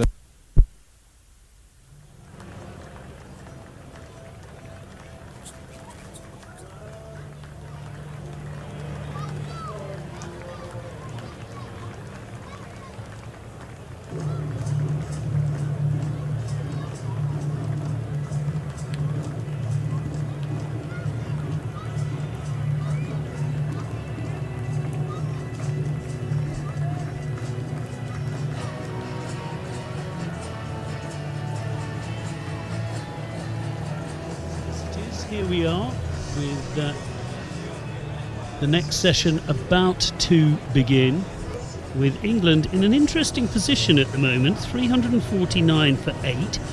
Several players have managed to get themselves in but get themselves out again. Ollie Pope 49, Harry Brook 54, Joe Root 57, 51 as well. Hello.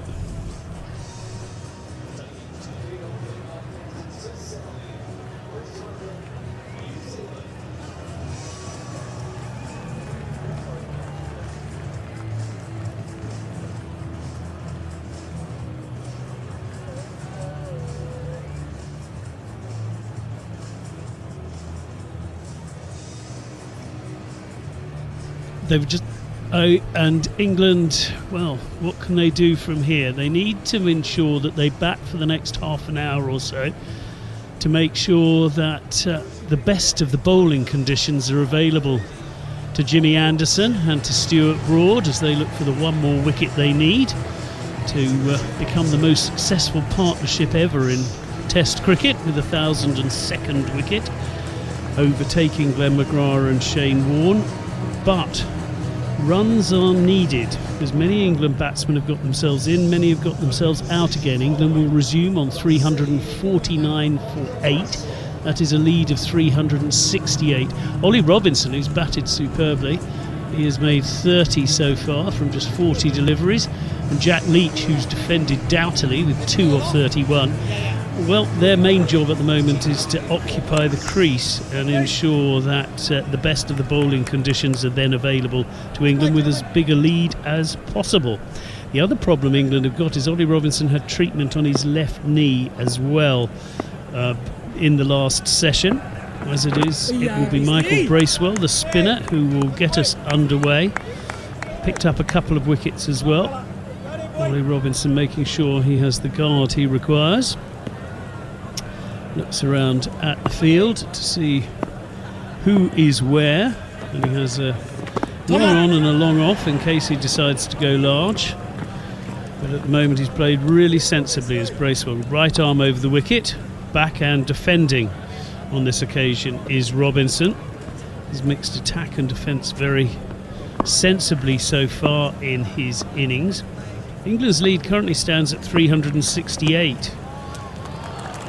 As again, Bracewell comes in, and that gets a little bit of bat pad, but goes just backward of the forward, the man in close on the leg side and falls safe. Jack Leach at the non-striker's end practices a defensive shot. Once more the fielder set. There's a short leg and there's a very nice dab around the corner on this occasion from Robinson. His batting isn't complicated, but he has a superb eye and he has just tickled that round the corner with minimum effort for 4 runs. And England now see the 350 come up, and the lead now goes past 370. And Robinson, well, he's a real boon to be able to come in at normally number 8, but with the Nighthawk Stuart Broad, who came in yesterday, he's come in at number 9. He comes down the wicket this time to Bracewell. Bracewell sees him coming, just drops it in short, bowls a little bit faster, and Robinson has to check the shot, and a broad grin between him and the bowler as Bracewell goes back to his mark. Bowled very tidily so far. Oh, and he gets plenty of turn as that does spin sharply in at Robinson, who actually then plays it very nicely out into the covers. There is no run. Earlier today, plenty of England batsmen get in. That one kept a little bit on the low side, which Jack Leach will be interested to see from the spinner, but it's dug out well by Robinson. He flickers it out to deepish mid-wicket, and they go through for a single, which means that Robinson pinches the strike, which I don't think Jack Leach will be terribly worried about. They were 5 off the over. England moved to 354 now for 8, a lead of 373. The record for a team batting last to win a test in New Zealand is 324, so England certainly, you feel, should have enough runs on the board, but the way test matches cricket is going these days, particularly the way England are playing it and bringing the best out in other sides they play against, certainly New Zealand, with 2 full days to bat, will fancy their chances of reaching a total of around the 350 mark. If England can get the lead up to nearer 400 than 350, then things will change. And it is Scott Kugelheim who making his debut for New Zealand, of course, in this test match, who will be also bowling. Jared Kimber, of course, is watching alongside, and we'll just watch this delivery, and that is just swatted away by Robinson. It's a remarkable shot. He stepped outside leg and just pulled it baseball style to mid-off for 4 more, and England move to 358 for 8. Jared. Hey mate, yeah, it looks like a pretty flat pitch, no?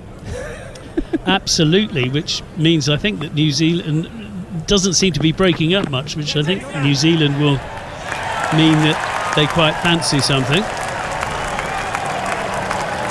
Wouldn't mind chasing on this particular track, particularly when they see Robinson batting like Bradman. As Kugelheim, with that very correct upstanding start to his run, with the ball clutched to his chest before he then bowls, and this time it is swiped and another wicket, and Robinson again, a man who'd got in, decided to hurry things up, stepped inside the line, tried to swing the ball away to leg, doesn't get a lot of it, it just flicks off a glove, and the man in at leg slip dives in to take a good catch, and England lose another wicket, and we can go back to Neil Mantle. Thank you very much indeed for filling in there, Guy Swindles, and well done for taking a wicket. It was a very short spell, unscheduled, but I'm glad to say that we're back live from the Bay Oval in Mount Maunganui.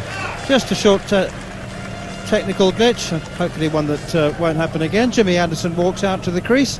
England 358 for 9, leading by 377, and an opportunity for Jimmy Anderson to make a little bit of history. he could become the most productive number 11 in the history of Test cricket. He needs 3 runs to overtake a man who's not playing in this Test match, but is sitting with his feet up 20 minutes away. He lives in the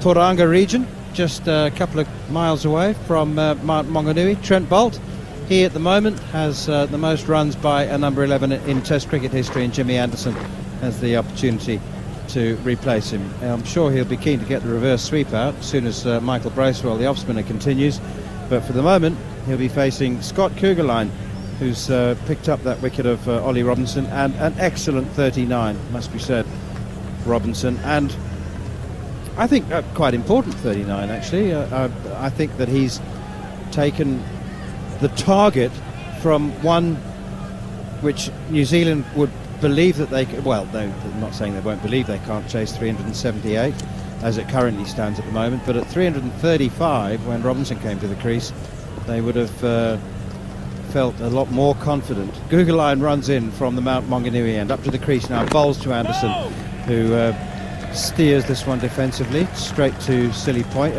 cover point, and there's no run. 358 for 9. England lead by 377, keeping an eye on the skyline. Still plenty of blue sky and natural light available. It wouldn't actually possibly would be good enough to continue playing in if the floodlights weren't on, but in 20 minutes or so it'll start to darken quite significantly and the floodlights will take over.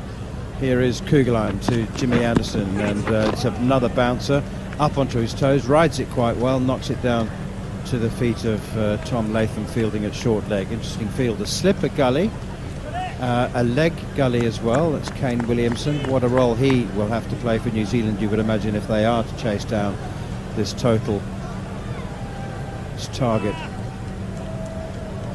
So it's the calm before the storm. That's the feel of the innings at the moment. Has been for almost an hour before the stopper break. You imagine England well ahead, got plenty of runs. It's a big target. Here's Kugelheim to Jimmy Anderson again, another bouncer, ducks underneath it. Actually, he was initially going up to his toes to play that one, at the last minute just dropped the right shoulder and allowed it to pass through.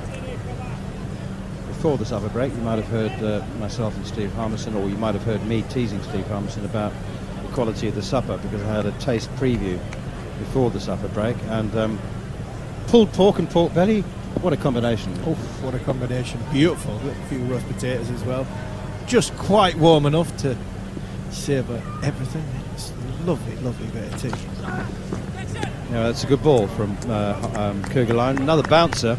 Anderson steps inside it and actually plays it exceptionally well.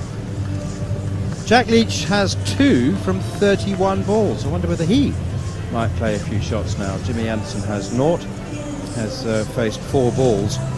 The two of them are in animated conversation at the moment. Perhaps they had the pulled pork as well. Yeah, well, Michael Atherton said a bit earlier, this was as good a food the players have had on the circuit, which either it is out of this world or Lords has gone downhill. As Lords for me is still, no matter where you are in the world, that's going to take some beating. But I'm sure Jimmy and Jack aren't talking about the quality of their supper. I think they might be talking about probably their bowling plans rather than their batting plans to Michael Bracewell. It is Bracewell into the attack again. Oh, and Jack Leach plays a beautiful shot for 4. There he's got 2 off 31 balls, and then he's just whipped that one magnificently off his pads. And was that Usain Bolt who chased that one out to there? That's the fastest I've seen any cricketer move in the field. Was that Devon Conway? He's actually managed to cut it off. Henry Nichols, I think it is. But what a shot it is from Jack Leach. He's gone, like you say, he's 2 from 31 balls, defending it, bobbing it, weaving it, and then just clip one off, probably middle stump. Michael Bracewell's just bowled a ball which has just sort of gone on, angling towards sort of middling leg, held its line, and Jack Leach has gone all the way on the back foot, squared himself up with a quick flick of the wrist, got it past short leg, and it's flying away, and you're right. He's got 3 for it, not 4. Short and wide and slapped away by Jimmy Anderson through the offside. They should come back for 2 here. which will see him draw level with Trent Boult. It's the most productive number 11 in Test history. I think it was 645 runs. Level now. One more for Jimmy Anderson to become the highest scoring number. I don't know why I'm so excited about this record, but it does titillate me. The most productive number 11 in Test cricket history. Bracewell in, and he cuts one and it carries straight on, doesn't turn. Kept a bit low too and taken by Tom Blundell, the keeper. Of all the records that have been broken in this Test match, Ben Stokes becoming the most prolific six-hitter in Test history and a host of other records, this is the one that excites me most. There is the reverse sweep. He misses it. Jimmy Anderson, the reverse sweep, like pulled pork and pork belly. You are a big fan of lower order runs, aren't you? We do the Cricket Collective every week and talk about players who get from 9, 10, 11, gets 50, all over that. There's slog sweep from Jimmy Anderson now, and he misses that one as well. There must be a reason that 9, 10, 11 scoring runs excites me so much. Anybody that does a job they're not a specialist at, I think I appreciate. Here is Bracewell once again, and Anderson steps back and thumps this one into the covers, nicely fielded by Devon Conway. And Jimmy Anderson will have to wait for the next over and hope that Jack Leach isn't dismissed. Just one more run, Jimmy. Come on, you can do it. 363 for 9. Lead is 382. 382, and it's about the time. It's about time now. Another 20 minutes, 25 minutes. I'm sure Ben and Brendan have been saying, coach and captain of England, can you eke it out? Can you get somewhere near to 7:30? I'm sure that's what Jack and Jimmy's talking about right now. We're going to get a barrage of short balls. See if we can either get inside it, play them on the leg side, or can we get underneath it and try and uppercut it into the offside. His eggs are all in one basket. He's got a man on either side of Jack Leach with helmets on. There's not much in front of square for Jack Leach to play with, so it suggests that this ball from Kugelheim will pitch more in the bowler's half than it will in the batsman's. Here is Kugelheim, bowls. Jack Leach whips it off his thigh pad out behind square on the leg side. That's as good a tuck shot as Sir Alistair Cook would have appreciated that. The opener's tuck shot. And he's tucked that away beautifully. Just thinking of food again, talking about tuck shops. Tuck shot, shot. And just pork belly, pulled pork, roast potatoes. It's not like you, manners, and you're making a boss and producer the best bacon sandwich this morning. We took food a good game today, I think. We have 1, 2, 3, 4, 5, 6 stationary close catches now as Jack Leach faces up to Kugelheim once again, a bouncer. Leach ducked so early you have to believe that he had premeditated that one. He's actually bent at the knees, I reckon, before Kugelheim was into his gather. He's ducking underneath that one. Yeah, I think the ball before Kugelheim, it was more of a drag down. It wasn't an effort ball, short ball. What is the first ball of the over, so he's just dragged his first one down. That one was always going to be an effort ball in too short, and Jack Leach obviously knows what's coming. He got well underneath it, no risks taken, no need to be a tall target, comfortably getting underneath it. Here is Kugelheim up to the crease now, bowls, and Jack Leach tucks it away again. Oh, it sets off for a single, sent back by Jimmy Anderson. I was going to ask you something very mundane and below your pay grade, Jarry Kimber. I just wondered whether you could confirm how many runs Trent Boult and Jimmy Anderson and Matthias Muralitharan have scored at number 11. Oh, I've got that one, yeah. I'll give you a minute. It's not. No, I've got it here. Oh, have you? Yeah. Well, Anderson started at 642, so what's he on? 2? 642. Mm-hmm. So he's got 644 now, and Trent Boult, 644. they're on the same. Yeah. Yeah. Murali 623. Again, bowls. Oh, Jack Leach backs away and carves it through the offside for 4. Again, Leach, I know that you don't have to be a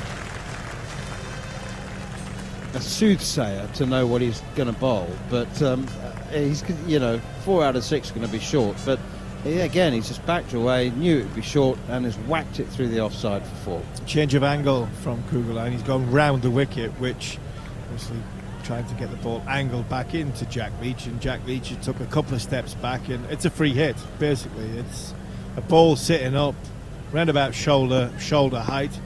Because he's given himself some room, he can just free his hands, and it's a free hit. He can just go up with it. Kugelheim again up to the crease now. Bouncer. Leach ducks underneath it. Jared, who else? Which other prolific run-scoring number 11s have there been in Test cricket?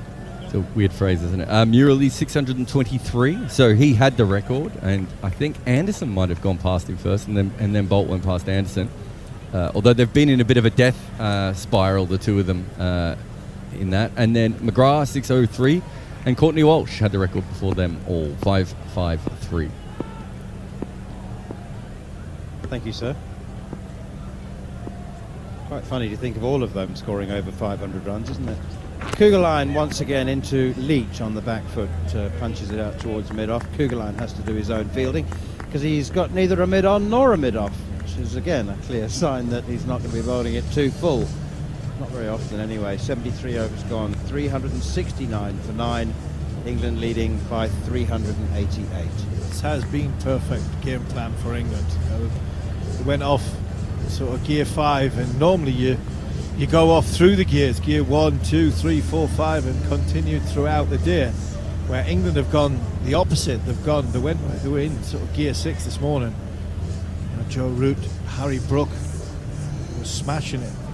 Ollie Pope this morning, and then as the day's gone on, they've lost wickets at crucial times, but they've also slowed it down to make sure that they can get to the time element of when England want to bowl.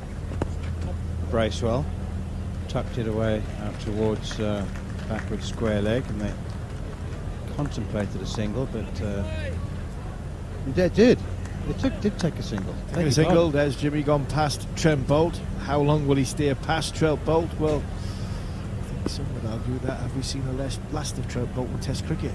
Bracewell in, clipped away by Jack Leach out towards mid-wicket, and again they scramble through for another single. So in the years, in the decades, in the century to come, Steve Harmison, when they talk about Jimmy Anderson, the most prolific seam bowler England have ever had, that's clipped out towards mid-wicket again, and there's no run straight to the field. In fact, the most prolific seam bowler that anybody's ever had, having played 174 Test matches. They'll talk about however many wickets he ends up with, 700. Here is Bracewell again, and that's clipped off his pads by Jimmy Anderson, extending his record as the most prolific number 11 in Test cricket history. And they'll come back for 3 here. Full-length delivery on the pads from the off-spinner Bracewell, flicked away through the onside, and Jimmy Anderson moves up to 6. The question is, will anybody talk about the prolific scoring record that he produced at number 11? Jared? Well, how many people, when you're out and about, Harmy, come up to you and say, did you know, Mr. Harmison, you're the 13th highest scorer in number 11 history? Stumped him! Bracewell turns it past Jack Leach, who's on the charge, swinging lustily, and Tom Blundell completes his second routine stumping of the innings, and Leach has gone. Stumped Blundell, bowled Bracewell for 12. Jimmy Anderson finishes unbeaten on 6, and in the process takes his career total to 648 runs, the most ever batting at number 11 in Test cricket history. England have been bowled out for 374 in their second innings, which puts them 393 runs ahead. The Black Caps of New Zealand will require 394 to win this first Test match. It would be a record run chase by exactly 60 runs. A record successful fourth innings run chase. New Zealand have scored more than 324 in the fourth innings before, but not in a successful run chase scenario.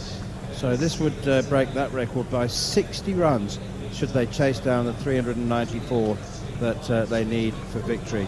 And there was some talk, quite informed talk actually, that Michael Bracewell looked a bit out of his depth in the first innings as a frontline spinner, and maybe that he's batting one place too high, or maybe even shouldn't be in the team as a front-line spinner, but he's responded well in the second innings, and he certainly gives it a good old rip, and evidence of that is the fact that he's got 2 stumpings against 2 left-handers, albeit slightly varying quality in Captain Ben Stokes and Jack Leach, but nonetheless spinning it far enough to beat the outside edge to give keeper Tom Blundell 2 stumpings. 374 all out then, and Harmy, it's kind of it's almost like we've been watching a curtain raiser for the last hour and a half, and the main event is about to start. The main event has had the boxing card, the undercard has happened.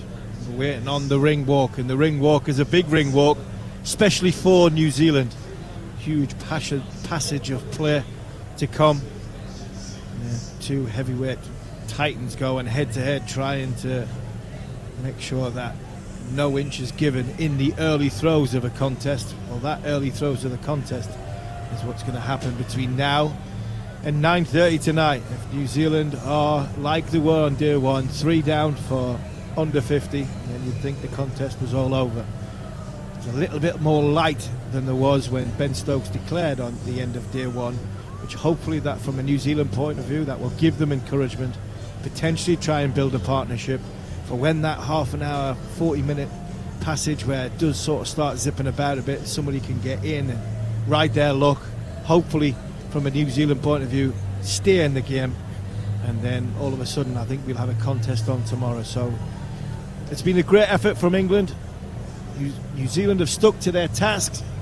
So Neil Wagner with 2 wickets first thing this morning.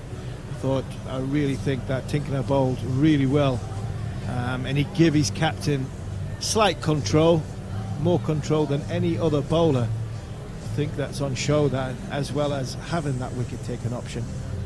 But still, 393 is a lot of runs for New Zealand to go and get, especially if the ball starts moving around like it did on the first night.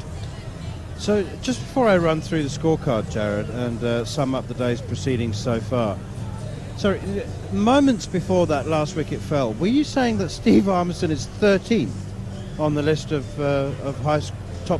high-scoring number 11s? Correct. I know. Shocked me too. I only looked at it as a joke because he had 231, I think, and I was thinking, well, he won't be that high on the list because all the other guys you mentioned are around 500. It turns out he is. If anything, being promoted because of his incredible batting skill to number 9 and number 10 ruined his chances of being number 1 for a brief period of time. A record he would have never have known he would have had it. He would have had. I can't believe I'm that high up on the list, because I did get elevated once or twice to batting at number 9 and number 10, which really disappointed me, to be honest, because I quite like batting at number 11. Quite enjoyed walking off with somebody, you know what I mean, man? It's, me and you enjoy a good chat and quite talkative, and it was all right walking out by yourself, but I quite like walking back with somebody, and when you're back at number 11, you get a chance to have a conversation and going back, saying, "Oh, that was quick.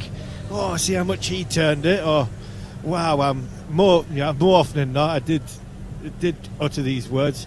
Thank God for that.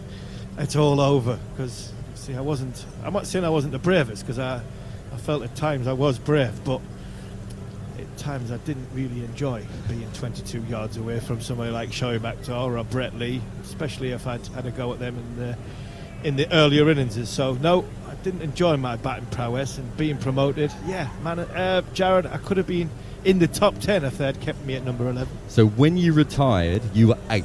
You had the 8th most runs in the history of cricket at number 11 I can't believe they didn't lead with this manners.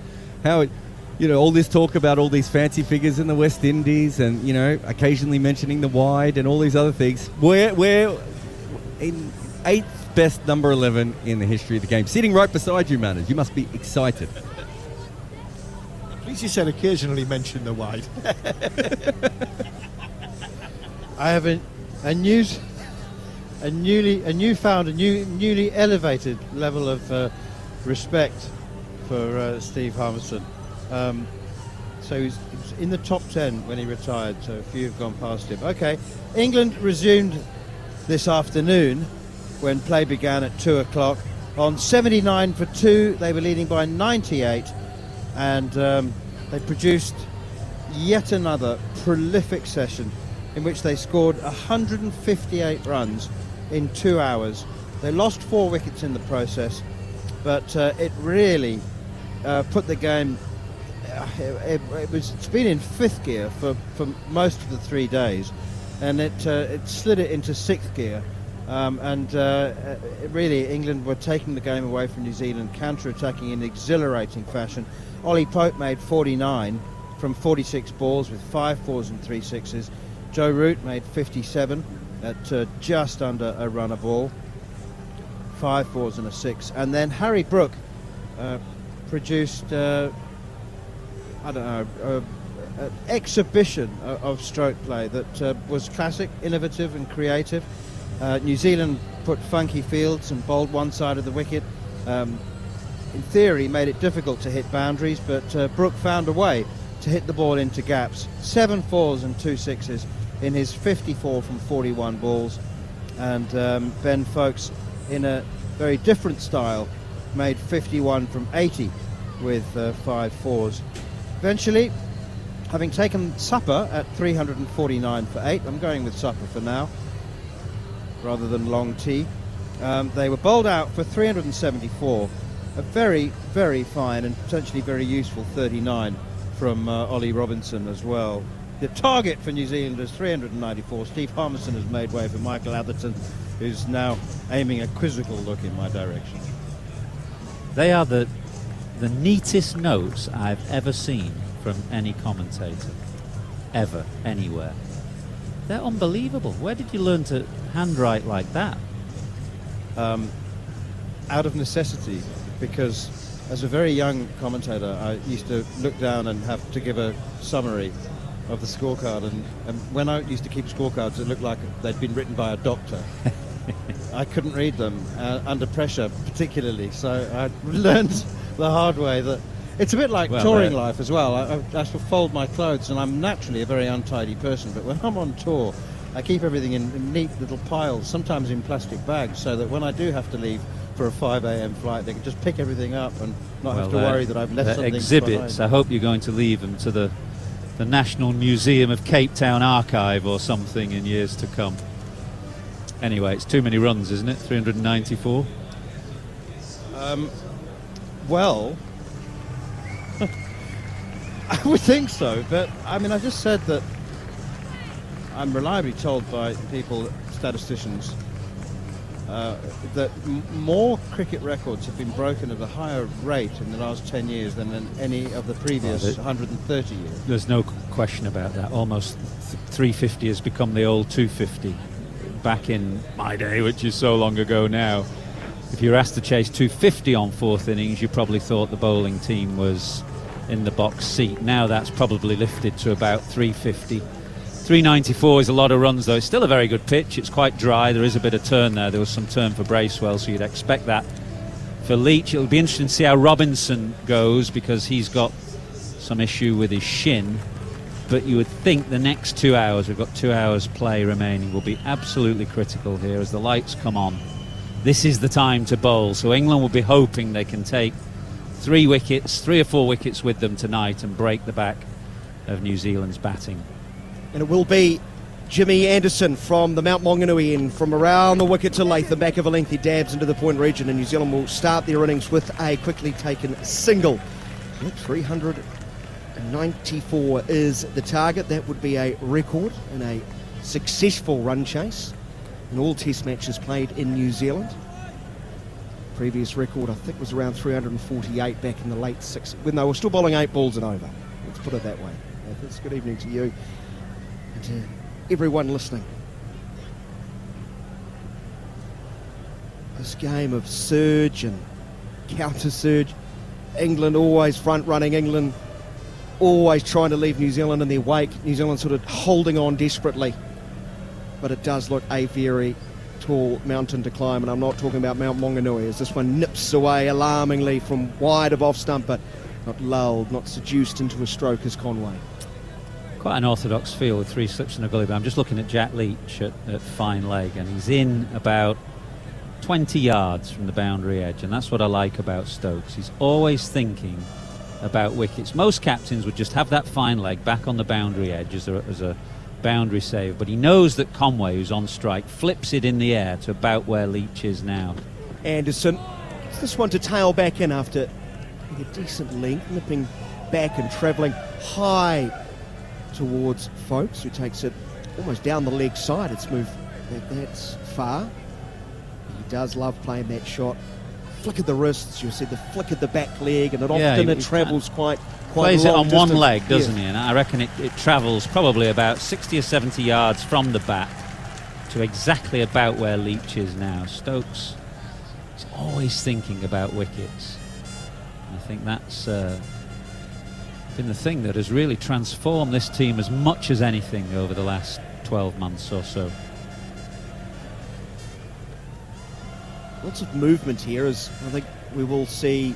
Well, they'll retain 4 slips as they started with, but Ollie Pope will go under the helmet now, won't he, onto the onside. He'll stand about equivalent of 2 cricket wickets away from Conway. Away to Conway's right as Anderson again from around the wicket, drawing the New Zealander forward, pushing up towards Broad, who's in from mid-off. No, that's Robinson, isn't it? Broad's, of course, always in the floppy. What am I thinking? 4 slips into gully. Robinson at mid-off, mid-on, Broad. Pope under the helmet, and Leach at catching fine leg. Yeah, Leach is loosening up as well. I don't think he'll open the bowling, but he is loosening up. Anderson, wider of off stump. No stroke from Conway. I'm not surprised. I mentioned it very briefly. We didn't really get a chance to talk about it. Bracewell bowled very, very well, but there was a couple of nice footmarks sort of settling into the end. Bracewell was bowling from our commentary position, but probably more threatening to a left-arm finger spinner bowling to a left-hander, and New Zealand has a few of those. Yeah, they do. But he'll get plenty of opportunity, Leach, and I just think under lights now, pink ball, it's got to give your seamers that opportunity. We saw Leach open the bowling in Pakistan, of course, but these are very different conditions now. Plenty of gulls, seagulls, loitering around, looking for a free feed. Or maybe just wanting to get a glimpse of a true great. And we're not just talking about his efforts as a number 11 batsman, Jimmy Anderson. A wonderful contributor to the world game he's been. He bowls a beauty, pitching just outside of off stump, and that was like a Michael Bracewell off spinner. Problem is, he's bowled at 131k. Conway does not play a stroke. Good discipline outside of off stump. The end of the first over, 1 on the board. 394 is the target, Jarrod Kimber. Yeah, I've got an update for you on Neil Wagner's spell. So we had a look before, and he had the highest ever economy of any bowler in a test match innings who'd bowled more than 10 overs. Good news for him is, by the time he came back on, England had settled down a little bit. He still got taken for a couple of runs, but he's now ended up with the second highest. So 8.46 runs in his 13 overs is behind Yasir Shah's 8.85 in 2017. So you can tell him, no longer is he the most expensive bowler in a test match innings ever. He's only the second most. I will definitely deliver that news, because I'm technically delivering good news. Yeah, exactly. Aren't I, Michael? I'm delivering good news. You did hold a record, but I come bearing good news. I'd still bear it quite gently if I was you. I'd keep your distance, just depending on how the next 2 hours goes. An unsigned, handwritten note, maybe, just slid under his hotel door later this evening. Wonderful sight here at Bay Oval in Mount Maunganui. The fans are still in great numbers. They've been in fine form. We had a costume party throughout the day. Awards given out in the dinner break. But eyes are on Stuart Broad from around the wickets. Bowling full wide outside of off stump and no stroke from Latham. We know the qualities of Conway, Williamson, Blundell. Mitchell's had success against England. It's been a long time since Latham's probably felt he's made a significant contribution against England. He has scored a test 100 against them. I think his average hovering around that 29-30 mark. He's a player who, when he gets in, can bat for a substantial period of time. He's away with a crisp stroke through mid-wicket, just slightly over-pitched. kept the balance and nudged it through the gap and out to the fence for 4. The first boundary of the New Zealand innings. Latham has all 5. It's 5 without loss. Well, he's a very good player, is Tom Latham. He might have had a struggle of later against England, but he's a top-class opening batsman. Both Anderson and Broad bowl well at left-handers. Broad especially from round the wicket, which is where he's bowling from now.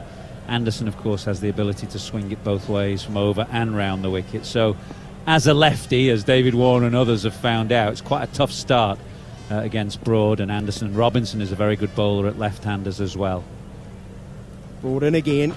Bowls full, and this one's on middle and leg, and he's played this quite square, and that's probably what's had the slip cord and go up interest. They thought potentially a LBW shout on the way. Problem is he's played it quite nicely all the way out towards the boundary. They'll come back and complete a rather comfortable 3 as Latham moves to 8 without loss. Key for Broad from round the wicket is to not get too straight, which is what he did there on both those occasions, actually just spearing into about middle and leg. But if he can hold an off stump line and he can get it going both ways, both back to the left-hander and away to the slips, and that makes him a very tricky customer indeed then. Got Neil Manthorpe under the table foraging for something. Like a pig looking for truffles. Here is Broad into Conway, who takes the bottom hand off the bat as he flicks it away down towards long leg. He's now whacked his head on the table as he comes up. And he's got a New Zealand delicacy. Lemon and Paeroa, L&P, 9 without loss. It's the drink you open Athers, you look at it, full of excitement, you drink it, and then you realise it's L&P. What is L&P? Come on, for the uninitiated. It's clearly non-alcoholic. It's a soda, lemon and Paeroa. Good lemony stuff is the tagline at the moment, but it's a New Zealand institution. It's been around as long as certainly I have been. Broad, that's much better. Round about that off-stump line, popping forward, pushing to pointers. Latham, no run. I'm just looking around the box for the other New Zealanders in the room if they agree with me. Yeah, thumbs down. There's a thumbs down there. John Norman, well, he's half Kiwi. He loves it. I've never heard of it. Not on the wine lists you look at. Efforts, I would think. 4 slips. Man under the helmet's crept back quite a way. Here's a Yorker almost. Maybe not completely Yorker length. Getting down on it very late was Latham, somewhat taken by surprise. 9 without loss at the end of 2 overs. 394 is the target. Now the Gulls are getting quite confident, aren't they, Athers? They're getting nice and low, swooping in. Good numbers have stayed, which is good to see. I've been chatting to quite a few England supporters around and about in Mount Maunganui, and I wouldn't say that the concept of day-night Test cricket is universally popular. The problem for them here is the contrast in temperature. The first 2 sessions, which they sit in baking heat, and then after the long break it starts to get very chilly indeed, and in fact quite a lot of supporters just then drift away, don't they? They watch the cricket for 4 hours and go to the pub or the restaurant, but a lot have stayed in tonight, I think in anticipation of watching Broad and Anderson, who remember just need 1 wicket to break that record. True. Held by Shane Warne and Glenn McGrath for the most taken by a pair of bowlers in Test matches together, and the game is on the line, so there's plenty to watch, plenty of good cricket to watch. It does get a bit chilly. It does. Later on. There's a significant drop, you are so right. I know we had a bit of fun at your expense. In fairness, you too. Now it's your contribution to the Warne McGrath. Jared Kimber, your assignment. I'd like to know who's top of the pops as far as scouts for Broad and Anderson. I'm guessing David Warner. Yeah? It's a guess. I think it's Shane Watson. I think we did it yesterday. I think it might be Watto. Oh, the walking review. He probably did review every one of them as well. Probably reviewed every single one. Big pad. He had a big front pad. He sure did. And the ball used to cannon into it regularly. Right, slight break. I think equipment changed for Latham, it was. So 9 without loss. It was David Warner, 17. Here's Anderson. getting the ball to nip back in towards the front pad of Conway. He plays very late, right under his eyes, sort of a left-handed Kane Williamson, the way he waits, defends. For these fans, they won't have to worry about the significant drop in temperature between session 2 and 3 in the second test as we head to Wellington. That is a standard time. There's no lights there, but no, they just have to worry about the temperatures all the way through. Every session. I am the bearer of very good news for them. Here is Anderson continuing around the wicket, shuffling down the pitch, want to get to the length and turning it into the onside past short leg, and Pope is Conway. 10 without loss, sort of taking a leaf out of the English opener's book there. Yeah, I looked at the long-range forecast for Wellington. Good Wellington test ahead. Days 1 and 2, 16 degrees, overcast, a bit of rain, breeze around 40 to 50 k. This wouldn't be the same otherwise. Anderson in his second over, none for 2, goes a little bit wider of the crease, back of a length played, and right from the crease line is Latham, no run. Who were the great into-the-wind bowlers at Wellington? Because you need one, don't you, in your teams? A workhorse who trundle into the wind. Who would be the famous? Well, often people always sort of associate that with, say, Sir Richard Hadley's era. They'll talk about the great Ewan Chatfield doing that job, but you speak to Chats. He got to bowl downwind for Wellington. So he spent a lot of time bowling downwind, but had to do that. Here's Anderson bowling Fuller's driven into the cover region, and there is no run. But it was rather, going on a slight tangent, very interesting, speaking to Neil Wagner before today, and I was asking about, he was falling over a lot. He was talking about it's an uneven sort of landing surface, and sprigs weren't going in completely, and we talked about the no balls, and he was describing that the wind here for the first 2 days was very off-putting. And he said, and I kid you not, I'd much prefer to bowl into a Wellington breeze. Here's Latham going forward and playing to point. I nearly fell over. Well, this is his home ground as well, so he should be used to it here. But I guess we were just getting, the tail end of whatever was left of that tropical storm come cyclone. Pretty breezy the first 2 days, but not now. It's quite still now. Perfect conditions, actually. It's quite a sight. When you see the pictures from the television drone above, it must be one of the most stunning backdrops to any test ground. It is delightful. Here is Anderson once more on middle stump, playing in front of his front pad from the front foot is Latham again into a gap at mid-wicket between the mid-on and short leg, gathering a run. 11 without loss, 3 overs have been bowled. If you're just tuning into our coverage here on TalkSport 2, the target for New Zealand is 394. England bowled out for 374 in their second innings. Quite remarkable across the 2 innings.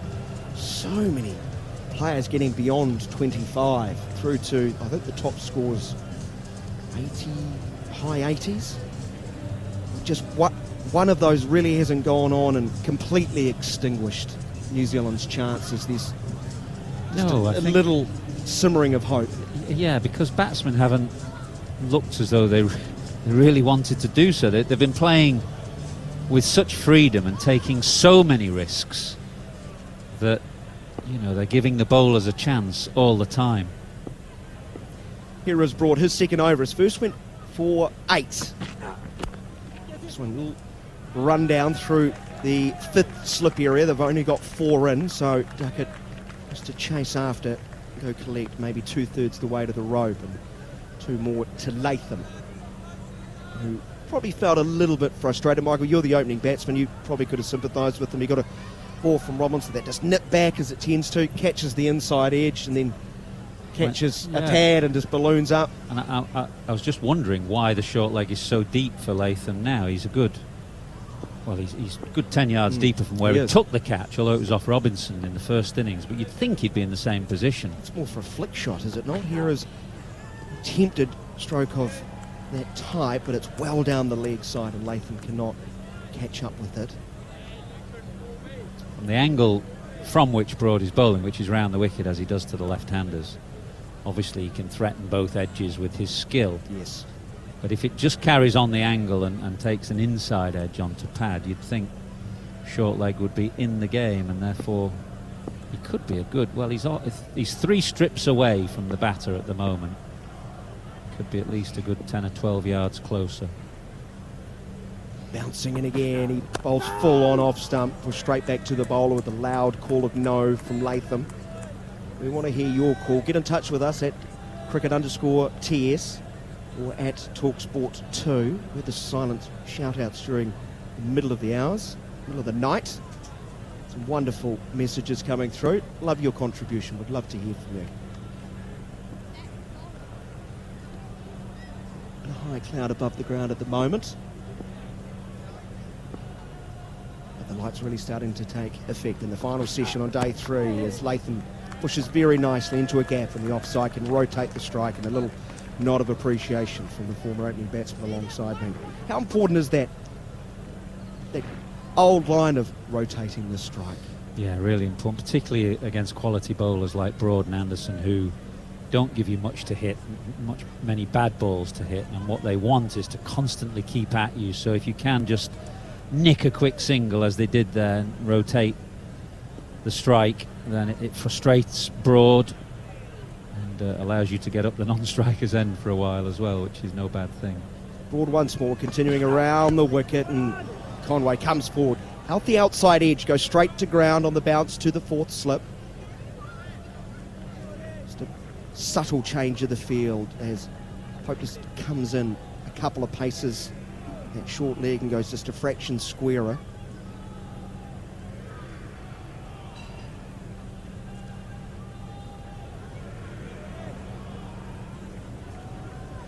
There is something nice about the sight of 4 slips early. And 5 late on day number 1, didn't we, at times, with New Zealand really struggling through that 18-over period. And here's another one, because Broad's got it to nip back and bowled as Devon Conway. Beauty from Broad. Conway runs in the first innings. Well, he's got to go now with just 2 to his name. It's 14 for 1. And this is the area that England have had a bit of success against Devon Conway, who did so brilliantly against them the first series that he played. But England have recognised a bit of a weakness in Conway's game, which is angling the ball back. He's more of a threat if you bowl to his inside edge than outside edge, and that's what Broad did there, angling it back.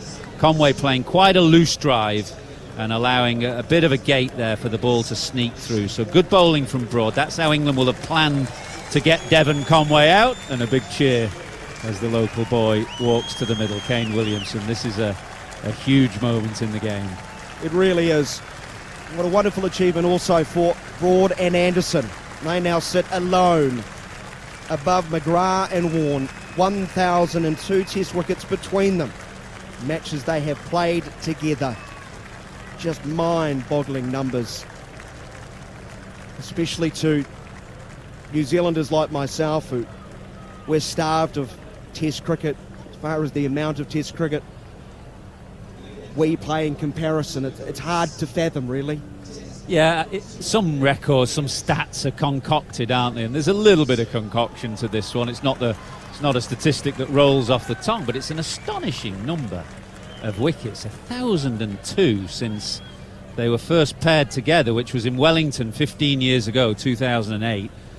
1,002 wickets in games that they've played together. My word, what an achievement. But in the here and now, a very important wicket. Devon Conway gone as we welcome in TalkSport listeners to our coverage here on TalkSport 2. Perfect timing, impeccable timing. Because Devon Conway has been bowled by Stuart Broad. Latham is on 12. More from Michael Atherton as I'll make a quick escape and John Norman to join. Yes, wonderful bowling from Broad. Exactly how they'd planned to get Devon Conway out. Anderson now, and defended back to the bowler. What a scene we have here for you on TalkSport and TalkSport 2 as night starts to take over from day. There's still daylight, the floodlights are on, there's some cloud, more cloud than we've seen all day actually.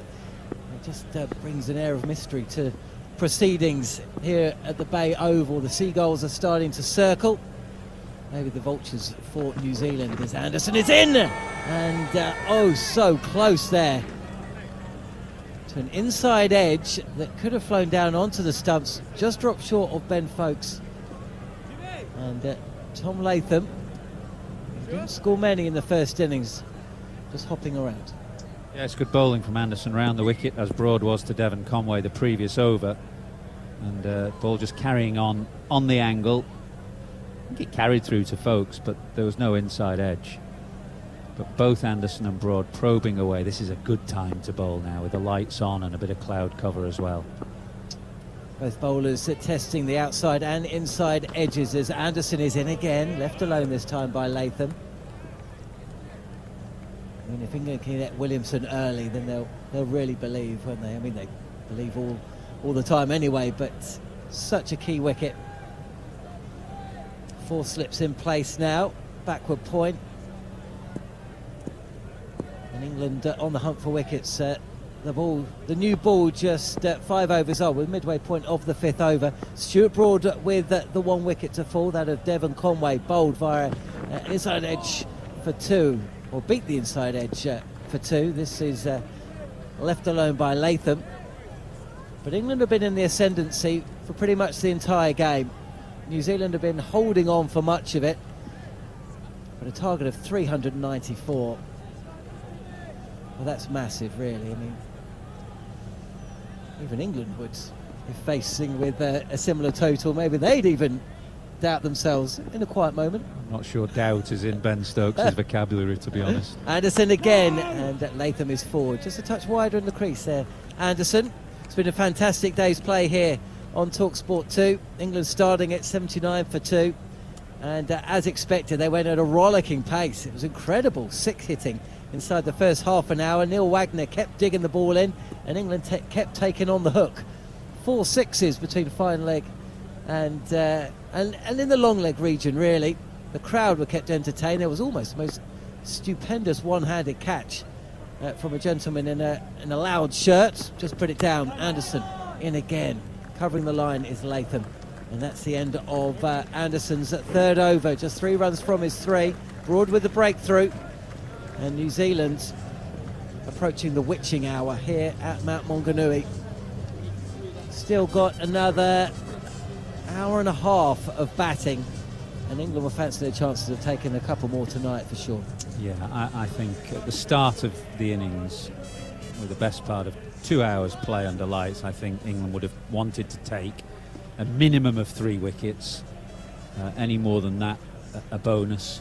But if you get 3 big ones at the top of the order, they've already got 1 in Devon Conway. If they can pick up Williamson especially, and then 1, maybe 2 more, that's basically kind of broken the back of the top order, and that would leave New Zealand with a mountain to climb on the 4th day. It's already a steep climb they've got ahead of them, a record run chase ahead of them, but it's the combination of that and the fact that they're batting under the most disadvantaged terms right now.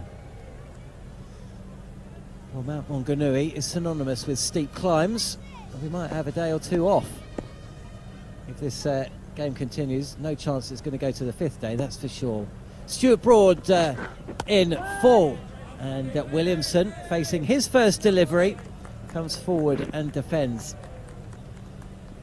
Such is the change in conditions, though. We said it before, say it again. If New Zealand can get through the next hour and a half unscathed, or losing maybe just the 1 wicket, they'll come out tomorrow and they'll feel the conditions are still right for batting, and they will be for the first 2 sessions tomorrow. But it's just about getting through. I mean, we saw at the end of day 1, didn't we, when Ben Stokes called his team in and batting looked extremely challenging. 3 wickets falling, should have been a 4th really. Conway put down. Broad again, this is Yorker length, and clipped ungainly really from Williamson early on in his innings. Looks like England want to bowl quite straight at Williamson. They've got 4 men to the leg side, a leg slip, a wide fine leg, mid-wicket, mid-on, so there's plenty of cover on the leg side for Broad, and his first 2 balls have been quite straight, angling back at Williamson, so they want to make him play as much as possible and don't give him any sighters outside the off stump, and don't give him room to play that shot that he likes to play down backward of point through the offside. Yeah, that's the shot that you think of when you think of Kane Williamson, isn't it? It's also how England got him out in the first innings as well. Jimmy Anderson was one that nipped back a little bit, trapped him LBW, wasn't given out on field, but They went on review. Forward again is Williamson. Yeah, and that's what Broad is trying to do. That's the third ball now that has angled in. So they're targeting the pads. As you say, that's how they got him in the first innings, making him play at every opportunity. Do you think they'll hang one out there? Yeah, I mean, they may, he's not going to bowl exactly the same line every ball, but I think whilst the ball's new and conditions are favourable, they want to make him play. Tap of the bat on the ground, and Williamson this time fraction shorter from Broad, up on his toes is Williamson, and looks relatively comfortable, just playing this down into the turf, into the offside. Haven't really been able to take your eye off this game from the start, and here we are again. Crowd seems to have stuck around a little bit more today as well. It's not a school day, fancy dress day. We've got a long bar behind us, and it's got steadily louder as the day's gone on. There's some scenes taking place down there, and there's some very stern looking ladies just making sure everyone out! Kane Williamson has just chopped on. It's that angle of attack from England and Stuart Broad, and Williamson has got to go for a duck. Well, it's brilliant bowling.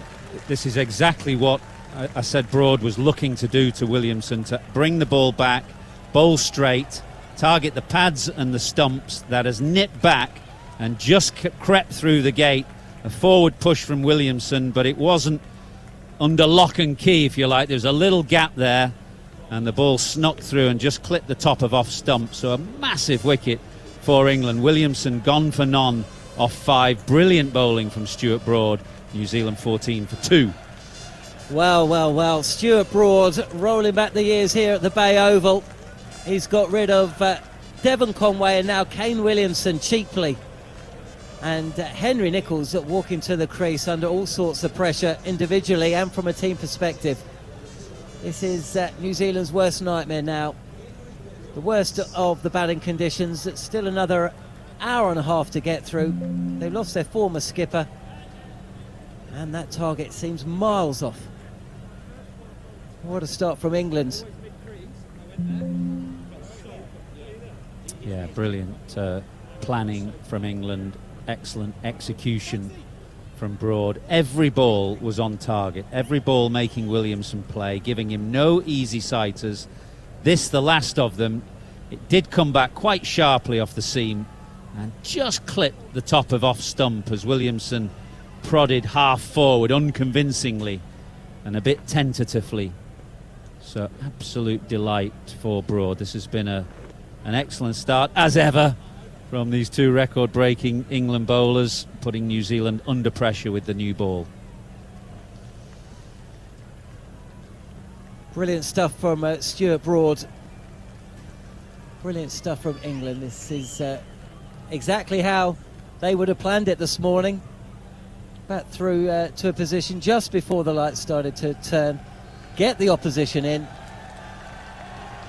and get the ball talking. You can hear the crowd getting behind the England players. There's strong local support, but they haven't had a great deal to cheer about. Thousands have made the trip from England. Hundreds that really battled to get here in the last couple of days because of the cyclone. And now it all seems worth it. 4 slips in place, Broad is in, and Henry Nicholls, the left-hander, is forward and defends. Well, I think they'll attack Henry Nicholls as they did in the first innings, which is to say to his outside edge. So where they were very straight at Williamson, they'll try and run it across the left-handed Nicholls. There are 4 slips in place. So England have New Zealand right where they want them now, with 2 early wickets, 2 big wickets of Conway and Williamson. Nicholls and Latham, who've been a bit out of sorts of late, and these are very, very testing conditions. We'll bid farewell to Mike Atherton. Hopefully we'll see you tomorrow. England might have other plans. They might have already booked the golf course. Army, we've been dragging your golf clubs around for the best part of 10 days, and you haven't seen the golf course yet. No, not yet, but the back is starting to feel that little bit better, so I can feel as though there's a game of golf coming. I think the way Jimmy and Brodie are going, there might be 2 games of golf coming. Right, 4 slips in place. There's Ben Duckett at backward point, Jimmy Anderson at mid-off, and Latham Faces playing a nice little dab into the offside.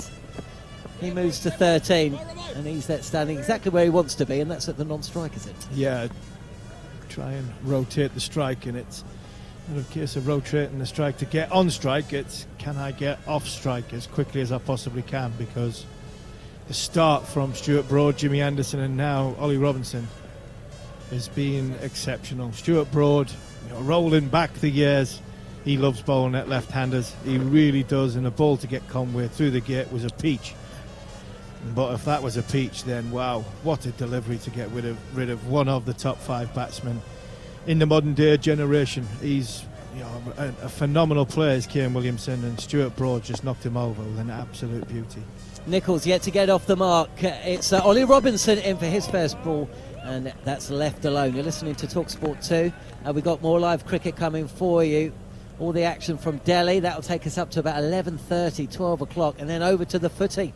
Now we've got Aston Villa against Arsenal on TalkSport at 12:30, and Everton against Leeds here on TalkSport 2 at 3 o'clock. Who have Newcastle got this weekend? We play Liverpool, 5:30 game later on tonight. And you mentioned the India-Australia game. David Warner's been replaced as a concussion. It's probably done David Warner a favour. Might keep him in the side now for the Ashes, so that might have put a spring in Brodie's step. Nichols again, up on his toes, clipped into the leg side. Stuart Broad dashes in from mid-on. Everyone wants a piece of the action. He's having a little look at the ball, actually. Holding up to the light. Henry Nichols and Tom Latham, all the pressure in the world on their shoulders right now. I still remember I still think of Liverpool-Newcastle as a bit of an El Clasico. All those amazing games back in the day. Yeah. Still my favourite goal, I think. Non-Fulham goal, that Stan Collymore strikers. Robinson is in and left alone again, up on his toes, keeping the bat well away from the ball, not interested. Nichols does not want to play anything that he doesn't have to. No, it's going to be a real cat and mouse affair from here on in. He's going to try and leave as much as possible, and as you can imagine, John, that Stan Collymore goal wasn't one of my favourite goals, to be honest. I think I was ducking behind the sofa. No, I tell you what you were doing. You were doing the old Kevin Keegan with your head draped over the I was ducking underneath the sofa. He was underneath the advertising boardings, and Jurgen Klopp's had a few things to say about Newcastle lately, so I'm sure the Newcastle fans will be really looking forward to him turning up. Round the wicket is Robinson, clipped past a diving short leg, and Henry Nichols can get off the mark with a 2, but he's back. He's going to be facing another couple of deliveries. One delivery actually left in the over. Yeah, that is a fascinating test match as well that's taking place in Delhi. 105 for 4 now, India. You can hear the final session of play following the final session of this one. Bags of cricket here on TalkSport 2. Virat Kohli at the crease at the moment, Ravindra Jadeja as well, both in the 20s. Meanwhile, at the Bay Oval, Henry Nichols battling hard for his team. Left alone again, not too far from the off stump. You can hear the strains of the Barmy Army up on the hill to the left. Days 1 and 2, you saw a lot of people leave this ground as we entered the evening session. Less so today. Real party atmosphere here. You know we've been challenged, by the way. Oh, yes. Well, Henry Nichols is out on the field, right? New Zealand's number 4 bat. But his brother, Willie Nichols, is a press officer for New Zealand. He's the one who dropped off that bucket hat earlier on today. Yeah, I'll take that home for my son. He loves the Barmy Army bucket hat. He'll be happy with the New Zealand one. So today's fancy dress day. We were only told about this at 20 to 12 last night. He's challenged us. Saturday in Wellington, second test. We've got to come in fancy dress. Okay? Round the wicket is Stuart Broad to Tom Latham, who covers up. 17 for 2 New Zealand. Could be an interesting week, that, John, because if we come in on the second day in fancy dress on day 4 when Newcastle win the League Cup, I could come in black and white from head to toe. Well, there you go. 2 days too late. I wonder if Simon let us borrow his clown's outfit for that afternoon. We just got to work it out. Well, you can come in full Newcastle attire if they win the League Cup. Fuller and edged and caught! No, dropped! It's Zach Crawley again. Thick outside edge, flying to the left of Crawley. I think he got two hands to it, but such was the speed of the ball. It's gone in, it's gone out, and it's flown to the boundary for 4. It's gone in, it's gone out, and this time it's Tom Latham. Rewind back a couple of days. Henry Nicholls nicked one exactly the same, and instead of going to Zach Crawley's right where he took the catch off Jimmy Anderson, this time he has to go to his left, diving, 2 hands, knee high, should have taken it, international level slip catching. That should have been 3rd wicket for Stuart Broad. And again is Broad. This is more circumspect from Tom Latham. That was a full-blooded cover drive from Latham on this occasion. Just dead bats the ball. Well, camera pans on Zach Crawley. We talked about his catching percentage in the first innings. So it hovers around 71%. He has dropped a couple along the way, but we should say it is appreciably darker than it was even 20-30 minutes ago. Fielding isn't any easier at night, who'd have thought? As Latham once again gets set forward, defends, and Stuart Broad fields from his own bowling.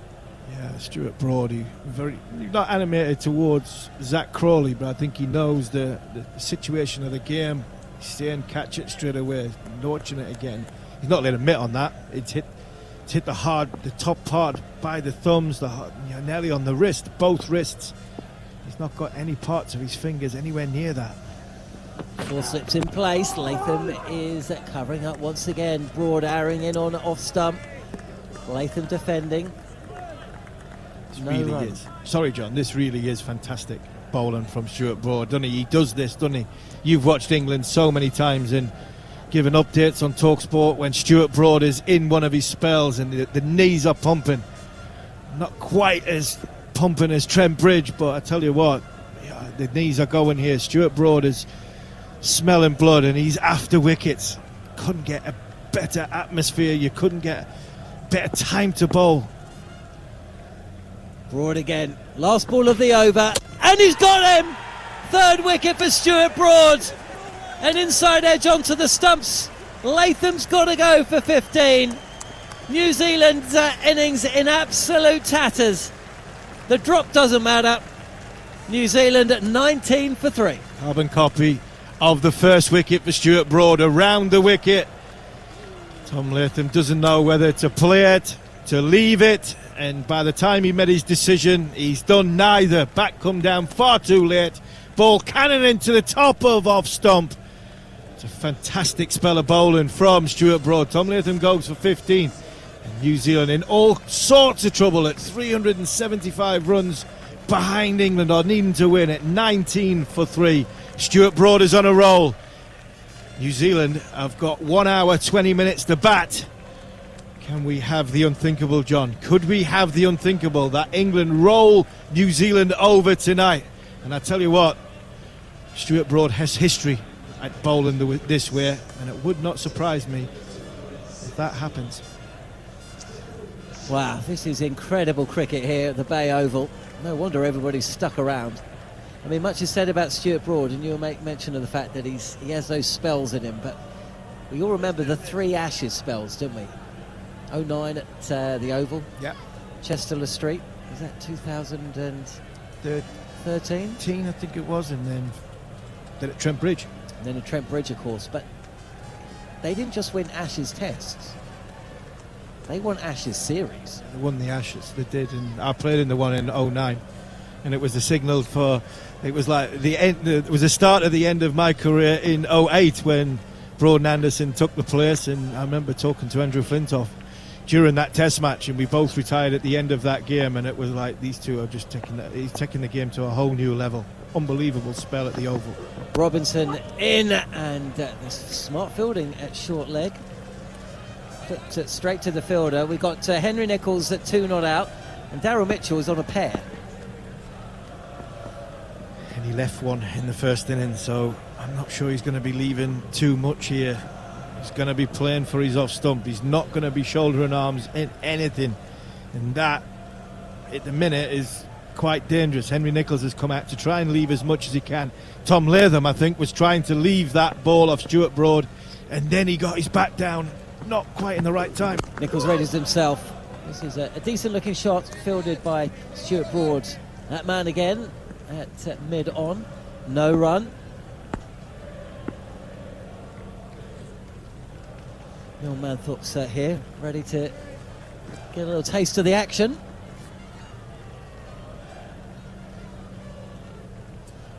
I thought he bowled well first innings, Stuart Broad. First 5 overs. Did say I thought if in the opening 5 overs of bowling, he could easily have got a couple of wickets. Things didn't quite go for him then. Robinson again left alone, not that far from off stump, but left on line and length. 19 for 3 New Zealand, if you're just joining us here on TalkSport 2. Yeah, and I thought in the first innings, Stuart, in his 160 Test match career, his opening spell of 5 overs, he'll have bowled a lot worse and picked up 2 wickets than he did in the first innings, and I think he's getting rightly rewarded in the second innings, because he's bowled similar lines, he's bowled similar lengths, and the rub of the green's gone his way. He just loves bowling at them left-handers from around the wicket. Robinson it is though. Fuller, and that's driven, edged, the ball really squirting past a point. A chase on for Duckett. Just the 2 runs there. Robinson won't mind that shot. Nicholls doubles his score to 4. New Zealand 21 for 3. 2 balls left of the 9th over. I mean, what you do struggle to think what New Zealand can do. Do they hang grimly on? Or do they actually try and do what England would probably do in this situation, try and hit their way out of trouble? Yeah, a little counter punch. Can New Zealand come back with a counter punch? But in these conditions, under these lights, with the ball newish, they're very difficult. Nicholls again. This is straighter. And he gets fully behind the ball. Is that the end? No, one more ball of this Robinson over. This is why you want to invest in this England team, isn't it? And it's certainly when you want to be playing for this England team. 100%. It just must be a great environment to play in. Freedom of expression. Can you express? Can you just be the best person you can be and not have any negative thoughts or fear of failure? That's what this side's doing. Over the wicket for the final ball, and straight again. A little clip down fine from the bat of Henry Nicholls. He moves to 5. Will face the first ball of the next over. Darren Mitchell hasn't faced yet. 22 for 3 New Zealand. Miles away from their target of 394. Stuart Broad with all 3 wickets to fall. All 3 clean bowled. And 2 batters under a huge amount of pressure now. Henry Nicholls and Darren Mitchell. To see how well they go, that will be Neil Manthorpe taking over here. But not before a word from Steve Harmison. With a counter punch, can New Zealand find their gloves to counter punch? That's the big question. What would England do in this situation? Would they try and hit their way out of trouble? The one thing that the difference between the 2 sides, for me, Neil Manthorpe, is the bowling attacks. I think England tried to hit their way out of sometimes a struggling position, and the bowling weren't up to it. I don't think that's the case from an England point of view. Their bowlers are right on it. Stuart Broad continues, and that's driven by Henry Nicholls. More of an uncertain push than a drive, really. Steering it wide of Jimmy Anderson at mid-off, and they do trot through for a couple. Imagine Stuart Broad. He would be on one of those golden Broad spells when he's absolutely irresistible. If he had Henry Nicholls caught, he had him dropped at second slip by Zach Crawley.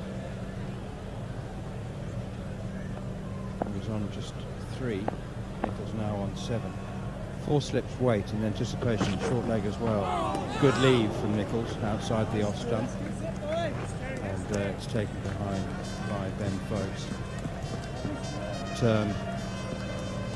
They say that Stuart Broad blows hot and cold. Those who say that he blows hot and cold, I would point to the fact that he has 560 test wickets, which would suggest there haven't been too many cold snaps in there. but when he's hot, he's very, very hot. And teams around the world have felt the force of a broad enforcement spell. Here he is once again, and forward comes Nichols, pushing that one straight back up towards mid-on. I would suggest it might be more accurate to say that Stuart Broad blows hot and furnace-like. Yeah, I was going to say hot and hotter. It's just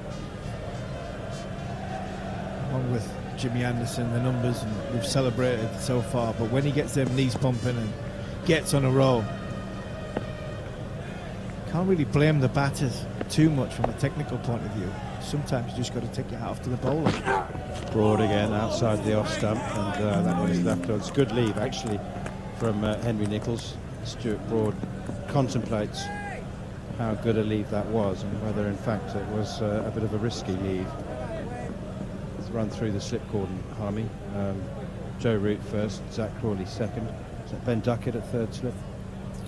No, I think it's Harry Brook at third slip. Ben Stokes at fourth slip, I think. Ben Duckett is at backward point. Ah, yes. Jimmy Anderson mid-off. Jimmy Anderson mid-off.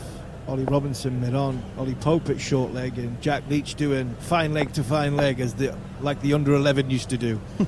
Broad in again. Bowles beats Nichols outside the off stump. Well, he's searching for form. Is Henry Nichols. He's low on confidence. There is a strong suggestion that he's in the last chance saloon. Not forever, but that unless he scores runs, then his replacement, Will Young, will come in for the second test match in Wellington. And there aren't very many batsmen in international cricket who don't know what it's like to be in the last chance saloon, and Henry Nichols is, well, you either hit your way out, don't you, and you take a fatalistic approach, or you try and grind your way out. Here is Broad once again, and forward comes Nichols, pushing it up towards mid-on, where it's fielded by Ollie Robinson. 24 for 3 New Zealand, in all sorts of trouble. England, it's interesting you said the main difference between the two teams has been the bowling attack, but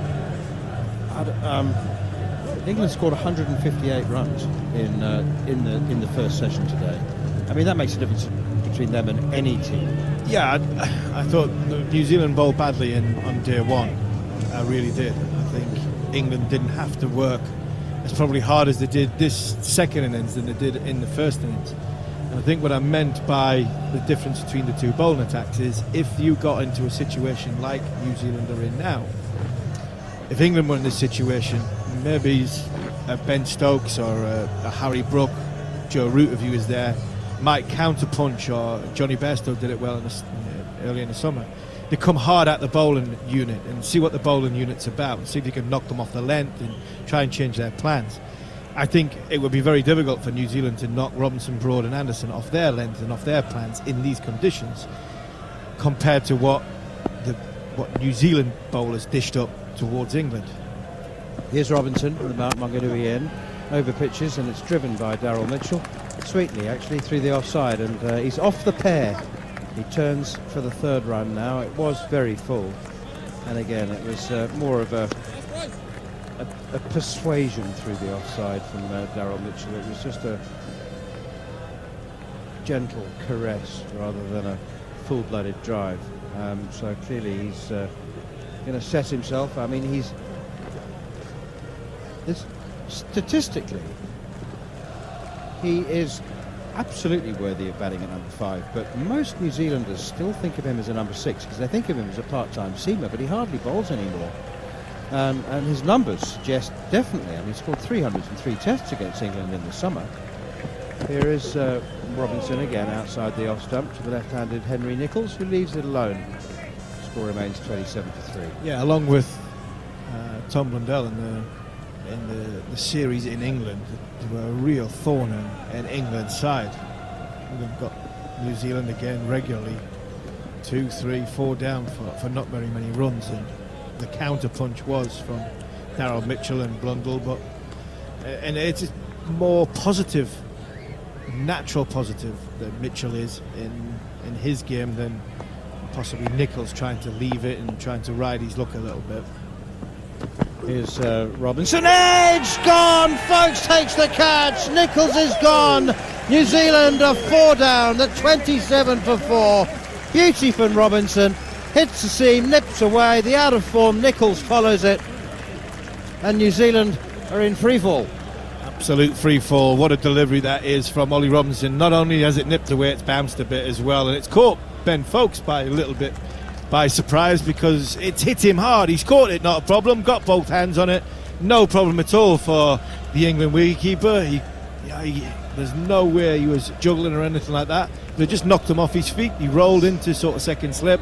And it probably just shows that the ball had just nipped away and bounced a little bit. Henry Nichols, I don't think he pushed at it. Again, probably a better ball than he got in the first innings, and he got a half-decent ball in the first innings. Just squared him up. This one probably wasn't as squared up, but he's just followed it with because of the ball just nipping away. And fantastic bit of bowling by Ollie Robinson, and England are in. Well, I said it 20 minutes ago. Might be thinking they can finish this tonight. Poor old Henry Nichols left the field like he just accidentally walked into the ladies' toilet, didn't he? Yeah. He just wanted to get out there as quickly as possible. Yeah, he wasn't hanging around for Alim Dow's finger. And you're watching it again, it's a beauty. It really is a beauty. He's not pushed at it at all. If he was hypercritical, his bat's coming from sort of second slip across his body. He's livid with himself that he's nicked it. Sort of curtain rail, but it's a good ball in a decent area. He's been leaving the ball very, very well from around the wicket from Ollie Robinson. And Ollie Robinson changes the angle. He goes over the wicket. Ball pitches probably on round about leg stump, just sort of half outside leg stump. Gone with the angle, bounced a little bit. He's probably nicked it in and around that off stump area. He might say he could have left it, but it was around about waist high, and he's nicked it to Ben Foakes. In England now, 3 slips, leg slip, leg gully, short leg, man going into gully now, no backward point. We've got a field now against a man who's off the back of 100. England fancy their chances of finishing it tonight.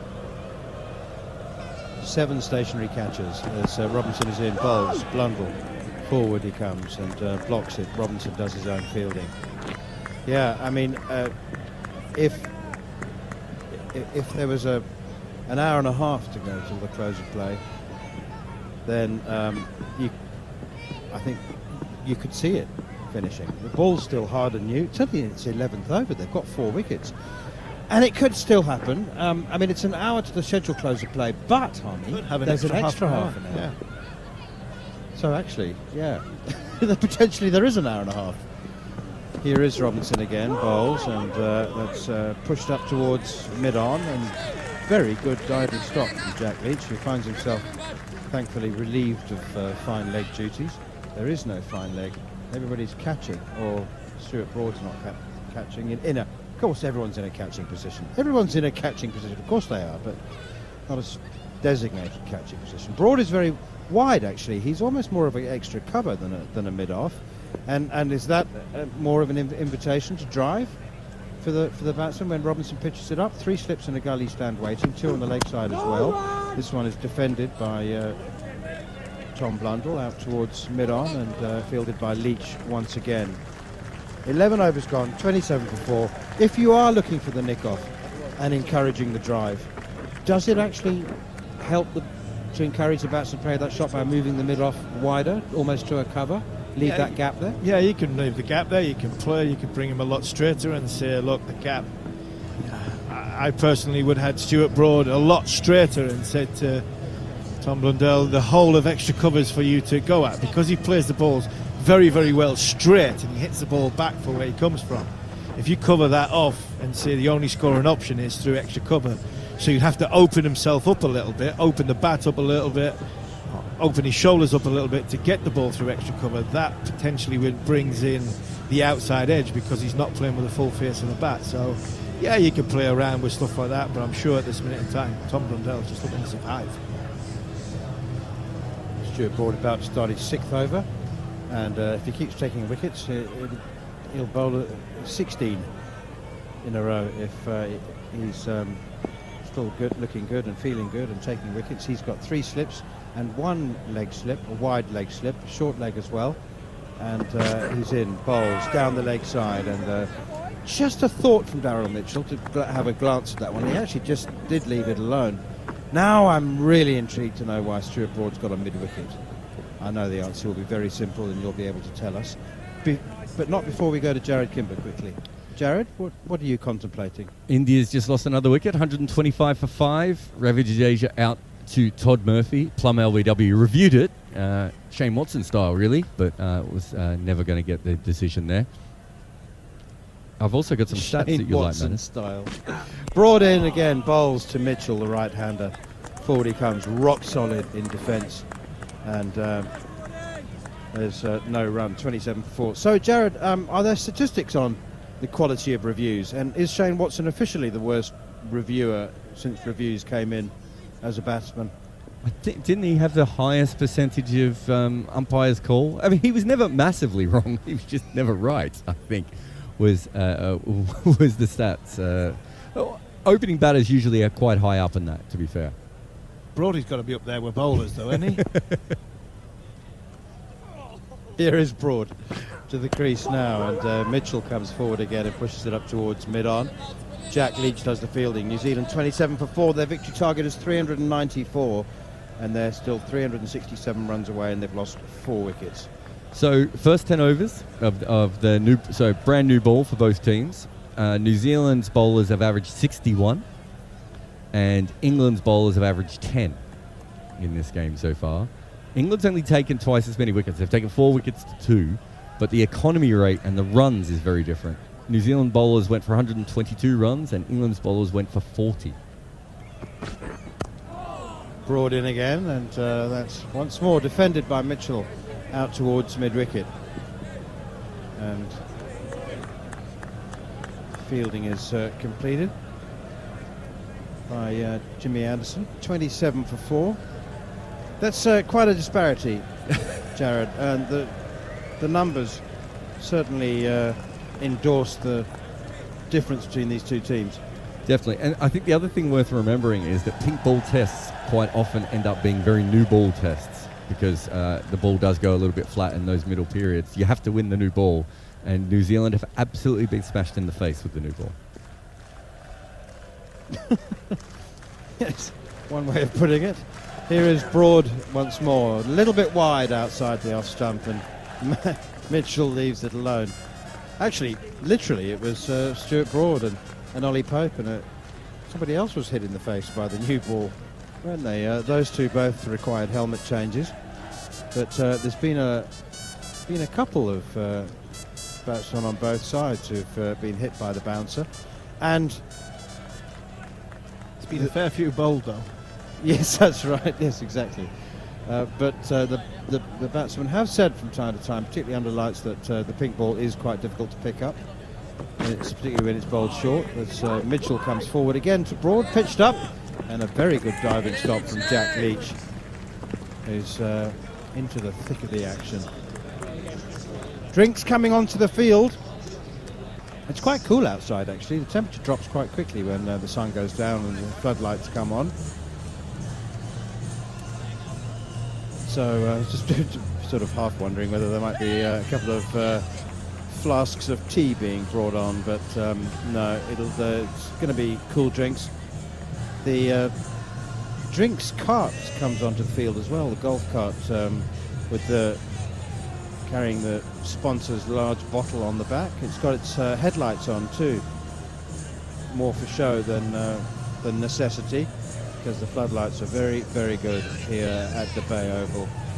Well, I must say that England have performed brilliantly with bat and ball, but the way also that they have manipulated the match to suit them bowling and batting at the prime times. They haven't got it absolutely perfectly right. They had to bat themselves under lights yesterday evening, but did well, lost only 2 wickets. But everything today, from before a ball was bowled, was aimed towards bowling the last 90 minutes today under lights with the pink ball when batting is at its most perilous. And that first session when they scored 158 runs, to me, was not only entertainment of the highest possible quality, but in terms of match planning and match manoeuvring, I thought was absolutely brilliant. Frankie Mackay has taken over from Steve Harmison. Sat down just in time for drinks, Frankie. I must say that, that Stuart Broad just has these moments, doesn't he? He just has these spells we were talking about earlier. I mean, he's got 560 wickets, which means people who say that he blows hot and cold. I think I was just saying to Steve Harmison, he blows hot a lot more than cold. But Henry Nicholls is out of form. I don't know. I mean, 4 wickets down.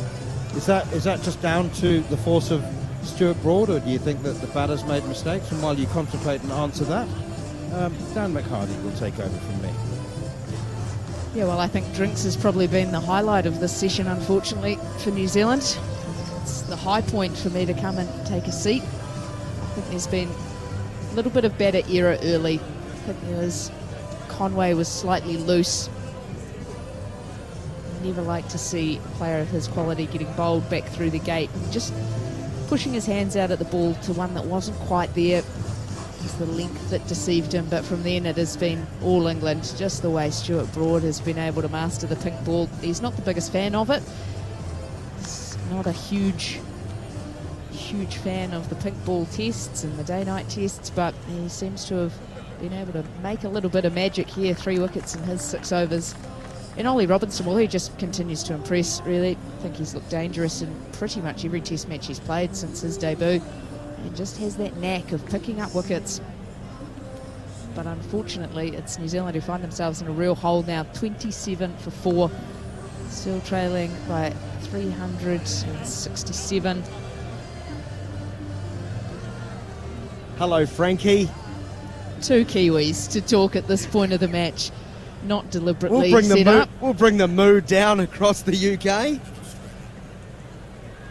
and an Australian. Hello, Mr. Kimber. 3 slips, waiting eagerly, and why not the way England are going? They're motoring to victory. 27 for 4. Fall left alone. Good foot, 2 foot outside of off stump. It nips back, and just the mood of the English. As if it's just shaved the outside of the off stump. They are feeling very good about themselves, understandably so. New Zealand, if this is even still relevant, need 367 runs for victory. It's 27 for the loss of 4. 27 for the loss of 4. Latham, 15. Conway, 2. Williamson, 0. Nicholls, 7. Men out. Latham, Conway, Williamson, all bowled Broad. Broad on a tear. 27 for 4. Here's Robinson. No respite with him as he nips this one back alarmingly between the thigh and inside edge of Tom Blundell, almost sawing him in half. Going a long way down leg side as folks to collect. It's just simply excellent seam bowling. Just too good on that occasion. This New Zealand top order, they'll be sitting there scratching their heads, wondering how they weren't lucky enough to get a bat in daylight in this test match. Think of someone, Henry Nicholls, struggling for form, struggling for runs. He's just had to bat in darkness both times. Robinson, bowls fuller this time, squared up a little as Blundell. He finds a way to get the ball into the extra cover region, and there is no run. And this is what I certainly would identify as New Zealand's strength, their top 6. They just have not been able to find a way to deal against sensational seam and swing bowling with the new ball in both innings. 3 for 37. I think of that torrid 18 over period to end day number 1. And this even worse, 27 for 4. We're only into the 13th over, so it's still nipping around, it's still hard, and it's proudly in the hand of Robinson. He bowls outside of off stump dab to Duckett in the gully, no run. Yeah, tough going, no doubt about that. There's 2 capable players in the middle though. Tom Blundell fresh off an excellent 100 in the first innings, played magnificently and really was the saviour of that New Zealand innings, getting them through to 306. And how different that game, this game could have been had he not been able to pile on the runs in the first innings. But It is different now. It's under lights, big black sky, and England bowlers on form. That they are. 27 for the loss of 4. Bit wider of the crease, Robinson bowls, and it's just pushed into the point region. And New Zealand complete a run, but not without moments of humour as Mitchell loses his bat. It goes flying out of the hand. Folkes goes up and collects and gives it back to the New Zealand right-hander, who's laughing now, has to readjust the grip. 27 for 4 with that single as Blundell gets off the mark. If you dare to dream, which is an old Brendan McCullum line when he was captain of the New Zealand side, Blundell and Mitchell have had a lot of success against England. Mitchell, though, in more recent times, that UK listeners will remember that series in 2022, hundreds in each test, brilliant effort. Looked a little out of sorts in Pakistan, so great opportunity. He loves a contest, does Mitchell. Robinson closer to the stumps, fuller of length, and it nips back, and that was closer to the off stump. And they all go up again, hands above their head. This is really testing stuff. It's excellent to watch.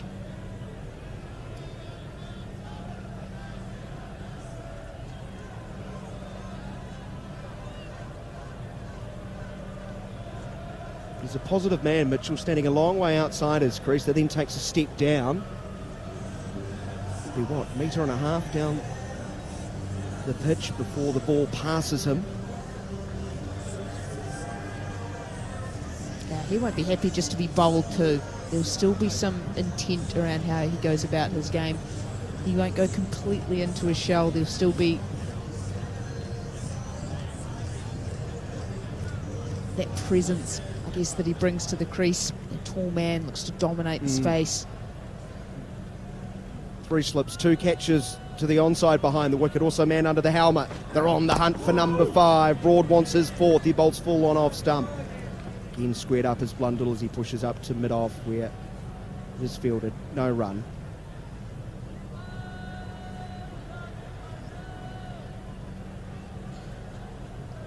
It's a good pairing, these two, for the New Zealand side. They get on well, work well together as a partnership.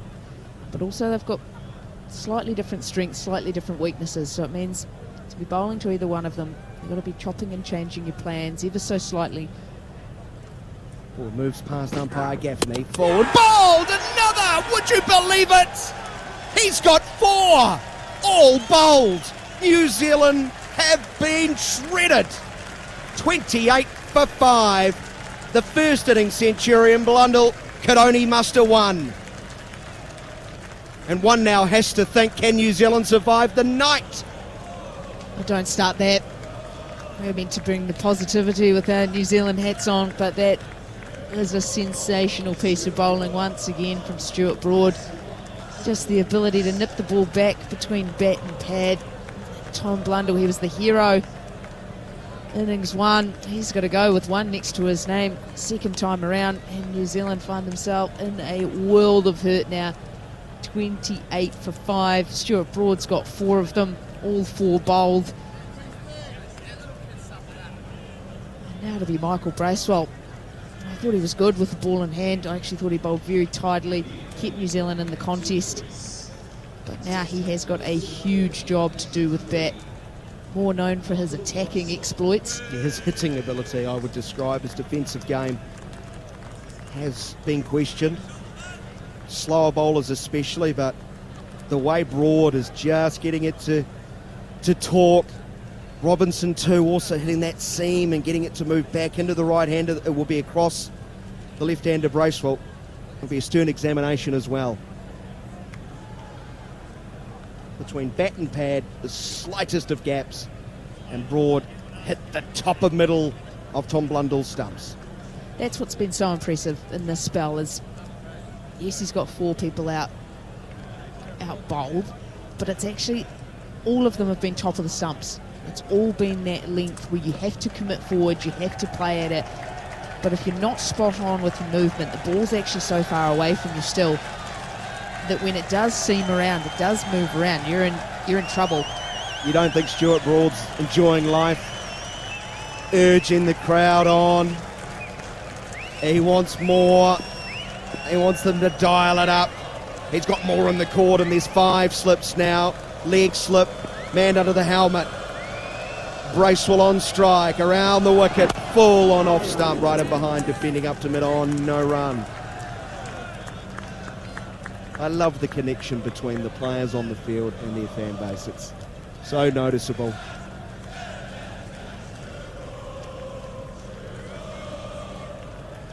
Belting out another rendition of that favourite song of theirs. We've sung it 10,000 times over the years. Man who just gets in these little periods. He's on fuego, he's on fire again. He bowls full on around off stump, and Bracewell tentatively forward back to Broad. 4 for 15 off 6.4 overs and 2 maidens. Good luck getting the ball off him during the remaining 48 minutes. That's the problem, Frankie. No chance. 48 minutes still to go. That's a big bowling stint for Stuart Broad, but I don't think you'll be getting the ball out of his hand, that's for sure. He has got an incredible record, and he's just having the time of his life out there, amping the crowd up, big smile on his face. Continues from around the wicket. The tall lean right arm quick bowler bowls wide of off stump. No stroke from Bracewell. There was no run. 28 for 5. I've got an Eden Park feeling. I don't know why. Is it because New Zealand's 28 for 5? Day-night test. Pink ball moving around. Top order incapable of dealing with it. What can you expect from the bottom half of the order? Last ball of the 14th over. Last ball of Broad's 7th. Pushes Bracewell back on the crease, and he will play with a straight bat. Duckett fields around points. The end of the over, another successful one for Stuart Broad. Brilliant figures, 7 overs, 3 maidens, 4 for 15, Jared Kimber. Yeah, huge wicket in Delhi as well. Virat Kohli, hometown boy, is out. 135 for 6 India now, so they're trailing by 128, and our Ashwin has come out to join their wicketkeeper, Shikhar Bharat. But it was a bit of a contentious one. Bat and pad were very close together. It looked like it probably hit the pad first, if we're being honest, but there was a couple of missing frames. Virat Kohli has left the field unhappy, although I suppose you always do, and Virat Kohli is generally unhappy as a default emotion. But yeah, Australia well on top, and the wicket was to Matt Kuhneman, who of course about 4 days ago was playing in a Shield game and now has Virat Kohli out in a test match. Stuff dreams are made of, isn't it, Jared? What was that, sorry? Not playing Shield cricket, but getting rid of Virat Kohli in his hometown. Yeah, it's not too bad. Although I think it was Harsha Bhogle put a tweet up saying that Virat Kohli's played about 6 games at Delhi in the last 10 years or something, so it's his hometown, kind of. Robinson bowls to Mitchell. He pops forward, pushes to cover point. We'll get a run. Broad fires, but they are home. So Mitchell's up to 4, 29 for the loss of 5. What are Mitchell and Bracewell probably discussing as they wander up to meet each other in the middle yet again? Well, I understand having little meetings. Firstly, take some time out of the clock. Important. Watch the ball. It's always the best piece of advice you give to when you get down the non-strikers, then you come back down and do a bit of gardening, tap away at the pitch and try and give as much information as you can about what the ball's doing, how the pitch is playing, especially to the new man at Bracewell. 5 slips for Bracewell behind as Robinson bowls from over the wicket. Round off stump, he comes forward, pushes up towards mid-off, no run. But it generally always finishes with a watch it hard. Watch it onto the bat, watch it well. And a fist pump. Always. Because always. I assume you get fined if you don't do the fist pump. I see, well, some people hate it. It's always a really interesting one when you go out to bat with someone who potentially you haven't spent a lot of time batting with, and from different provincial teams you come together in the national team and put the hand out for the glove punch, and they look at you like you're an alien. What is this nonsense? How very dare you? Robinson was very tight to the stumps, full of length. Pushed into the onside by Bracewell, no run. That is how I feel about the bat tap, though. It's just, I can't get on board with that. I'm all about the glove punch. I'm a real glove puncher. Probably happens when we come together and then as we're about to leave each other as well.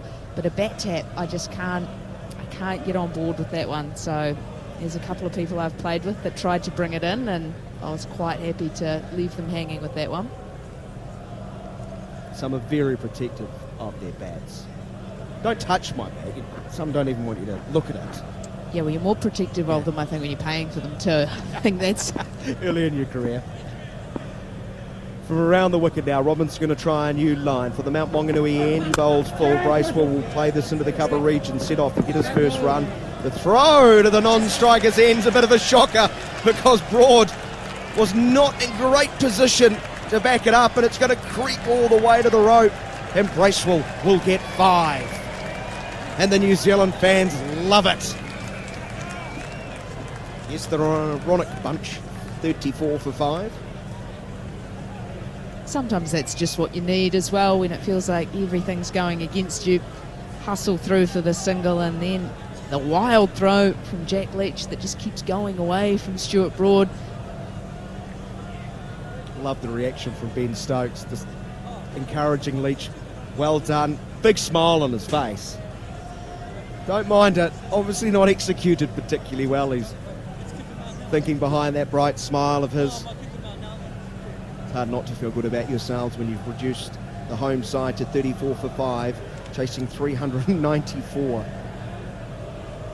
Can tell you who's not so thrilled about it. Stuart Broad still hands on hips. You're right, he does look a bit sore. He's at cover now because the right-hander Mitchell facing up to Robinson. He drives, he gets a thick outside edge. It doesn't carry all that far in the direction of Duckett. Gully dives away to his left and fields no run.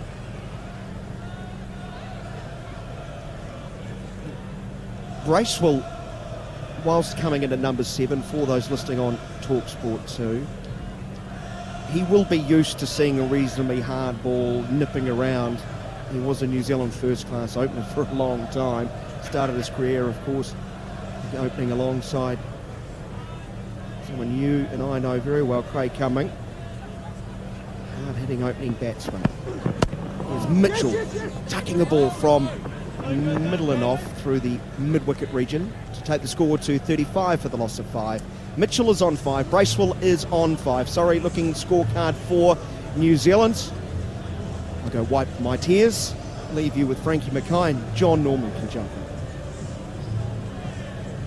in. He won't be the only one having a couple of tears there. Dan McCarty, there is a New Zealand top order who has been torn apart, and there will be some sad faces in that dressing room, that's for sure.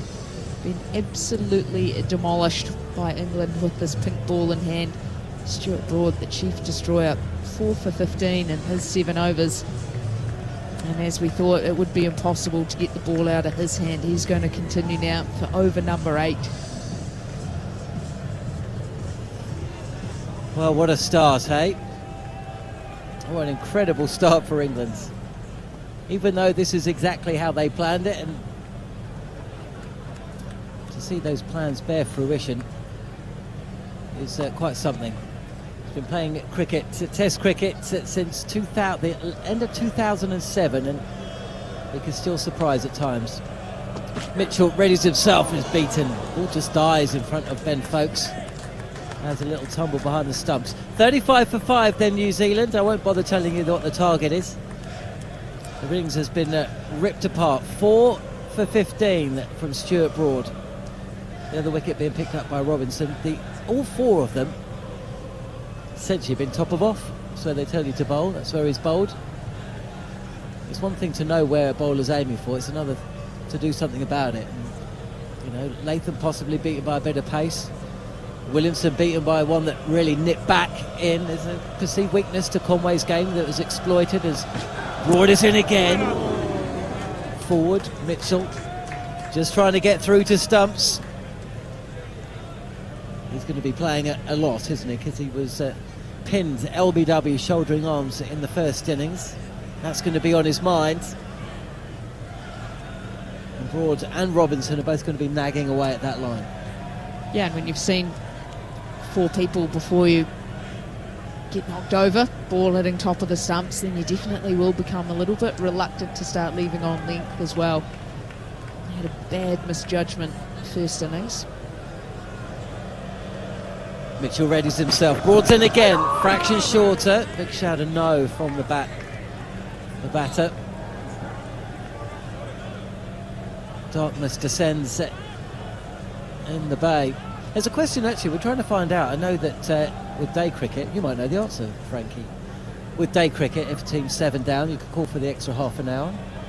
Can you do that in a day-night test? I mean, it can't get any darker, but I imagine there must be some kind of local laws surrounding licensing and lights on and crowd noise. I mean, we're not in the most congested or built up of areas, but I wonder. Broad again, and Mitchell. Again, we're playing with bat in front of pads.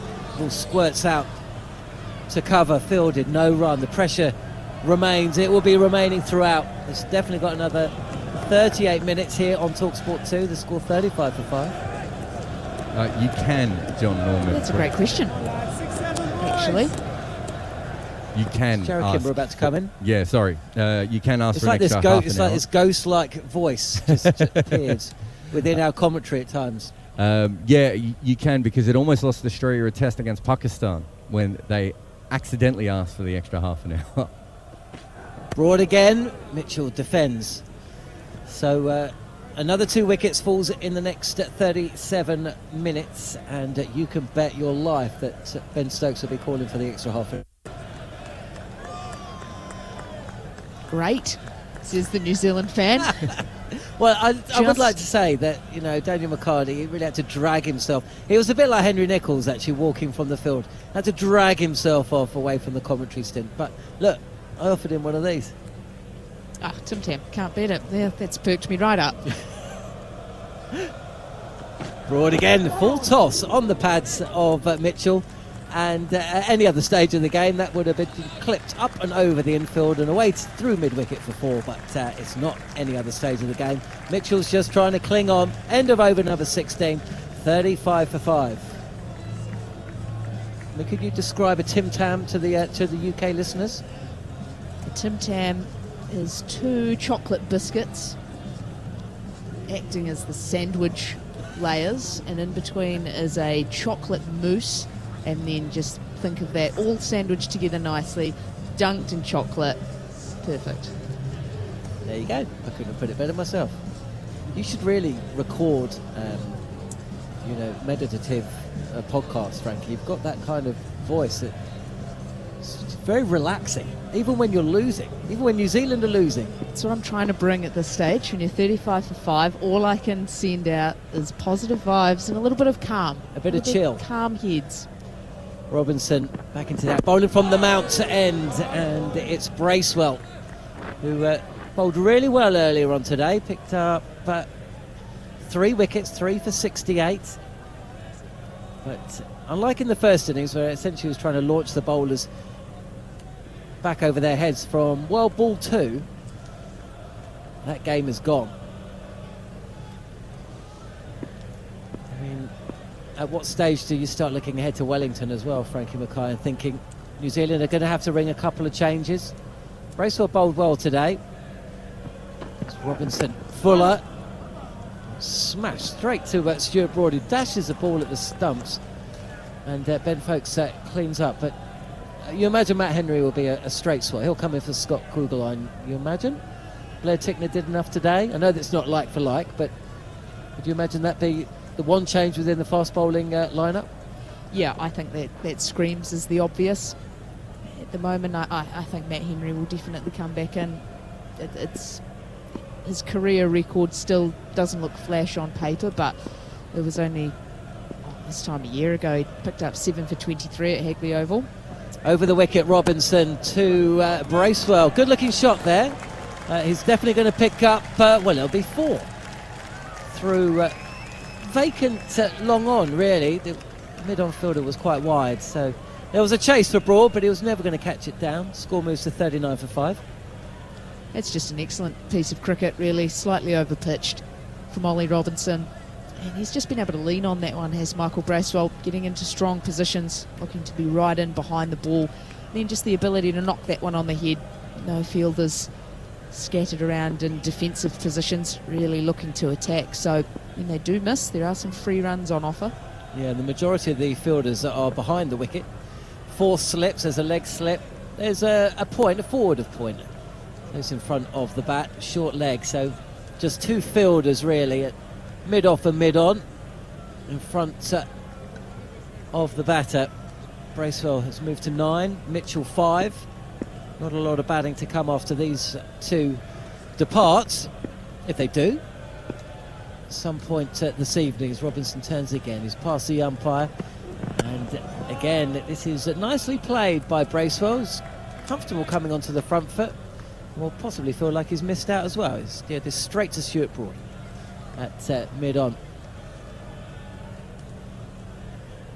Yeah, timing was good once again. I think that's really positive signs for Michael Bracewell. Known for his exploits in the white ball format. He's got a couple of rapid hundreds for New Zealand already early on in his career. So I think if he's still in the mindset of looking to be positive and proactive, that'll serve him well. It's a nice defensive push into the covers this time from Bracewell. Ollie Robertson switching from round and over the wicket. Just mixing things up. The line, though, impeccable. Overpitched slightly earlier on in the over, truth be told. But apart from that, there's very little release on offer for either of these Kiwi batters. As Frankie Mackay makes away. I'm not sure if we'll see you again. Quick prediction, over tonight, or will we see you tomorrow? You'll see me tomorrow. Don't you worry about that. You'll see me tomorrow, that's for sure. Remember, we've heard from Jared that the extra half an hour can be called. And I'm saying you'll see me tomorrow. All right. Thank you very much. As that is overcalled. Bracewell forward, defence, and over 17 is safely negotiated. Steve Harmison about to come in. He's eyeing up a morning round of golf. His back's improved. Crowd aren't going anywhere. Well, some of them are starting to slowly make their way out of this ground. It's just a 10-15 minute walk back into town. I'm sure the bars are going to be absolutely heaving in Mount Maunganui this evening, that's for sure. And they're going to be predominantly celebrating England fans. I mean, as a former fast bowler, Harmy, that was something else earlier today, wasn't it? Just a few well, he's still bowling now, still in the spell. I mean, how many is this? It's going to be over number 9 for Stuart Broad. And if it's up to him, he's going to be bowling right up until stumps. Yeah, why wouldn't you? If you're Stuart Broad, why would you want to give the ball away? The difference between bowling the last half an hour tonight and the first half an hour tomorrow will be complete chalk and cheese when it comes to the elements point of view. So while you have got 4 for 15 off 8 overs, I think I'd be trying to convince me captain to give me 3 or 4 more overs, and I'd back him to get 3 or 4 more wickets, because Frankie is saying we'll see her tomorrow, but will we see her at the cricket ground tomorrow, or will we see her on the beach, or she'll be in the pub? I'm sure she might be on the golf course that I'll be on. Broad is in, and leg slip is brought into play. Bounces well short of Jimmy Anderson, though. Mitchell facing, he's 5 not out. Bracewell 9 not out. 39 for 5 New Zealand. Their top order ripped asunder. 14 for 1, became 14 for 2. Williamson departed with a duck. Both victims to Stuart Broad, Conway and Williamson. Tom Latham was dropped at second slip by Zach Crawley, only to go in the very next over. Top of off stump, they say. That's exactly what Stuart Broad accomplished with the first 3 wickets to fall. Nichols edged into the slip cordon for 7. I was just talking about changes for that second test match, which we will be bringing you live and exclusively on TalkSport 2. Possibly Nichols' position is going to come under scrutiny as Mitchell's beaten past the outside edge this time. And then the 5th wicket to fall. The first innings centurion, Tom Blundell, dismissed in very similar fashion. Top of off stump. He went for 1, and that really was it, wasn't it? There was some outside hope when you consider that Mitchell and Blundell had put on partnerships in excess of 200, that maybe if they could get through to stumps and come back tomorrow, possibly continue the game. But I mean, it's almost impossible to envisage any other situation than a heavy England win at some point tonight or early tomorrow morning. Yeah, I don't even think the bookies are getting your odds now on New Zealand, and you've gone through all the wickets, and keep saying top of off. Well, that's what Jimmy Anderson and Stuart Broad have done for years. They've challenged batsmen around the world for nearly 20 years now on that top of off. Have a look at your technique. Is it good enough? If it's not good enough, I will hit the top of off stump, and that's what Stuart Broad's done this evening. He's been absolutely magnificent. Ben Foakes standing up to the wicket, and that is an edge down into the grass just in front of third slip. Stuart Broad is bowling with Ben Foakes standing up to the wicket here. Yeah, Daryl Mitchell a couple of times has come down the wicket, and I think that's why mid-wicket was in place right from the start. Manners, when I was on earlier, why is mid-wicket there? Why is he not in a catching position?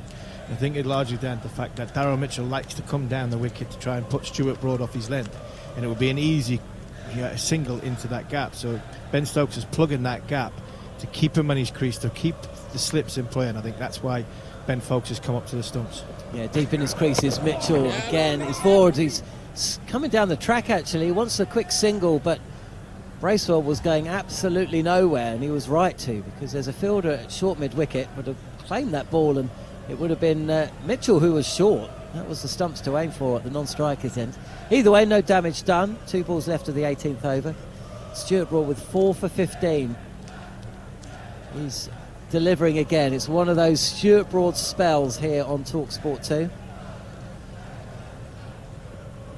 Even if this game isn't over tonight, we're going to be bringing you live cricket later today, as again challenging the front pad of Mitchell and the inside edge, with the ball just squirting out square of the wicket on the leg side. No run.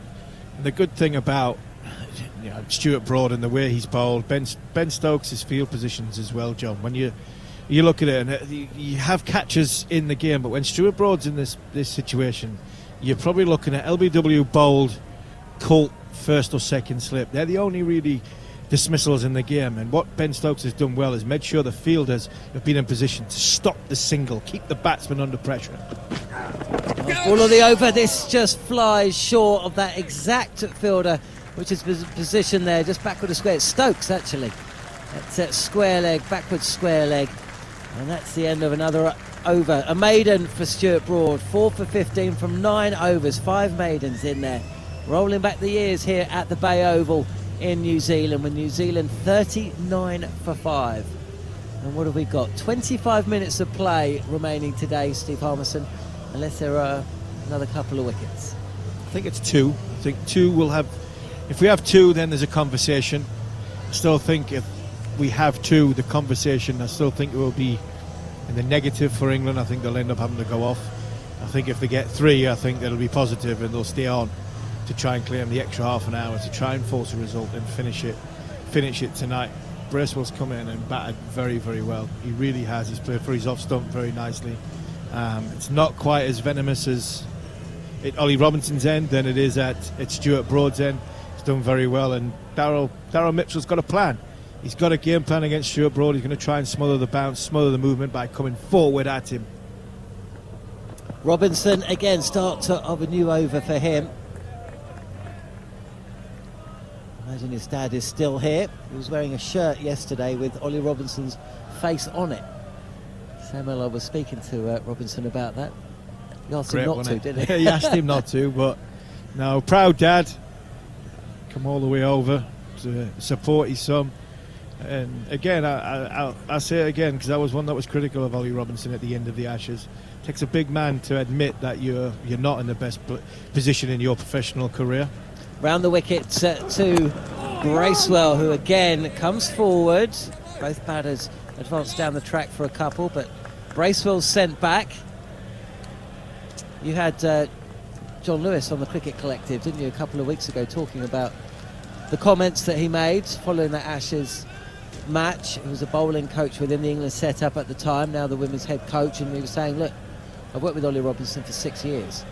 It was a calculated risk, calculated comment that Robinson would be able to take it and improve, and that is exactly what's happened, as Robinson is back again.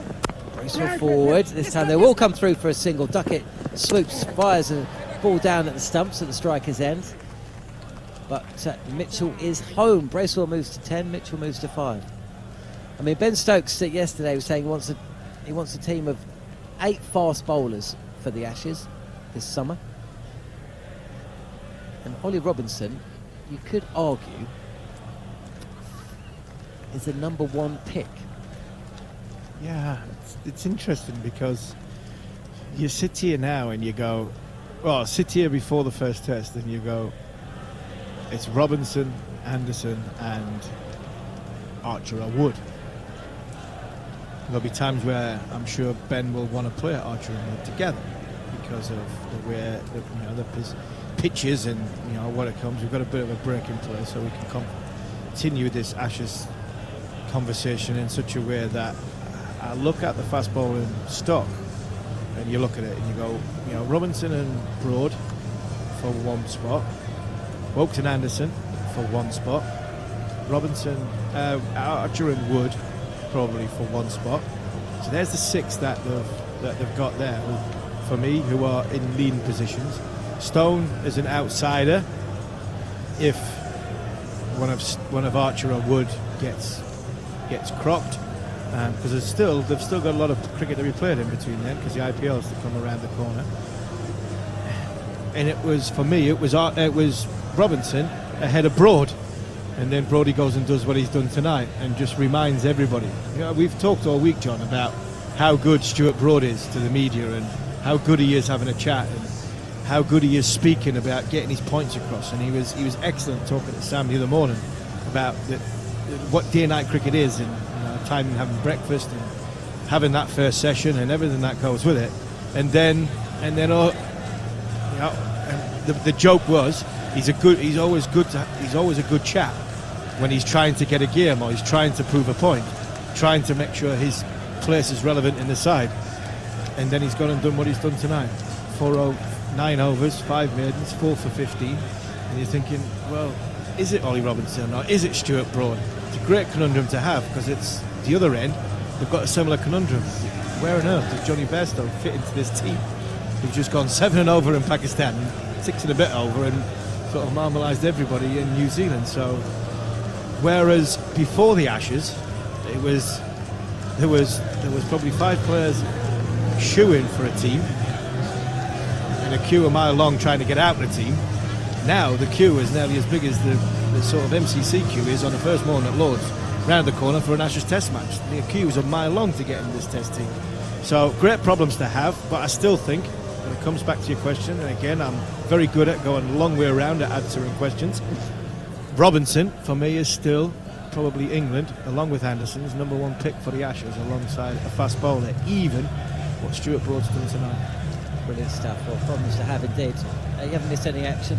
And for the remainder of the day to play, well, unless those 2 wickets do fall in the next 20 minutes, talking you through will be Neil Manford. And if New Zealand thought that Stuart Broad pulled a fast one last night with a helmet, trying to waste a bit of time, well, it's 15-all, because Daryl Mitchell and Michael Bracewell have just wasted a good 10 minutes there, took a sting out of it, getting the physio on, just to have a look at Daryl Mitchell's hamstring. He's now back and ready to go. Robinson's ready. Ben Foakes is giving him encouragement. Come on, Robbo. Mitchell takes strike, and here comes Ollie Robinson. He does. 3 slips, short leg slip, leg gully. Here is Robinson. Bowls, and forward comes Mitchell, turning it out onto the onside for a quick single. And it was the quick single that caused him to just tweak the right hamstring, which caused him to signal for the physiotherapist to come onto the field, just to stretch it out, make sure that it was just a tweak. But he obviously, I mean, it was a full-on sprinted single, but he just felt something, a bit of a twinge in the right hamstring. Anyway, he's sorted now. Back to 4 slips for the left-hander. Robinson in, bowls, short, pulled high into the air. Nobody out there at deep mid-wicket. Broad has a chase on, but I think the ball will win just. Broad slides. Very, very committed. Takes a chunk out of the outfield, and again we see that it is basically grass on sand, which is why this outfield drains so incredibly quickly. But 100% commitment there from Stuart Broad. I mean, the ball was always winning, And actually, I think he put the dive in just as it was hitting the boundary rope. Ball was nearly stopped when he dived. I think it's a great effort, to be honest, from the big fella. Oh no, it's hit the rope and bounced back. It's definitely hit the boundary board and bounced back. Here's Robinson once again, so 4 runs to Bracewell, and he plays a similar shot, this time out towards Ben Duckett on the deep square leg boundary. And they go through for a single, and Bracewell keeps the strike. He's on 15. Daryl Mitchell has 6 off 24 balls. New Zealand are 46 for 5. Imagine if Stuart Broad had Simon Jones to his right knee there, with the ball already having hit the boundary triangles. Yeah, that wasn't pleasant, that Simon Jones, and fast bowlers just shouldn't dive. They shouldn't dive. I remember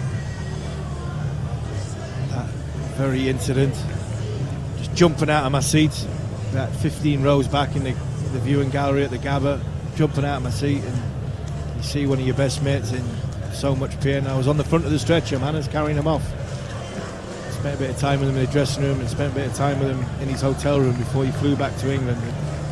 It was horrendous, and it was a horrible sight, and I don't like it when fast bowlers or anybody dives, especially on these sand-based grounds. But fortunately Broad was all right. I think he was going to have a break. I think he was going to have a rest. I think Jack Leach was going to come on from this sort of radio commentary box end, but Michael Bracewell getting the single has just meant that Broad has gone one more to Ben Stokes, trying to get the field right, which is Ben Duckett out in the deep. He's got short leg and a man out on the deep square boundaries. Fine legs 10 yards in, possibly for the short ball.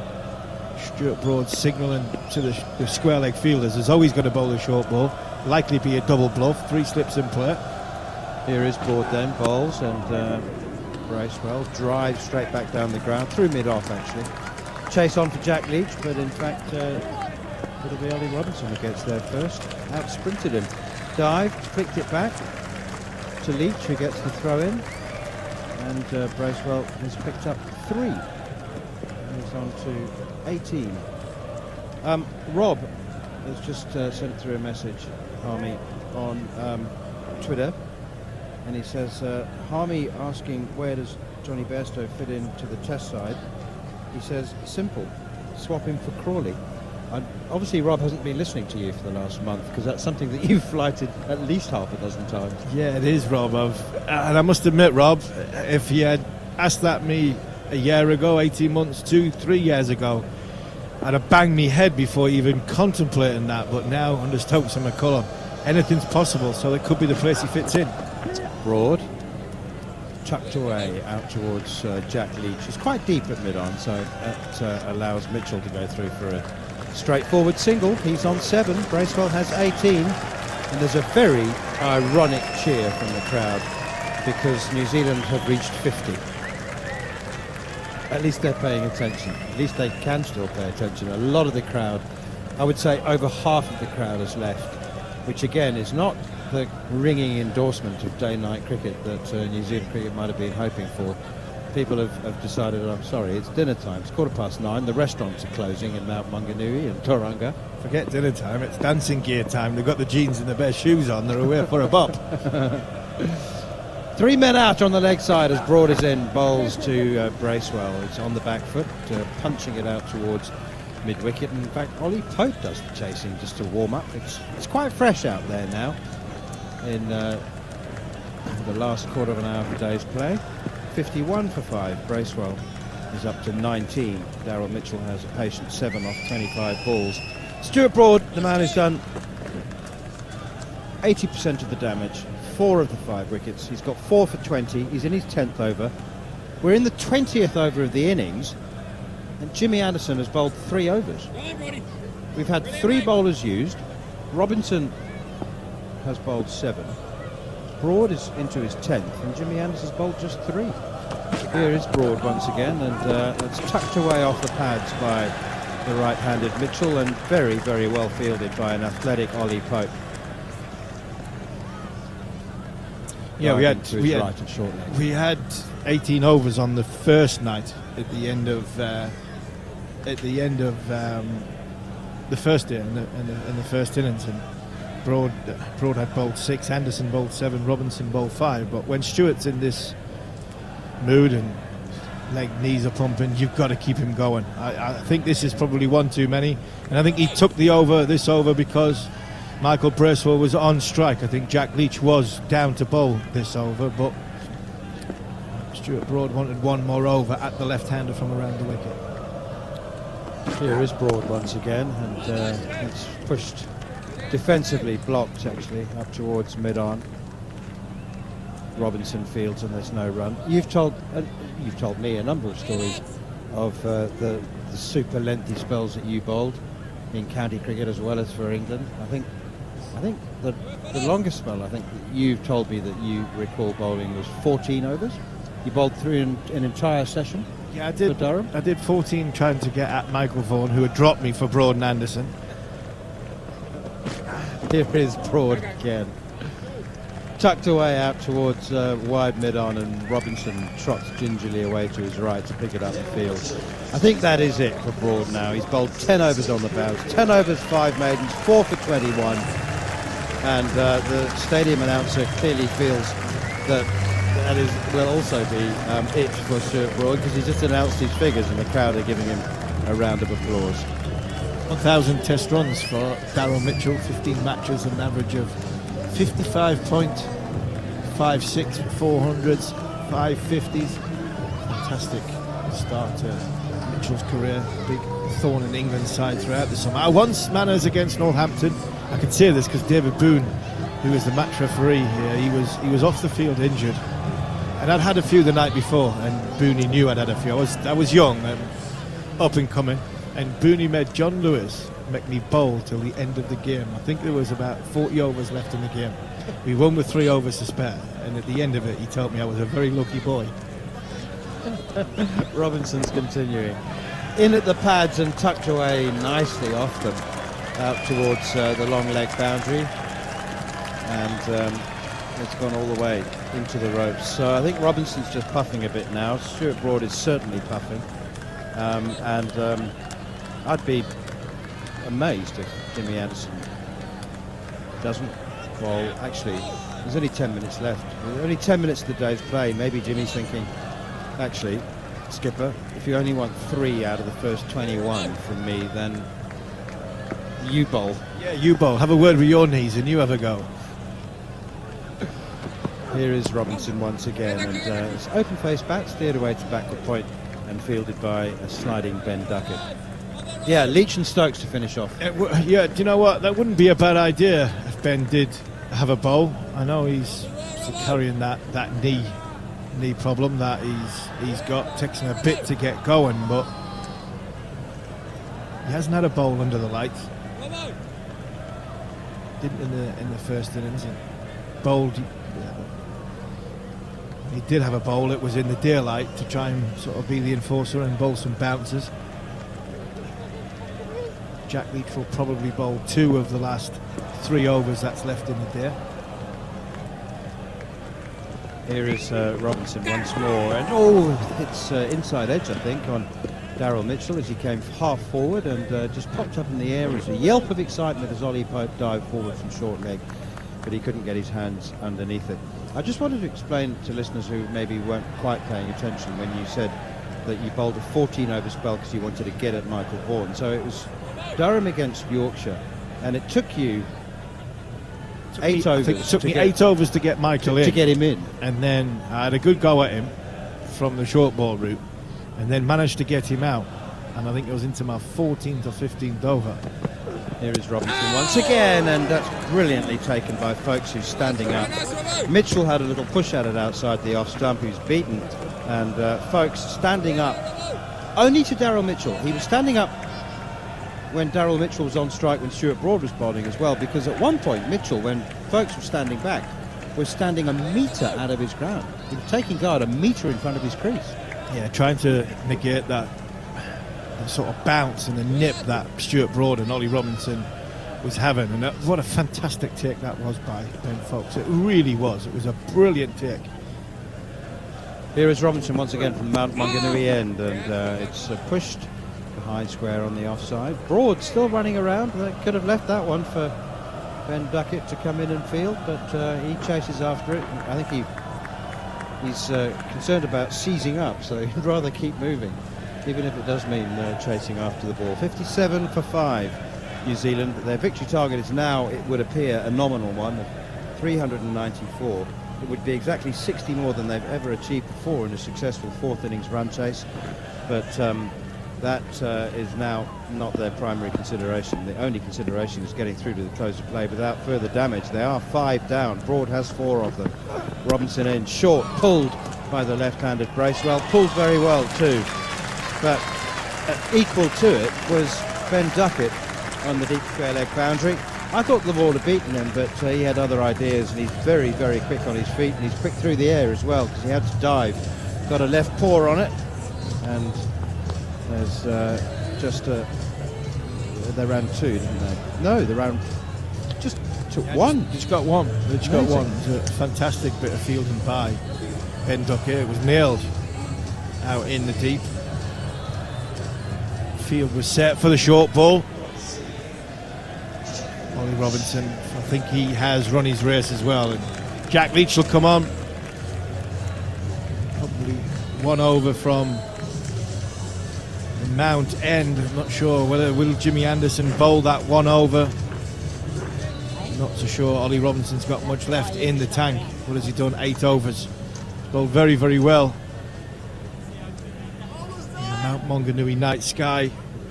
Been a great effort from England. 58 for 5. Yes, 58 for 5 New Zealand are after 21 overs.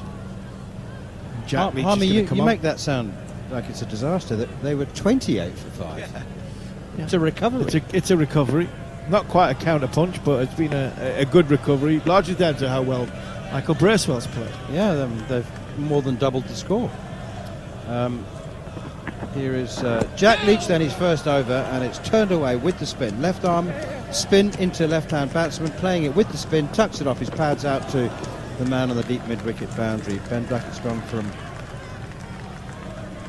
one side of the field to the other, and it's a very large ground. I reckon that's getting on for 200 yards. I'd love to see this throw again. I think this is close. Oof. It wasn't far away from a direct hit. Darryl Mitchell running back to Jack Leach's end, and ball pitched just very, very close to the stumps. I think if it had hit, it would have been it would have been close. Third umpire would have been in the game. I think he might have been short of his ground. I think you're right. It definitely would have been a third umpire job. Here's Jack Leach then. Again up to the crease, bowls once more to Michael Bracewell onto the back foot, playing defensively out towards mid-wicket. And there's no run. Just a reminder to everybody who is having withdrawal symptoms, thinking there's only 5 minutes left of this Test match. Well, we're bringing you what remains of the second day's play from Delhi in the Border Gavaskar Trophy. That's turned off his thigh pad by Michael Bracewell, and it's very, very close to leg slip. Very close indeed to Zach Crawley. I'm not sure. He might even have got fingertips to it. Yeah, he's hit it. It's come. Did he get fingertips to it though? I think he's got fingertips to it, but I think it's come off the face of the bat. Yep, it's come straight off the face of the bat. It's gone to the left hand of, I think it's Joe Root. Is Joe not at orthodox first? I think they've just swapped. I think they've just switched back. I think Joe's now at orthodox. Zach Crawley's gone to leg slip. Here's Leach again, bowls, and Bracewell plays defensively, nudging it ever so gently out to Jimmy Anderson at mid-wicket. 62 for 5. Well, is there a way back for New Zealand? Can they possibly get anywhere near this victory target of 394? Here is Leach once again, and played defensively again by Bracewell. Just to confirm, by the way, in case anybody's interested, there is no inclement weather forecast whatsoever for days 4 or 5. We've had a beautiful, beautiful late summer's day today, and 2 more are predicted. Flicked away once again by Bracewell. There's a yelp of catch it, or ooh and ah from Ben Folkes and a couple of others of the close catches, but I think Bracewell was fully in control of that one. He keeps a strike at the end of the over as well. Bracewell 25, Darryl Mitchell 13, New Zealand are 63 for 5. It's Zach Crawley, and he's got a finger on it. He's got a fingertip on it. He's gone up. Leg slip, he hasn't stared down. He's gone up with, when the ball's coming towards him, and batsman's clipped it around the corner. The natural reaction is, when you are fielding as a close catcher, is to go up, to lift your body up. Unfortunately for Zach Crawley, he's gone too high too early, and he's managed to get a fingertip to it, but not being able to hold on to it. And we're thinking it might have been Jimmy Anderson, but Ben Stokes has decided that England's greatest of all time, even in the lights, with a pink ball, and not bowled for best part of 40 minutes. He won't go down the route of giving them 1 over by the end of the game, so it's going to be Joe Root. 40 minutes? Almost an hour and a half. Hour and a quarter. Hour and a quarter. Yeah.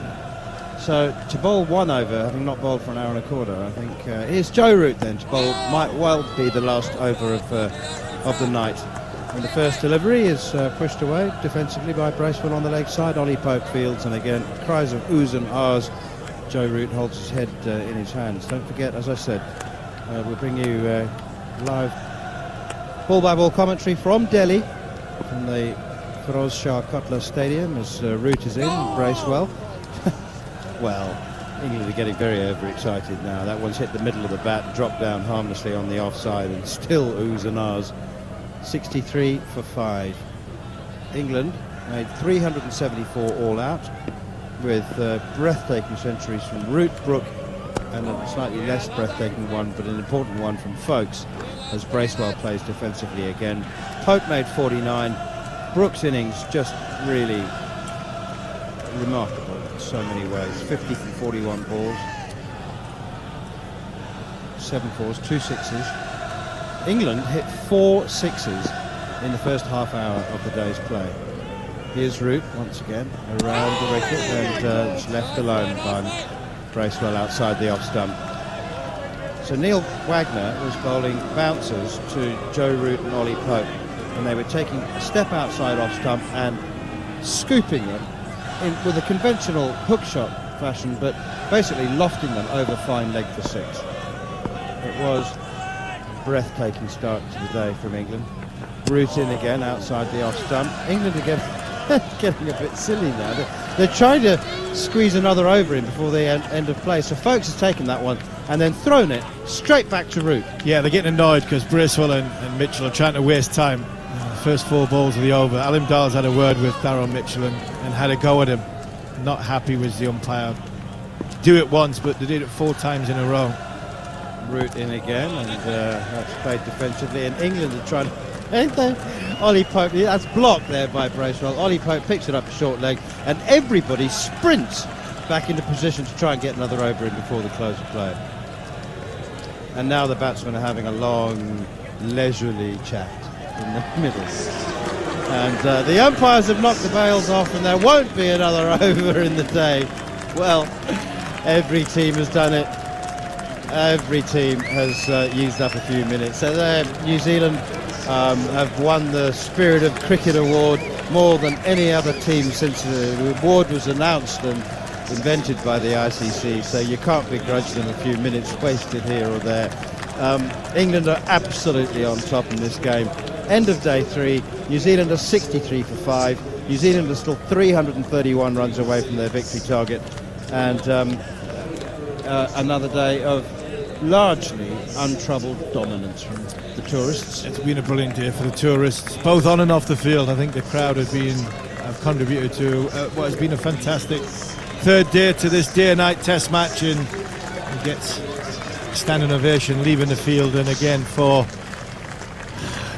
the umpteenth time in his career, Stuart Broad has made the difference in a test match and really rammed home the advantage for England. 4 for 21 of 10 unbroken overs from Stuart Broad. Teammates are appreciating him at this minute in time, down by the steps going up. He's been pulled away for the media, and it's been dominance from England. Excellent from Stuart Broad, and he's standing now right next to his able partner in crime. Second wicket was the 1002nd wicket between Broad and Anderson. He turned round, he gave his big mate a high five and a cuddle, and they've just had the photo taken by, I think, Danny Rubin down there, which I'm sure will be posted on social media very, very soon. It's been a fantastic, fantastic day for the England cricket team.